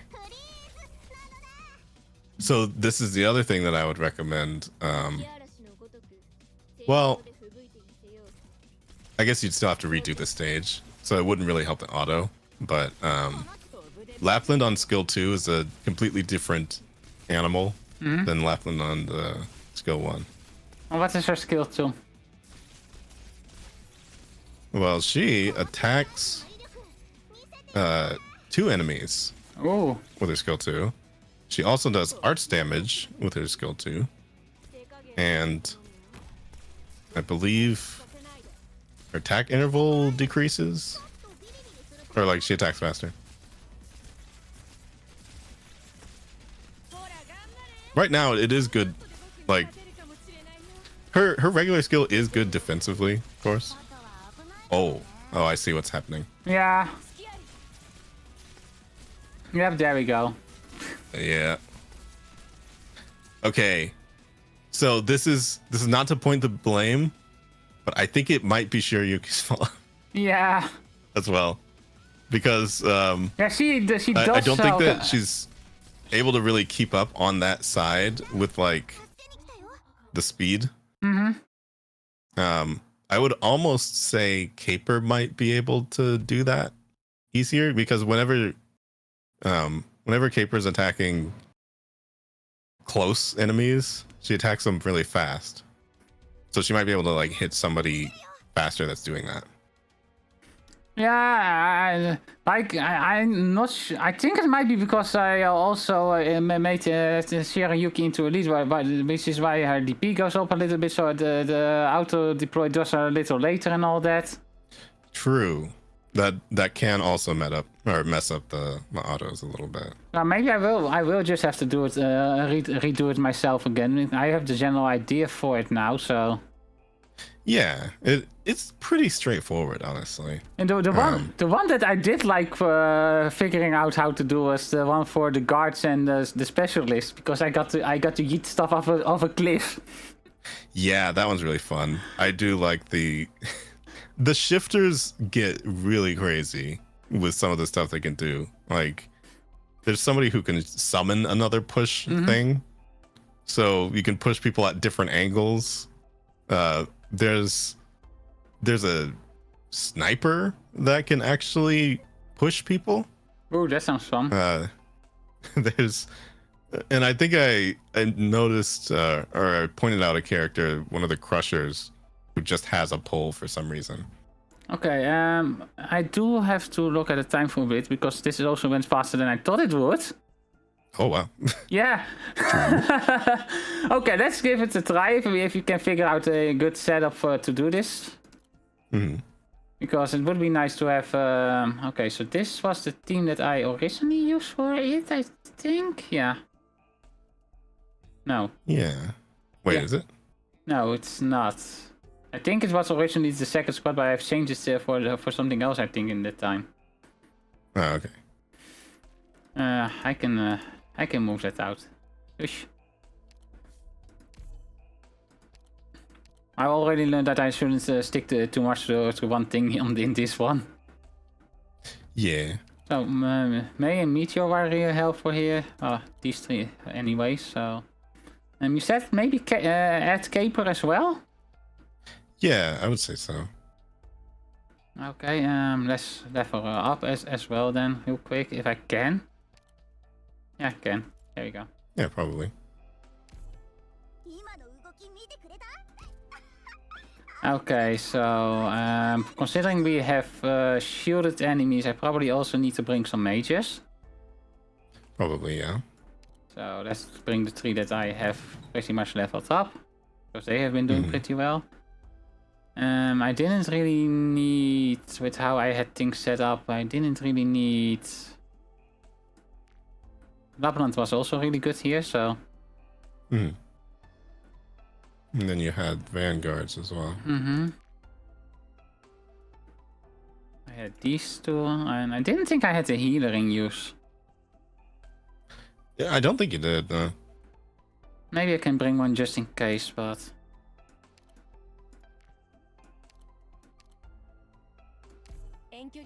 Never hurts. Okay, at least for emergency and all that, so... I have the general idea how I played it out initially, so maybe I can just have a better auto battle for it now, so... And time really went fast with this one. Not that I didn't have fun with the others, but I'm surprised how I didn't even notice here. Yeah, I mean, I'm sure I'll get a chance to go over the thing that I meant to go over. I mean, definitely. I mean, we can make some time for that sometimes. But this is about everybody, not just me. And I'm not sure. Wild is the next one up, and I think he's in chat already. So.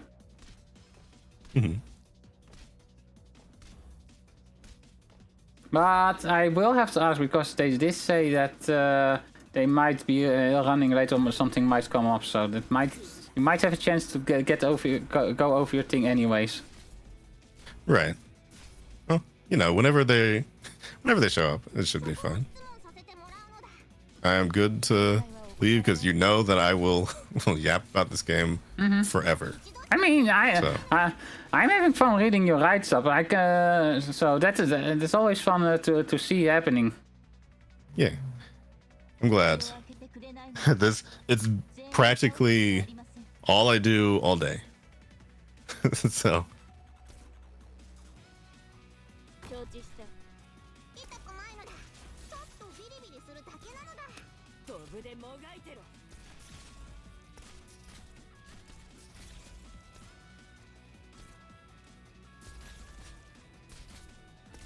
Okay, so far so good, no problems. Yeah.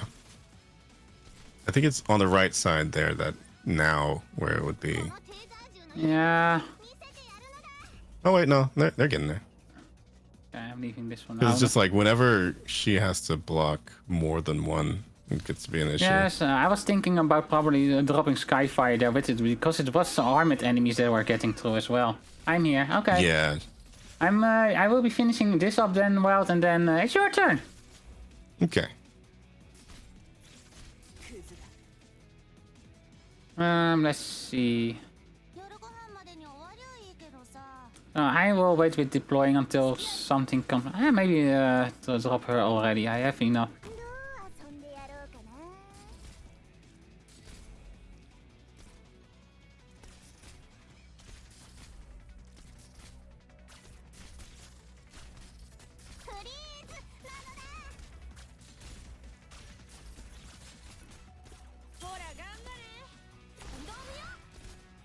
Yeah, there they are.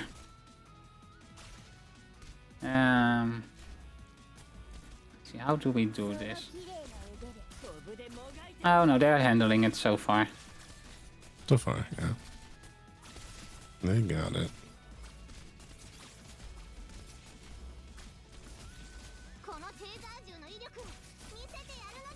It all kind of works so well together. Yeah, so far nothing even close to breaking through, so... Yeah. And we're almost there as well. Better positioning. And Caper's doing a good job over there. Yeah. I mean, there it is. No problems. Yep. Didn't even have to deploy anybody else. Oh. And level 32. Oh, crud.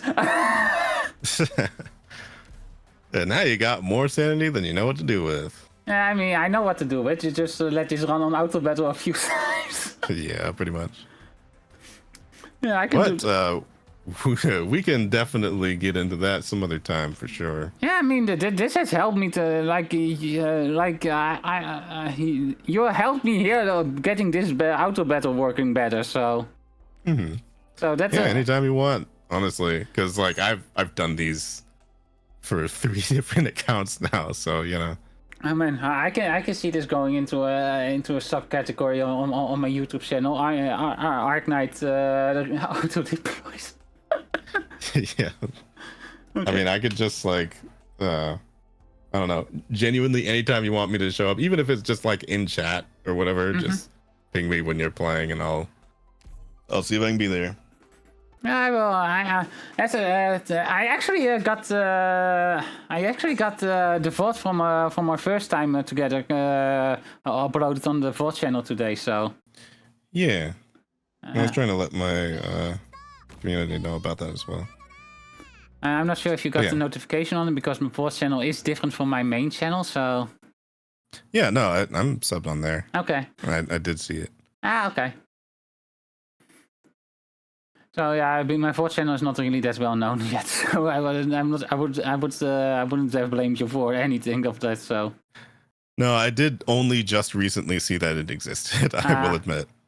I mean, it happens. I mean, as I said, I've started it back in December because I've noticed that on my main channel the VODs were kind of holding me back in the algorithm. So. Oh yeah, I can see that.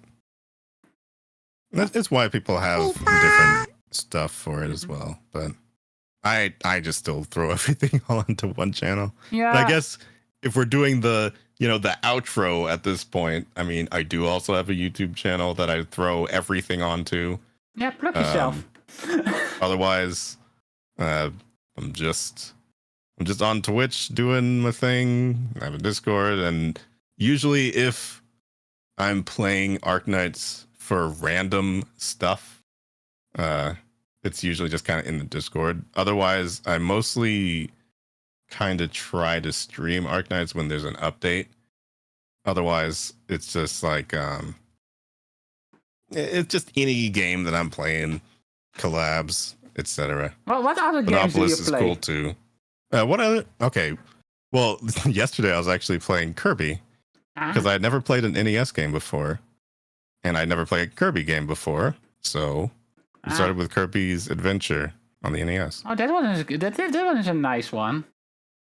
Yeah, I was really bad at it, but like it's not also like the easiest game ever. Yeah, but it's also the one where Kirby doesn't have his float yet, I think.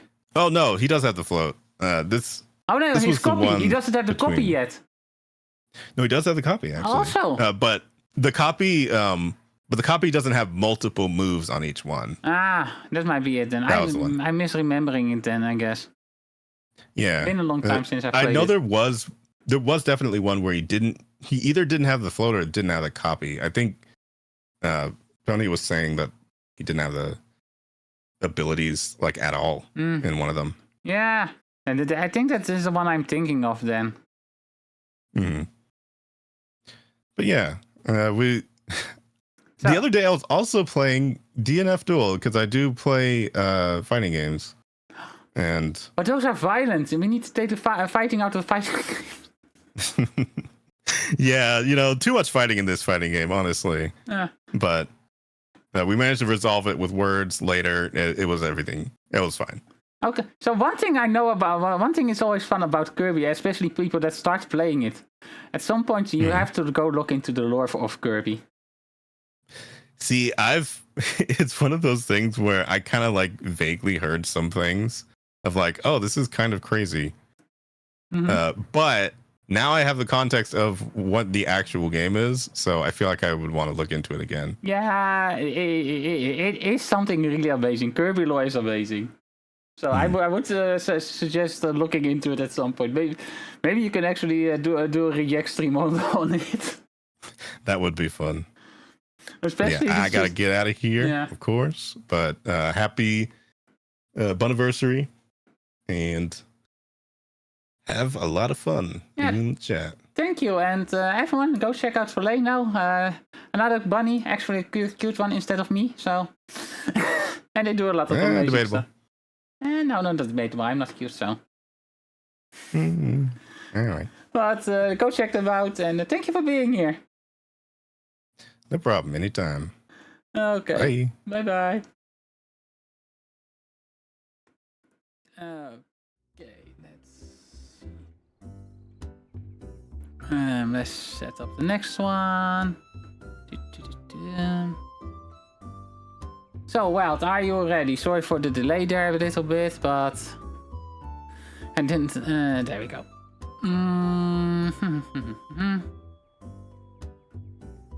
Start voice call.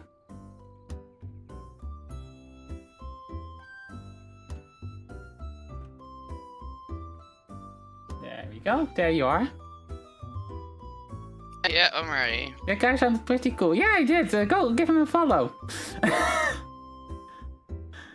Anyways, Wild, your introduction. Introduce yourself to the audience here. I'm Wild and I stream on Twitch and play variety games. Right now, I've been focused on Digimon World, the original one.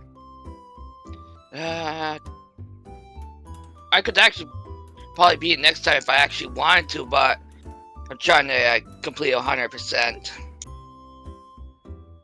Nice. And what other games do you usually play besides Digimon?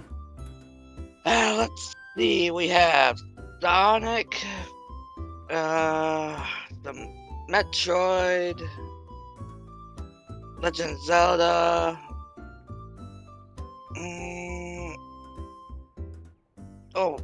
Did Final Fantasy as well. So you're a bit leaning into adventure and RPGs, from what I hear. Yeah.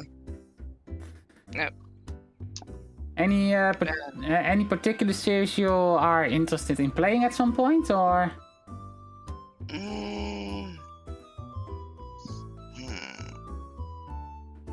Not that I can think of the top of my head. Understandable. I'm guessing Digimon Time Stranger is something that you're looking forward to? Yeah, that's something I'm looking forward to. As well as Pokemon AZ. Or ZA, rather. Yeah, I mess that one up as well all the time, so... Like, ZA is a bit of a weird way to go about it.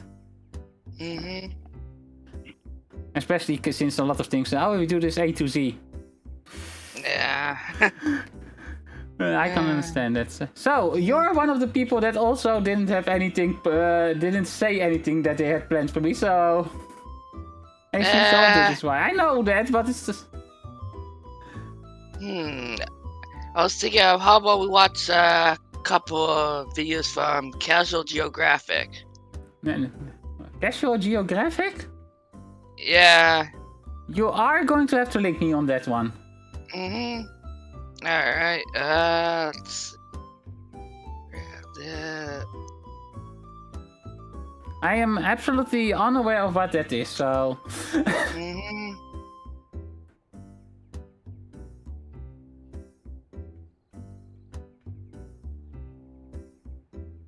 Here. There, that's... Okay, let's copy that. I probably need to... Yeah, copy link. Then I go over here and pop up a new tab for that. No, new window actually. Ah! You're in for a treat. Also, will Bunny get copyrights? Oh, right. I mean...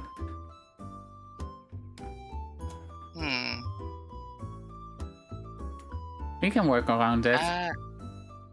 I don't think you will. Damn, lost the 50-50. Well, why? You yeeted me. I wanted nuclear one. I mean...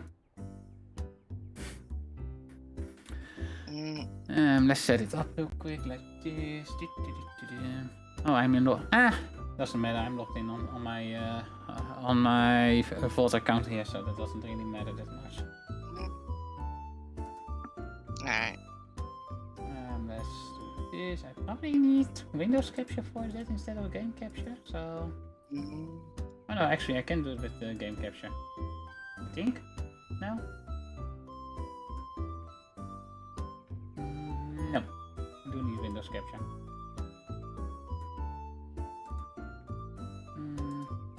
There we go. That is set up. I need to do one more thing because otherwise people in the audience would not have an idea what we're talking about here. I'm gonna add right now. Oh. And the ads are like I got one a while back that was saying, hey, ads are starting, and then it started like 3 minutes later. Yeah, I noticed that. Twitch is really weird with how that works. Yeah.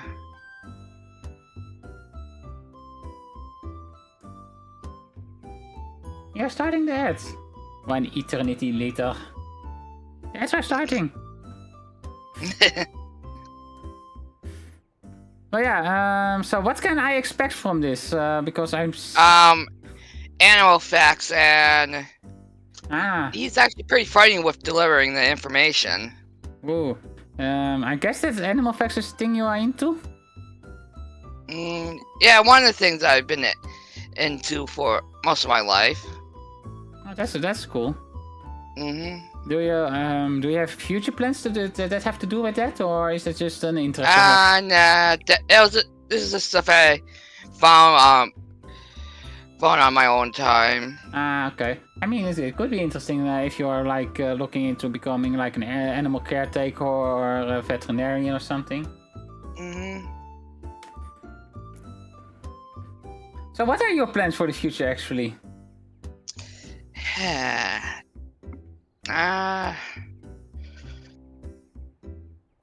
I'm not too sure, to be honest. I mean, that's fair enough. I mean, you're still a young puppy, right?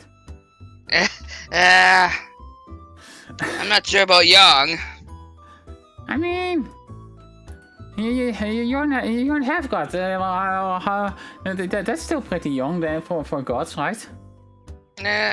True. You've until the next Ragnarok. Yeah.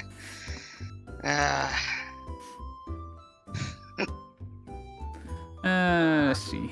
Oh, someone shouted at me, it seems.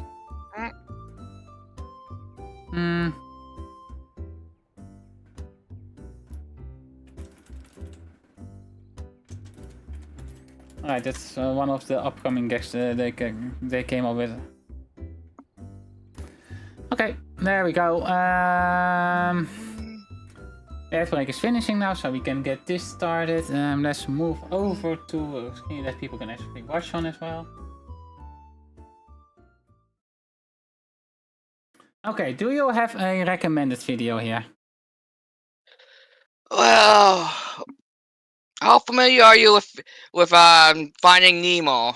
Not quite. I know some of the memes. Well, he has a Shouts video that ruins Finding Nemo of science. Yeah, I see it here.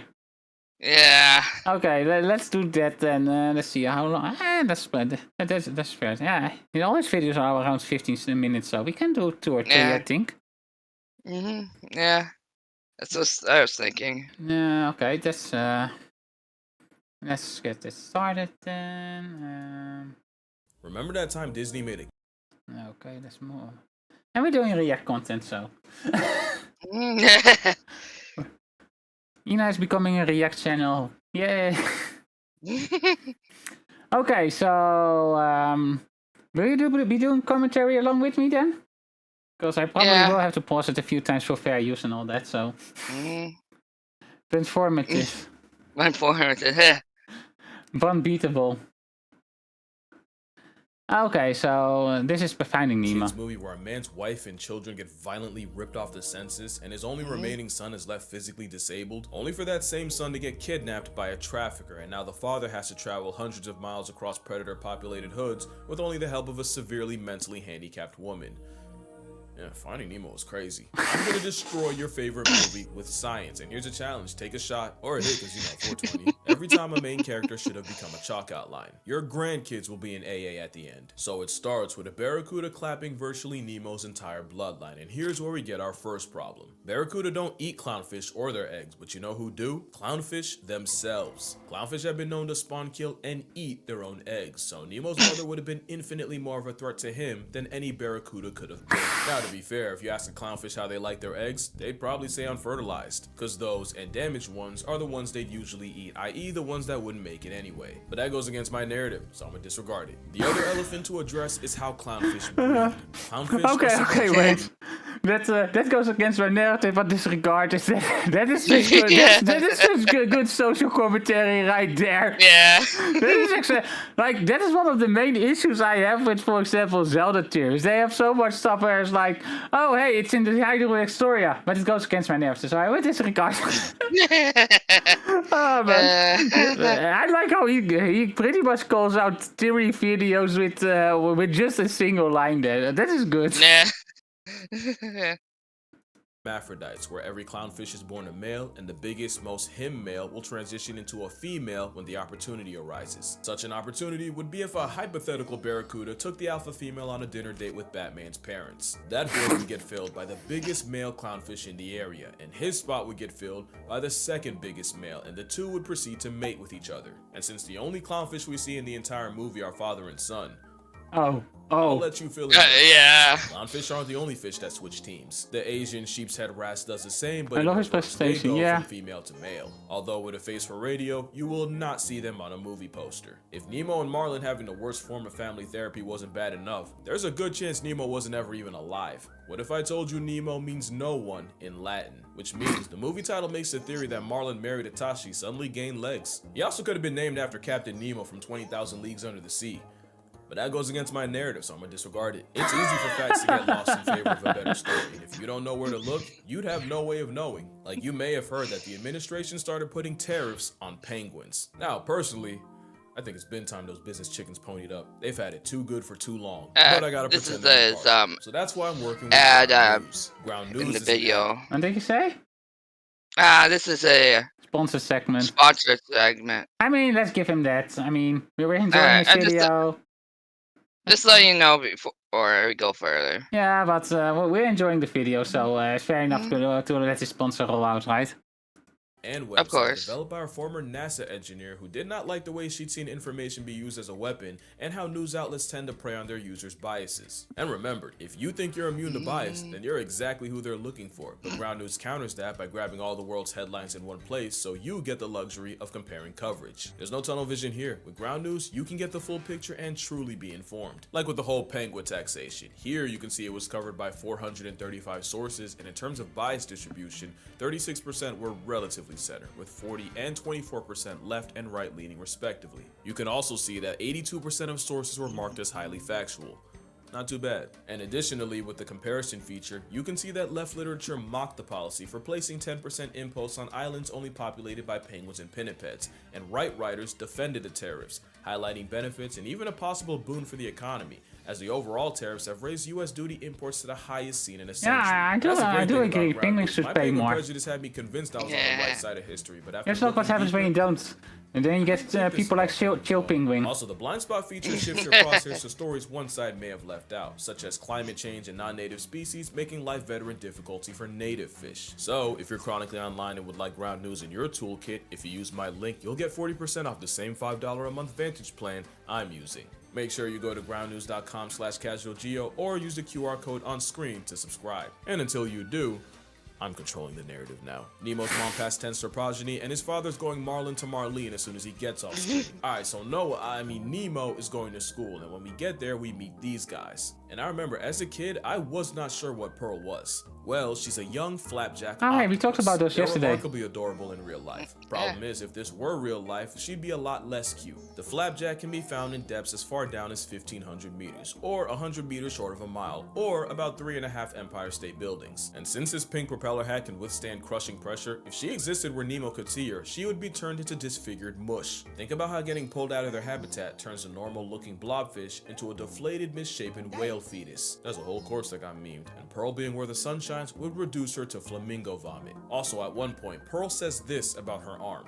It's actually shorter than all my other tentacles. Well, octopus usually have one shorter arm called the hectocotylus, and its job is to deliver baby batter directly to the female. I In know some that. species, it detaches for the female to swim off with like a Costco coitus card. In fact, the bedroom arm might have a mind of its own, since it can swim to the female, and it's believed it can even sense danger. So 2 things, Pearl's not a girl, and that is an indecency charge. It's not the last time we go down that road either. Now we're gonna ignore the fact that flapjacks don't actually have a hectocotylus, because that goes against my name. So after Nemo sees his first pink slip, we then meet Mr. Ray. Not to be confused with the op of the Irwins, because Steve wouldn't even want that, but also because Mr. Ray is a manta ray, non-venomous and completely harmless. Now I don't know if they did this on purpose, but they chose arguably the smartest fish in the ocean to be their teacher. Manta rays are considered the most intelligent, with the largest brain to body ratio of any fish. The overachieving aquatic placemat is apparently capable of problem solving and advanced communication. They're also self-aware, with more than one occasion of a manta ray checking itself out in a mirror, and they were even caught waving and blowing bubbles at their own reflection. And just for reference, that's not how they'd react to another manta. Some mantas have even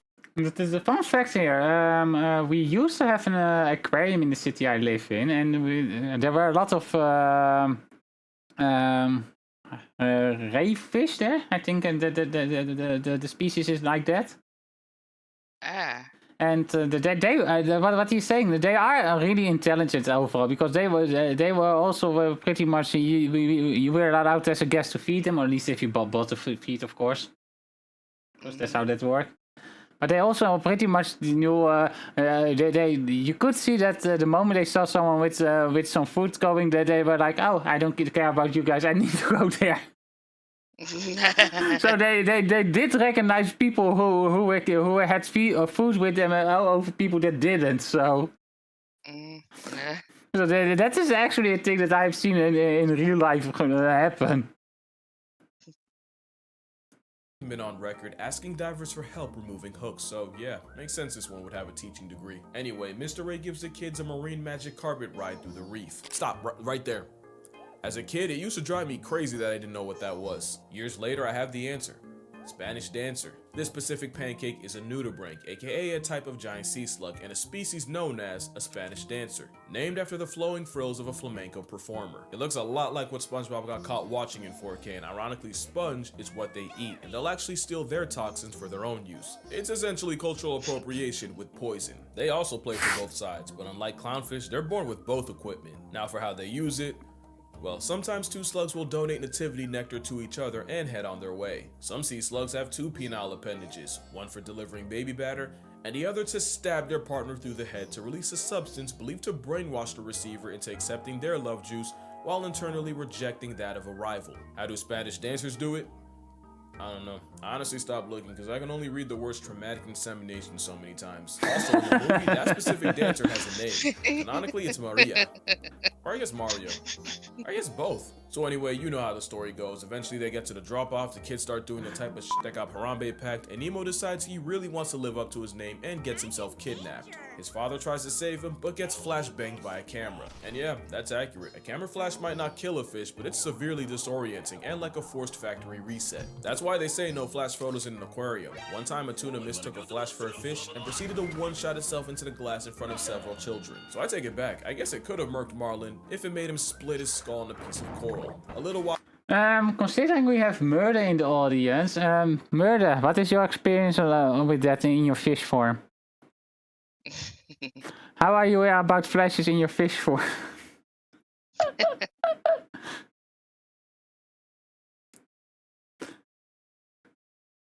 I'm fully expecting to be either thrown or get thrown at.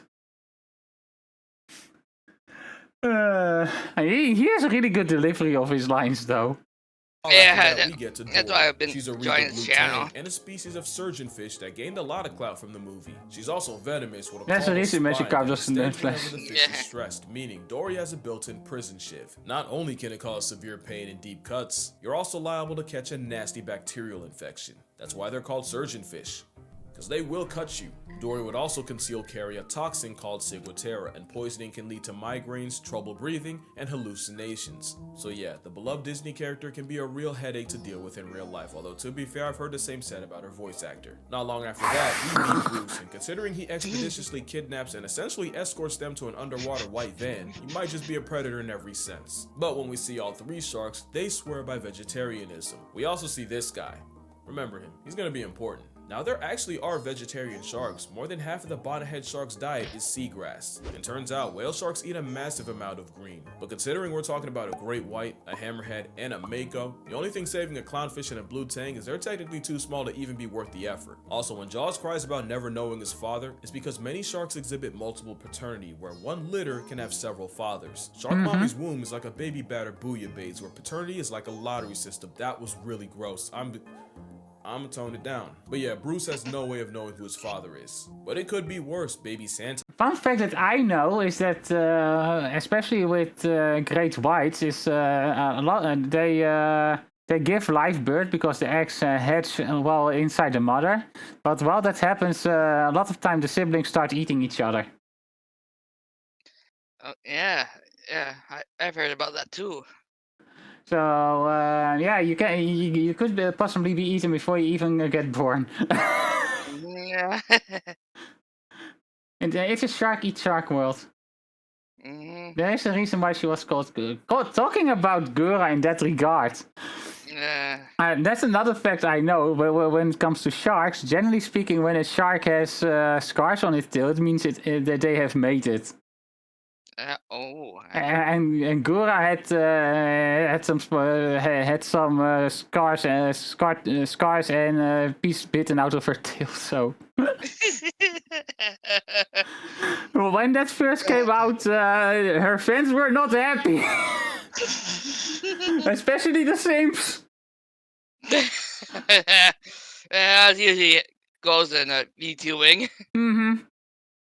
Tiger sharks will cannibalize their siblings Oh, while that in is. utero, and we know that because one time a scientist tried to slide his hand inside a pregnant shark's nookie and almost got his finger bit off. Okay, so later on, Marlin and Dory decide to dive into God's blind spot. Now, ignoring the fact that the pressure should have popped their eyes out and pushed their organs out of their mouths, they nearly get sent to a Tupac concert by... Nearly gets into it too. But yeah, Gura is Latin for gluttony. Anglerfish. Now, fun fact, if you watch the credits, that anglerfish lives a vorophilic wet dream when it gets swallowed by the little anxiety guppy from earlier. Funny thing is, it'd be the other way around. Anglerfish can distend their jaws and stomach and swallow prey physically bigger than they are. They extend so far that it inspired one man to pleasure himself with a dead anglerfish's stomach, which promptly sent him to the hospital. Should have sent him to solitary confinement. That is a hell of a hear me out, the kind that should forfeit your right to human contact. It's not long after that we meet a lot of 90s kids' first introduction to rage bait. If these moonfish were humans in 2025, they'd be kick streamers. In real life, fish will use this show as my method. On a large scale, it's pretty cool. It makes sharks swimming through them look like an Etch-a-Sketch. But when predators like tuna gang up on them, it turns the bait ball into a slaughter. Also, just as a callback, the reflection of the sunlight off the prey's scales is exactly why a camera flash can make a tuna crash. Hey, they wishy-washy, yeah? Because Buddy would have really become a no one before he ever saw his dad. Let me tell you about osmosis. No. So diffusion just means molecules will move from one area of high concentration to low concentration, and osmosis is that, but for water. Stay with me now. As a saltwater fish, Nemo would normally have a higher concentration of water inside him than outside, so high to low, water would leave him like his mother left the mortal plane. To avoid meeting her, Nemo would have to take in water while his kidneys work to pump the salt out. But put him in fresh water and the opposite happens. Now the concentration of water would be higher outside Nemo than inside, so high to low, Nemo would get internally waterboarded. So Nemo being flushed in a freshwater sewage plant means he would not make the sequel, as his cells would swell and rupture, and he'd get packed up by water poisoning. reasoning. Also, fun fact, one line in this movie led to the deaths of thousands. You want to guess what it was? All drains lead to the ocean, kid.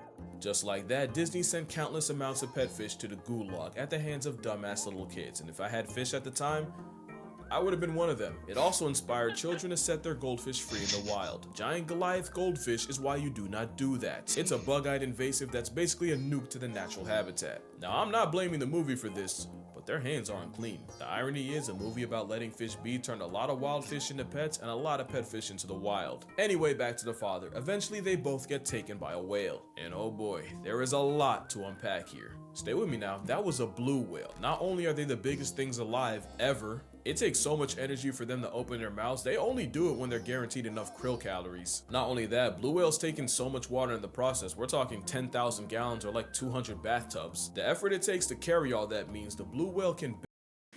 You know, I am not even going to question his nationality, because I know, just from that sentence alone, I know it's American. Like, oh hey, it's the first thing is the gallons thing, but then, oh yeah, it's the 200 bathtubs. Yeah. That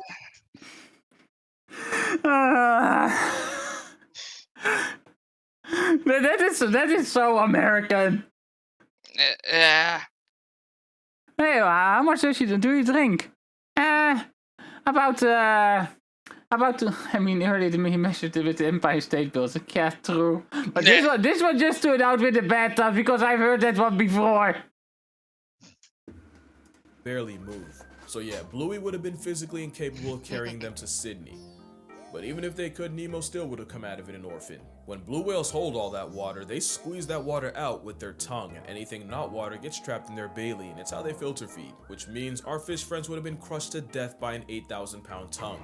That's the weight of an elephant. Also, it would have been physically impossible for the whale to shoot them off at Sydney, since the blue whale's mouth does not connect to its blowhole. Also, whales don't shoot water out of their blowholes. It's really just warm whale lung air meeting cool outside sea air with some mucus, and it smells like a tire factory married the final boss of tonsil stones. So if smell kills, they would have got a guess past the fish hell. But ignoring all that, eventually they trade one live Uber for another when a friendly pelican saves them from a flock of hungry seagulls. Seagulls are a feathery antichrist and the spawn of Satan.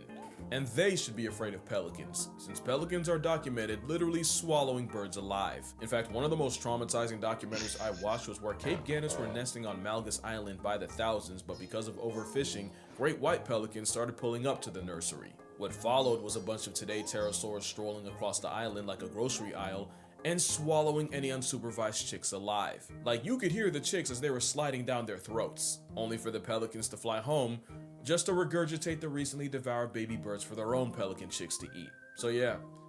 Okay. Might be the real villain. Okay. Now that didn't really have to do with the plot. I just sat here and overanalyzed a kids movie from 2003 because I have nothing better to do.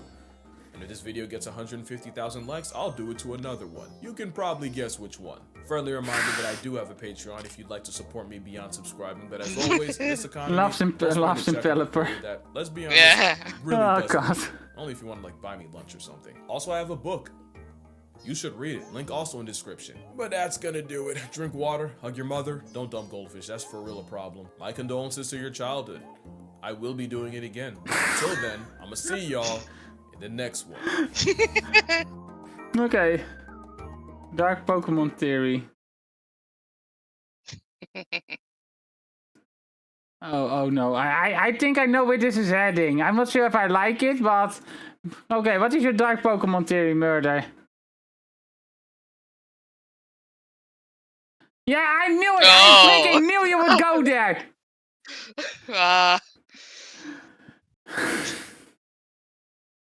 Developers. The moment the whole developer thing came up, I knew he would go there. I mean, I have to say, this channel brings us really well. Yeah. Okay, anything else that you would recommend?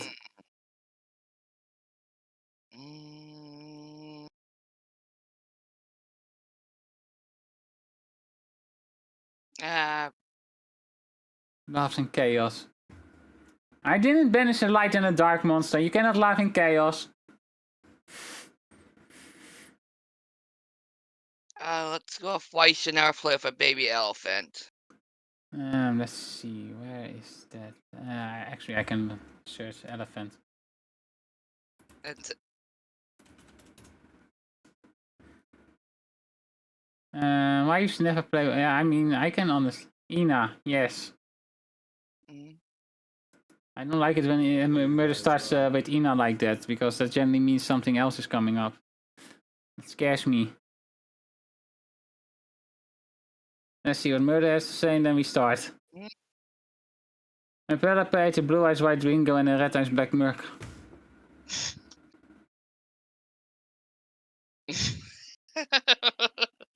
Frick you! This car! Yeah. Okay, ready? Yep, ready.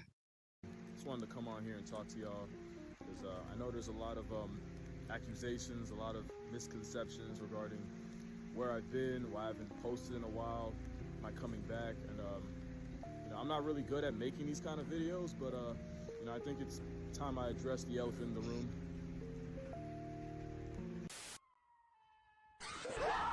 Ever since I was a baby, elephants were the animals that were my favorite, and this summer I became the favorite animal to an elephant's baby, and I learned that baby elephants are the most dangerous, reckless, logically bankrupt, whatever this is, threats to human welfare, and the cutest thing I've ever run away from. This is the face of a war criminal. So in case you were considering adopting this cankled crash out into your life, I traveled halfway around the world to beef with a baby elephant, so you don't have to. This is baby June. She's a 9-month-old wrecking ball on 4 legs with no regard for human rights. You see, June be wanting to play, and you got to tell her no, but she don't listen. And that's the problem. Baby elephants are too playful for the...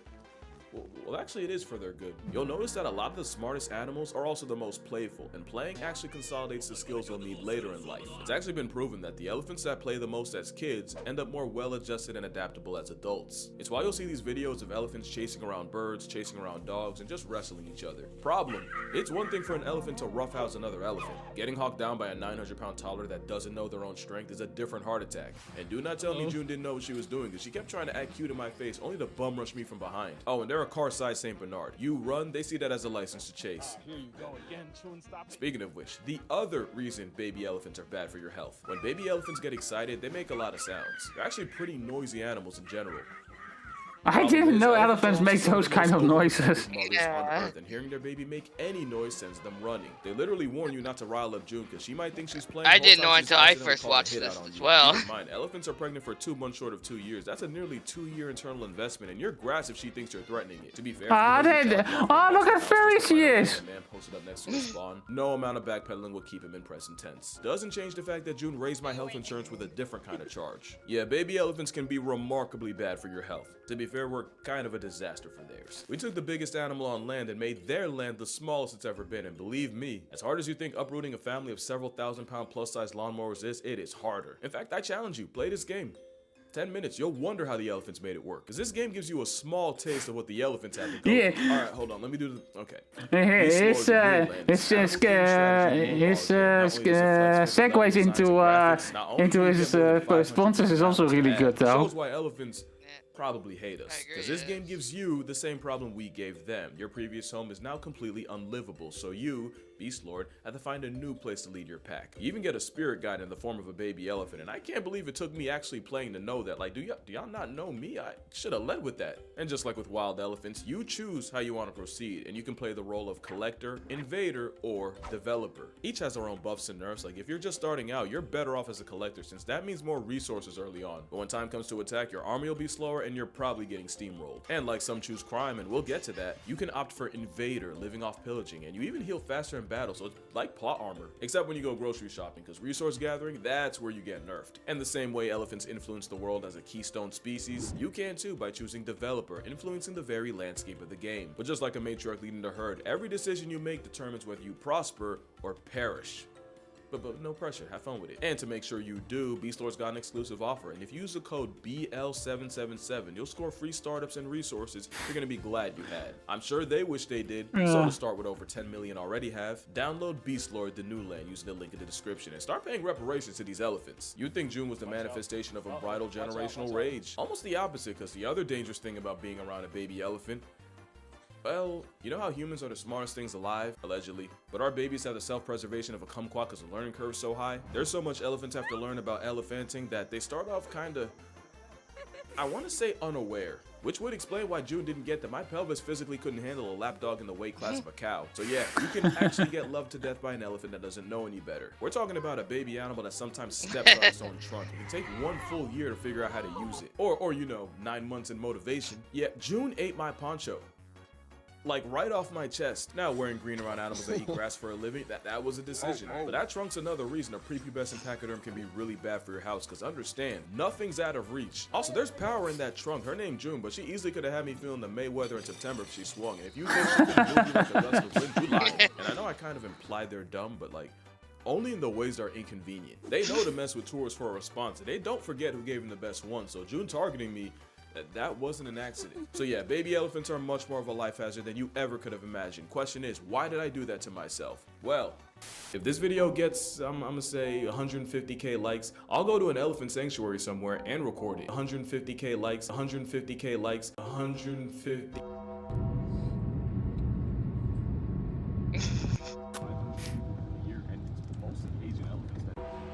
I mean, be careful with your like goals. Yeah.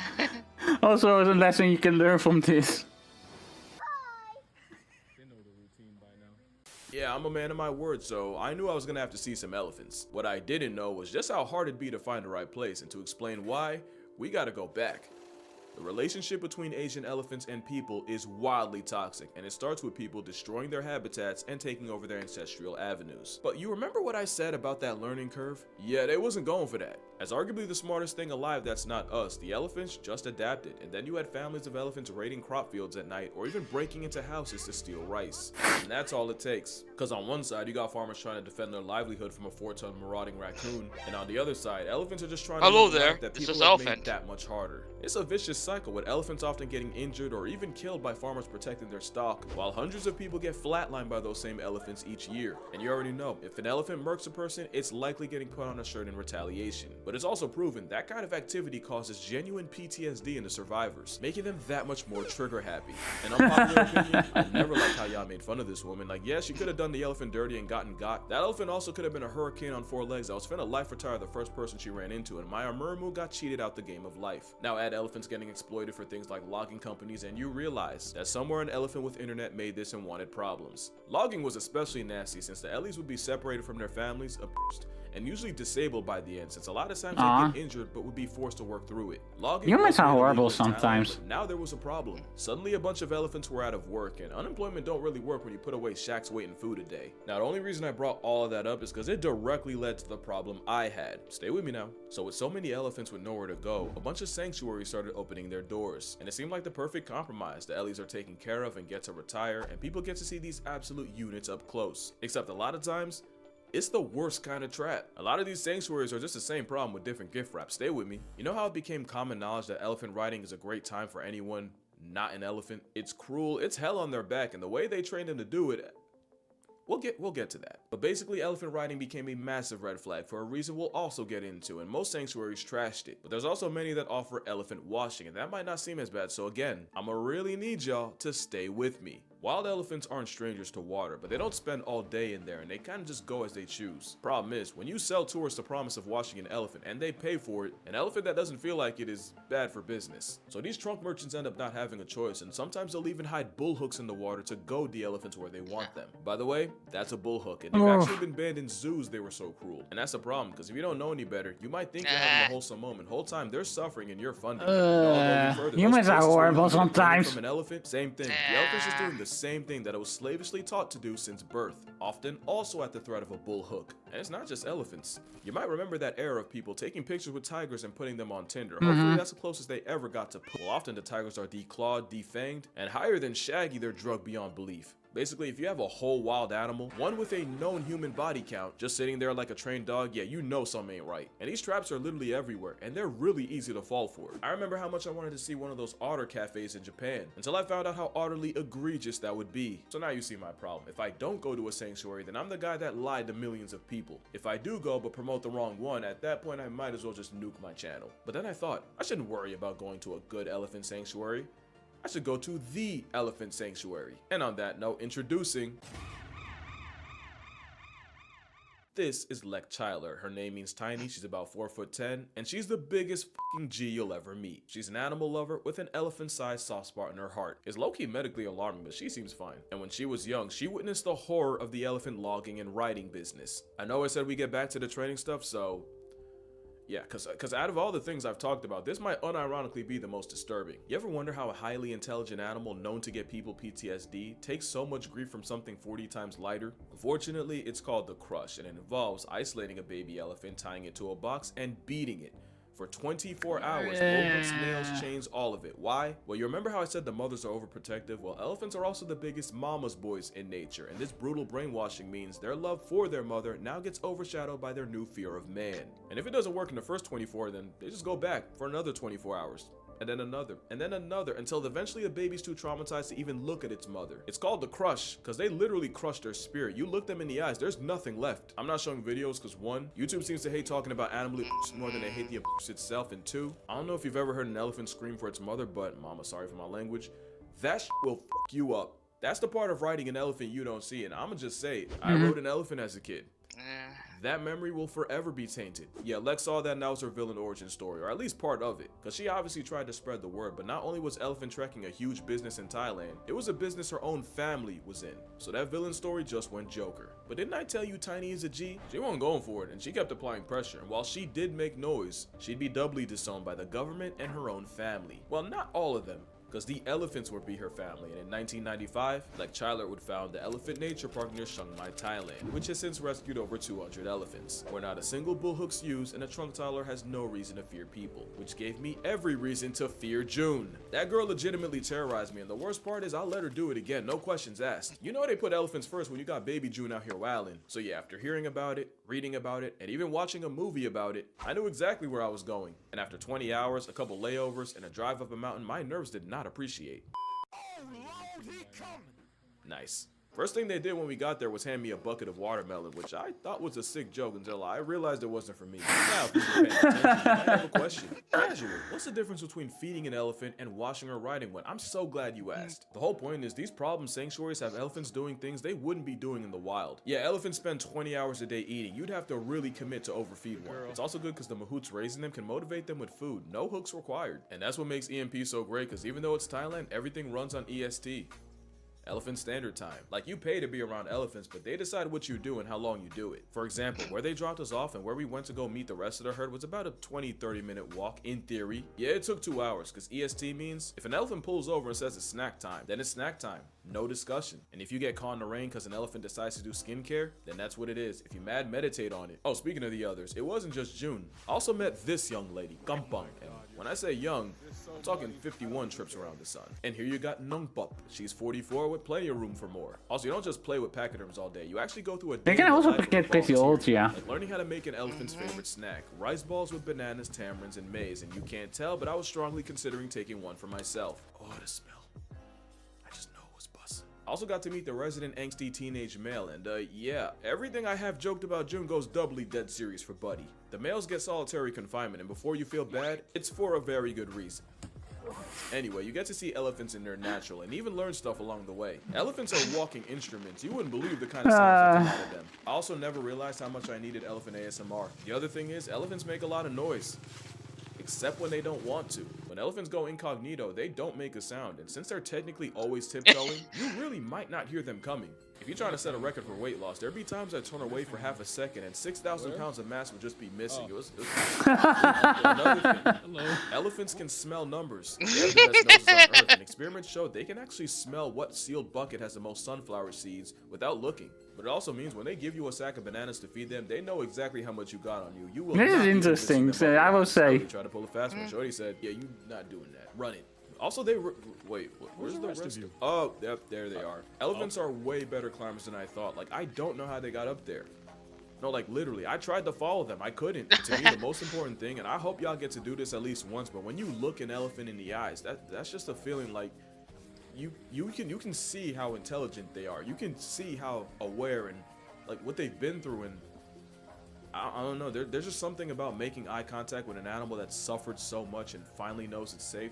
You gotta just That's a core moment. And the thing is, I just know if more people knew, they'd take this over any other elephant flex you could buy. It's really the elephant nature park. And I'm gonna break your heart one last time, because now the real reason for this video. They actually flooded right after I left, and we're talking the worst one in the wild for a place that's pretty used to it. And while a little water's normally nothing to an elephant, a lot of the ones here are disabled from years of work. We're talking dislocated hips, injuries from stepping on landmines, and some of them are even blind. And unfortunately, 2 of the elephants I met, they're not here anymore. So there's an emergency flood relief fund to help them recover, and they could really use some help, so you already know where that link's going. It'll be in the description. Also, it's not just elephants. ENP has cows, pigs, monkeys, geese, and a very friendly population of dogs. They've done a lot of good in the world, and right now they really need that back. So if you can help, if you're able, that'd be great. But even in the worst possible time, elephants show me why they're my favorite. These 3 elephants are actually guiding a 4th blind one, walking just slow enough and making just enough noise for her to safely follow him. If that doesn't make you want to protect them at all costs, nothing will. Also interviewed one of the mahouts, and the full conversation will be posted on Patreon. Anyway, that's gonna do it for this video. Make sure you actually know there's one more thing. Thank you. Ooh, that was corny, but hear me out. And this year I went to the Turtle Center in the Cayman Islands, swam with sharks in Hawaii, and now I got to meet my favorite animal, and I do not do any of that without y'all. I don't think y'all understand. Like, y'all done changed the trajectory of my whole life. My job before this had nothing to do with animals. Now I basically LARP as Nigel Thornberry. Like you, for real? I'll never not be grateful for y'all. Even if this is your first time watching, the fact that you watched this far. Alright, that's enough much. I'm gonna need y'all to drink water, hug your mother and your father. Shit, them babies June. By the way, she's okay. I don't think I said that. Thank you, Lek. Thank you all. And I'm gonna see y'all. Man, y'all already know. I like this channel. Yeah. See. Quite a bit. Hmm? I've been enjoying the channel quite a bit. Yeah, I can understand that. He has a really good presentation for how he brings things, and it is informative. So yeah, I would say just channel name is up here. So go give it a subscribe if you want. I will do it on my main account pretty much because I'm not that often active on my VOD account. So, but yeah, that was actually interesting. I don't do react content as much because I'm not really. I'm more interested in watching than reacting. Yeah, fair. But yeah, he has a really good way to bring stuff as well. Like a high energy without being obnoxious, because that's something that I haven't noticed that. Yeah, we're screaming baby. Eat the baby. Well, because a lot of channels that tend to be high energy also tend to be kind of obnoxious about it with just not. He's let's put it this way. He has the high energy for it and says a lot, but he also has something to say instead of just talking for the sake of talking. Yeah, If that makes sense. Yeah. That definitely makes sense. Because you see a lot of channels where it just goes in like, oh yeah, I'm talking here. What are you talking about? I don't know. I'm just talking. Yeah. Yeah, I've seen that before, definitely. That's some kind of content that I'm not particularly fond of. Like, you see that a lot of, especially in... I think one of the main things is like channels that focus heavily on one particular topic, like one certain video game. Then you see them pump out video after video, but each video is like, if a video is 8 minutes long, it's 4 minutes just repeating the same thing. Ooh, yeah. And he hasn't done that, and that is something that's impressive in my opinion. So. Oh yeah, I don't think we have time for another one. Alright. But Fun. yeah, I mean, it's not something I wasn't expecting, but it was enjoyable. So Yeah. you surprised me, Wild. Well, we do have a little bit of time, but do you want to say anything or at least talk about something about yourself or? Ooh, Because that is what this is about, really, promoting you guys.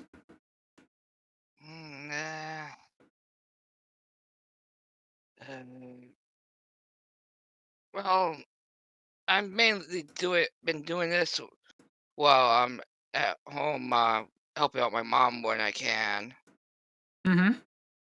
and because she got cancer quite a while ago. She's perfectly fine. Well, not perfectly fine, but you know what I mean. She is Uh, holding on. yeah, it's in remission. Mm-hmm. So and So, luckily, okay, I think the way to say it, she's recovering. mm, it's technically gone, but Yeah, she's on the watch in case specific it comes. ban. Yeah, I get it. exactly. I have sadly have some experience with other people that I know about with that. Yeah, Yeah. I think for full recovery it needs to be gone for like 2 or 3 years, depending on the type of cancer. Mom, the cancer that my mom had it's technically considered incurable. So Yeah, okay, so it, that's pretty much going to be lifelong. yeah, lifelong monitoring. I understand. Yeah, but she at least managed to recover way more than they expected her to, That's especially good. since she almost died from it. To be honest. Oh wow, that's yeah. Yeah. But things are a lot better now.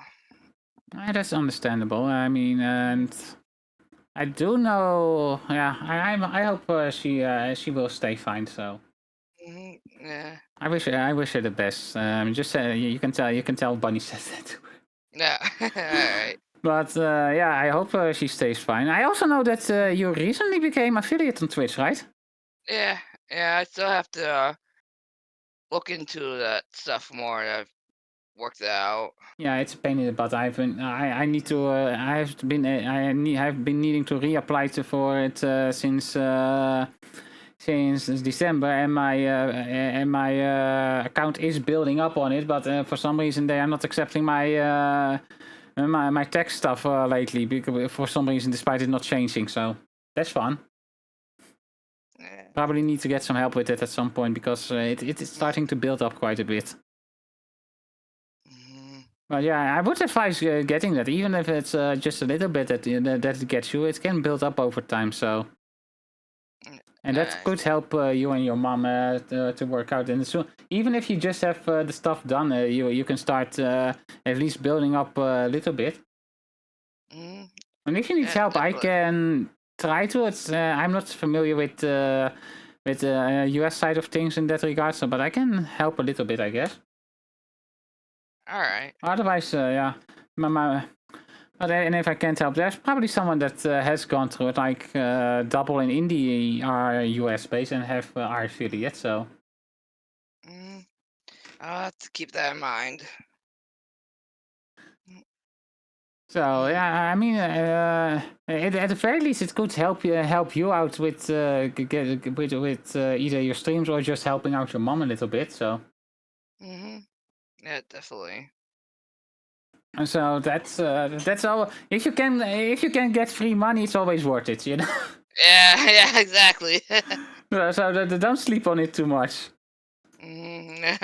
I see Double is in stream yet already, so I do know he was up next. So let's ask if he is ready, because I will probably wait until the ad comes. So until the ad comes up, let's just. I don't know when the ad comes up, because Twitch is so stupid with it. I will probably get a snack real quick when the ads roll, though, because it's been almost. It has been 6 hours since I last ate. Oh yeah. Are you having the call? I will start in a little bit. Yes, if you are ready. Actually, you know what? I'm going to force the commercial right now. So, well, that's probably the better option here, I think. Maybe. SIFM. Okay, so do your own little plug right now for yourself a little bit as an outro. I'm on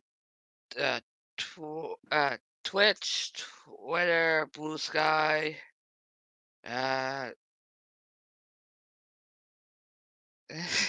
YouTube. This on those sites. Yeah, YouTube. Yeah, and well, I would say give about a follow if you haven't already. I just like most people here that have been here so far, I tend to lurk in their streams as well when I can. So yeah, even though they are a bit more on the quieter side, even more quiet than I tend to be. I'm a blabbermouth compared to Wild. Yeah. But he has some fun games he plays, and he has some fun interactions, and he's definitely worth supporting. So, thanks for this, Ina. Yeah, and I mean, thanks for supporting me for all these years as well. So, I mean, you're one of the most regular people that is in stream, and I had the honor of doing collabs with. So. And you even hang out sometimes when I do stuff on Discord. Oh, I'm putting you on the spot, aren't I? I knew that awkward level too much. Yeah. I'm sorry. That's fine. It's alright. I mean, I hope you had a fun time. This is a really interesting channel. Oh, thank you for the follow, wait, didn't you follow me before? Huh? Annie. Anyways, welcome. Let's see. As I said, I am going to stop. I forgot to follow before. Okay, that makes sense. Yeah, I'm going to run a commercial now, so I can get something to eat real quick, and then I can set up for the next one, which is double. So that and after that we will have Mario. So that's a coincidence there. Well, coincidence. I think he planned this. Yep, I definitely think he planned this.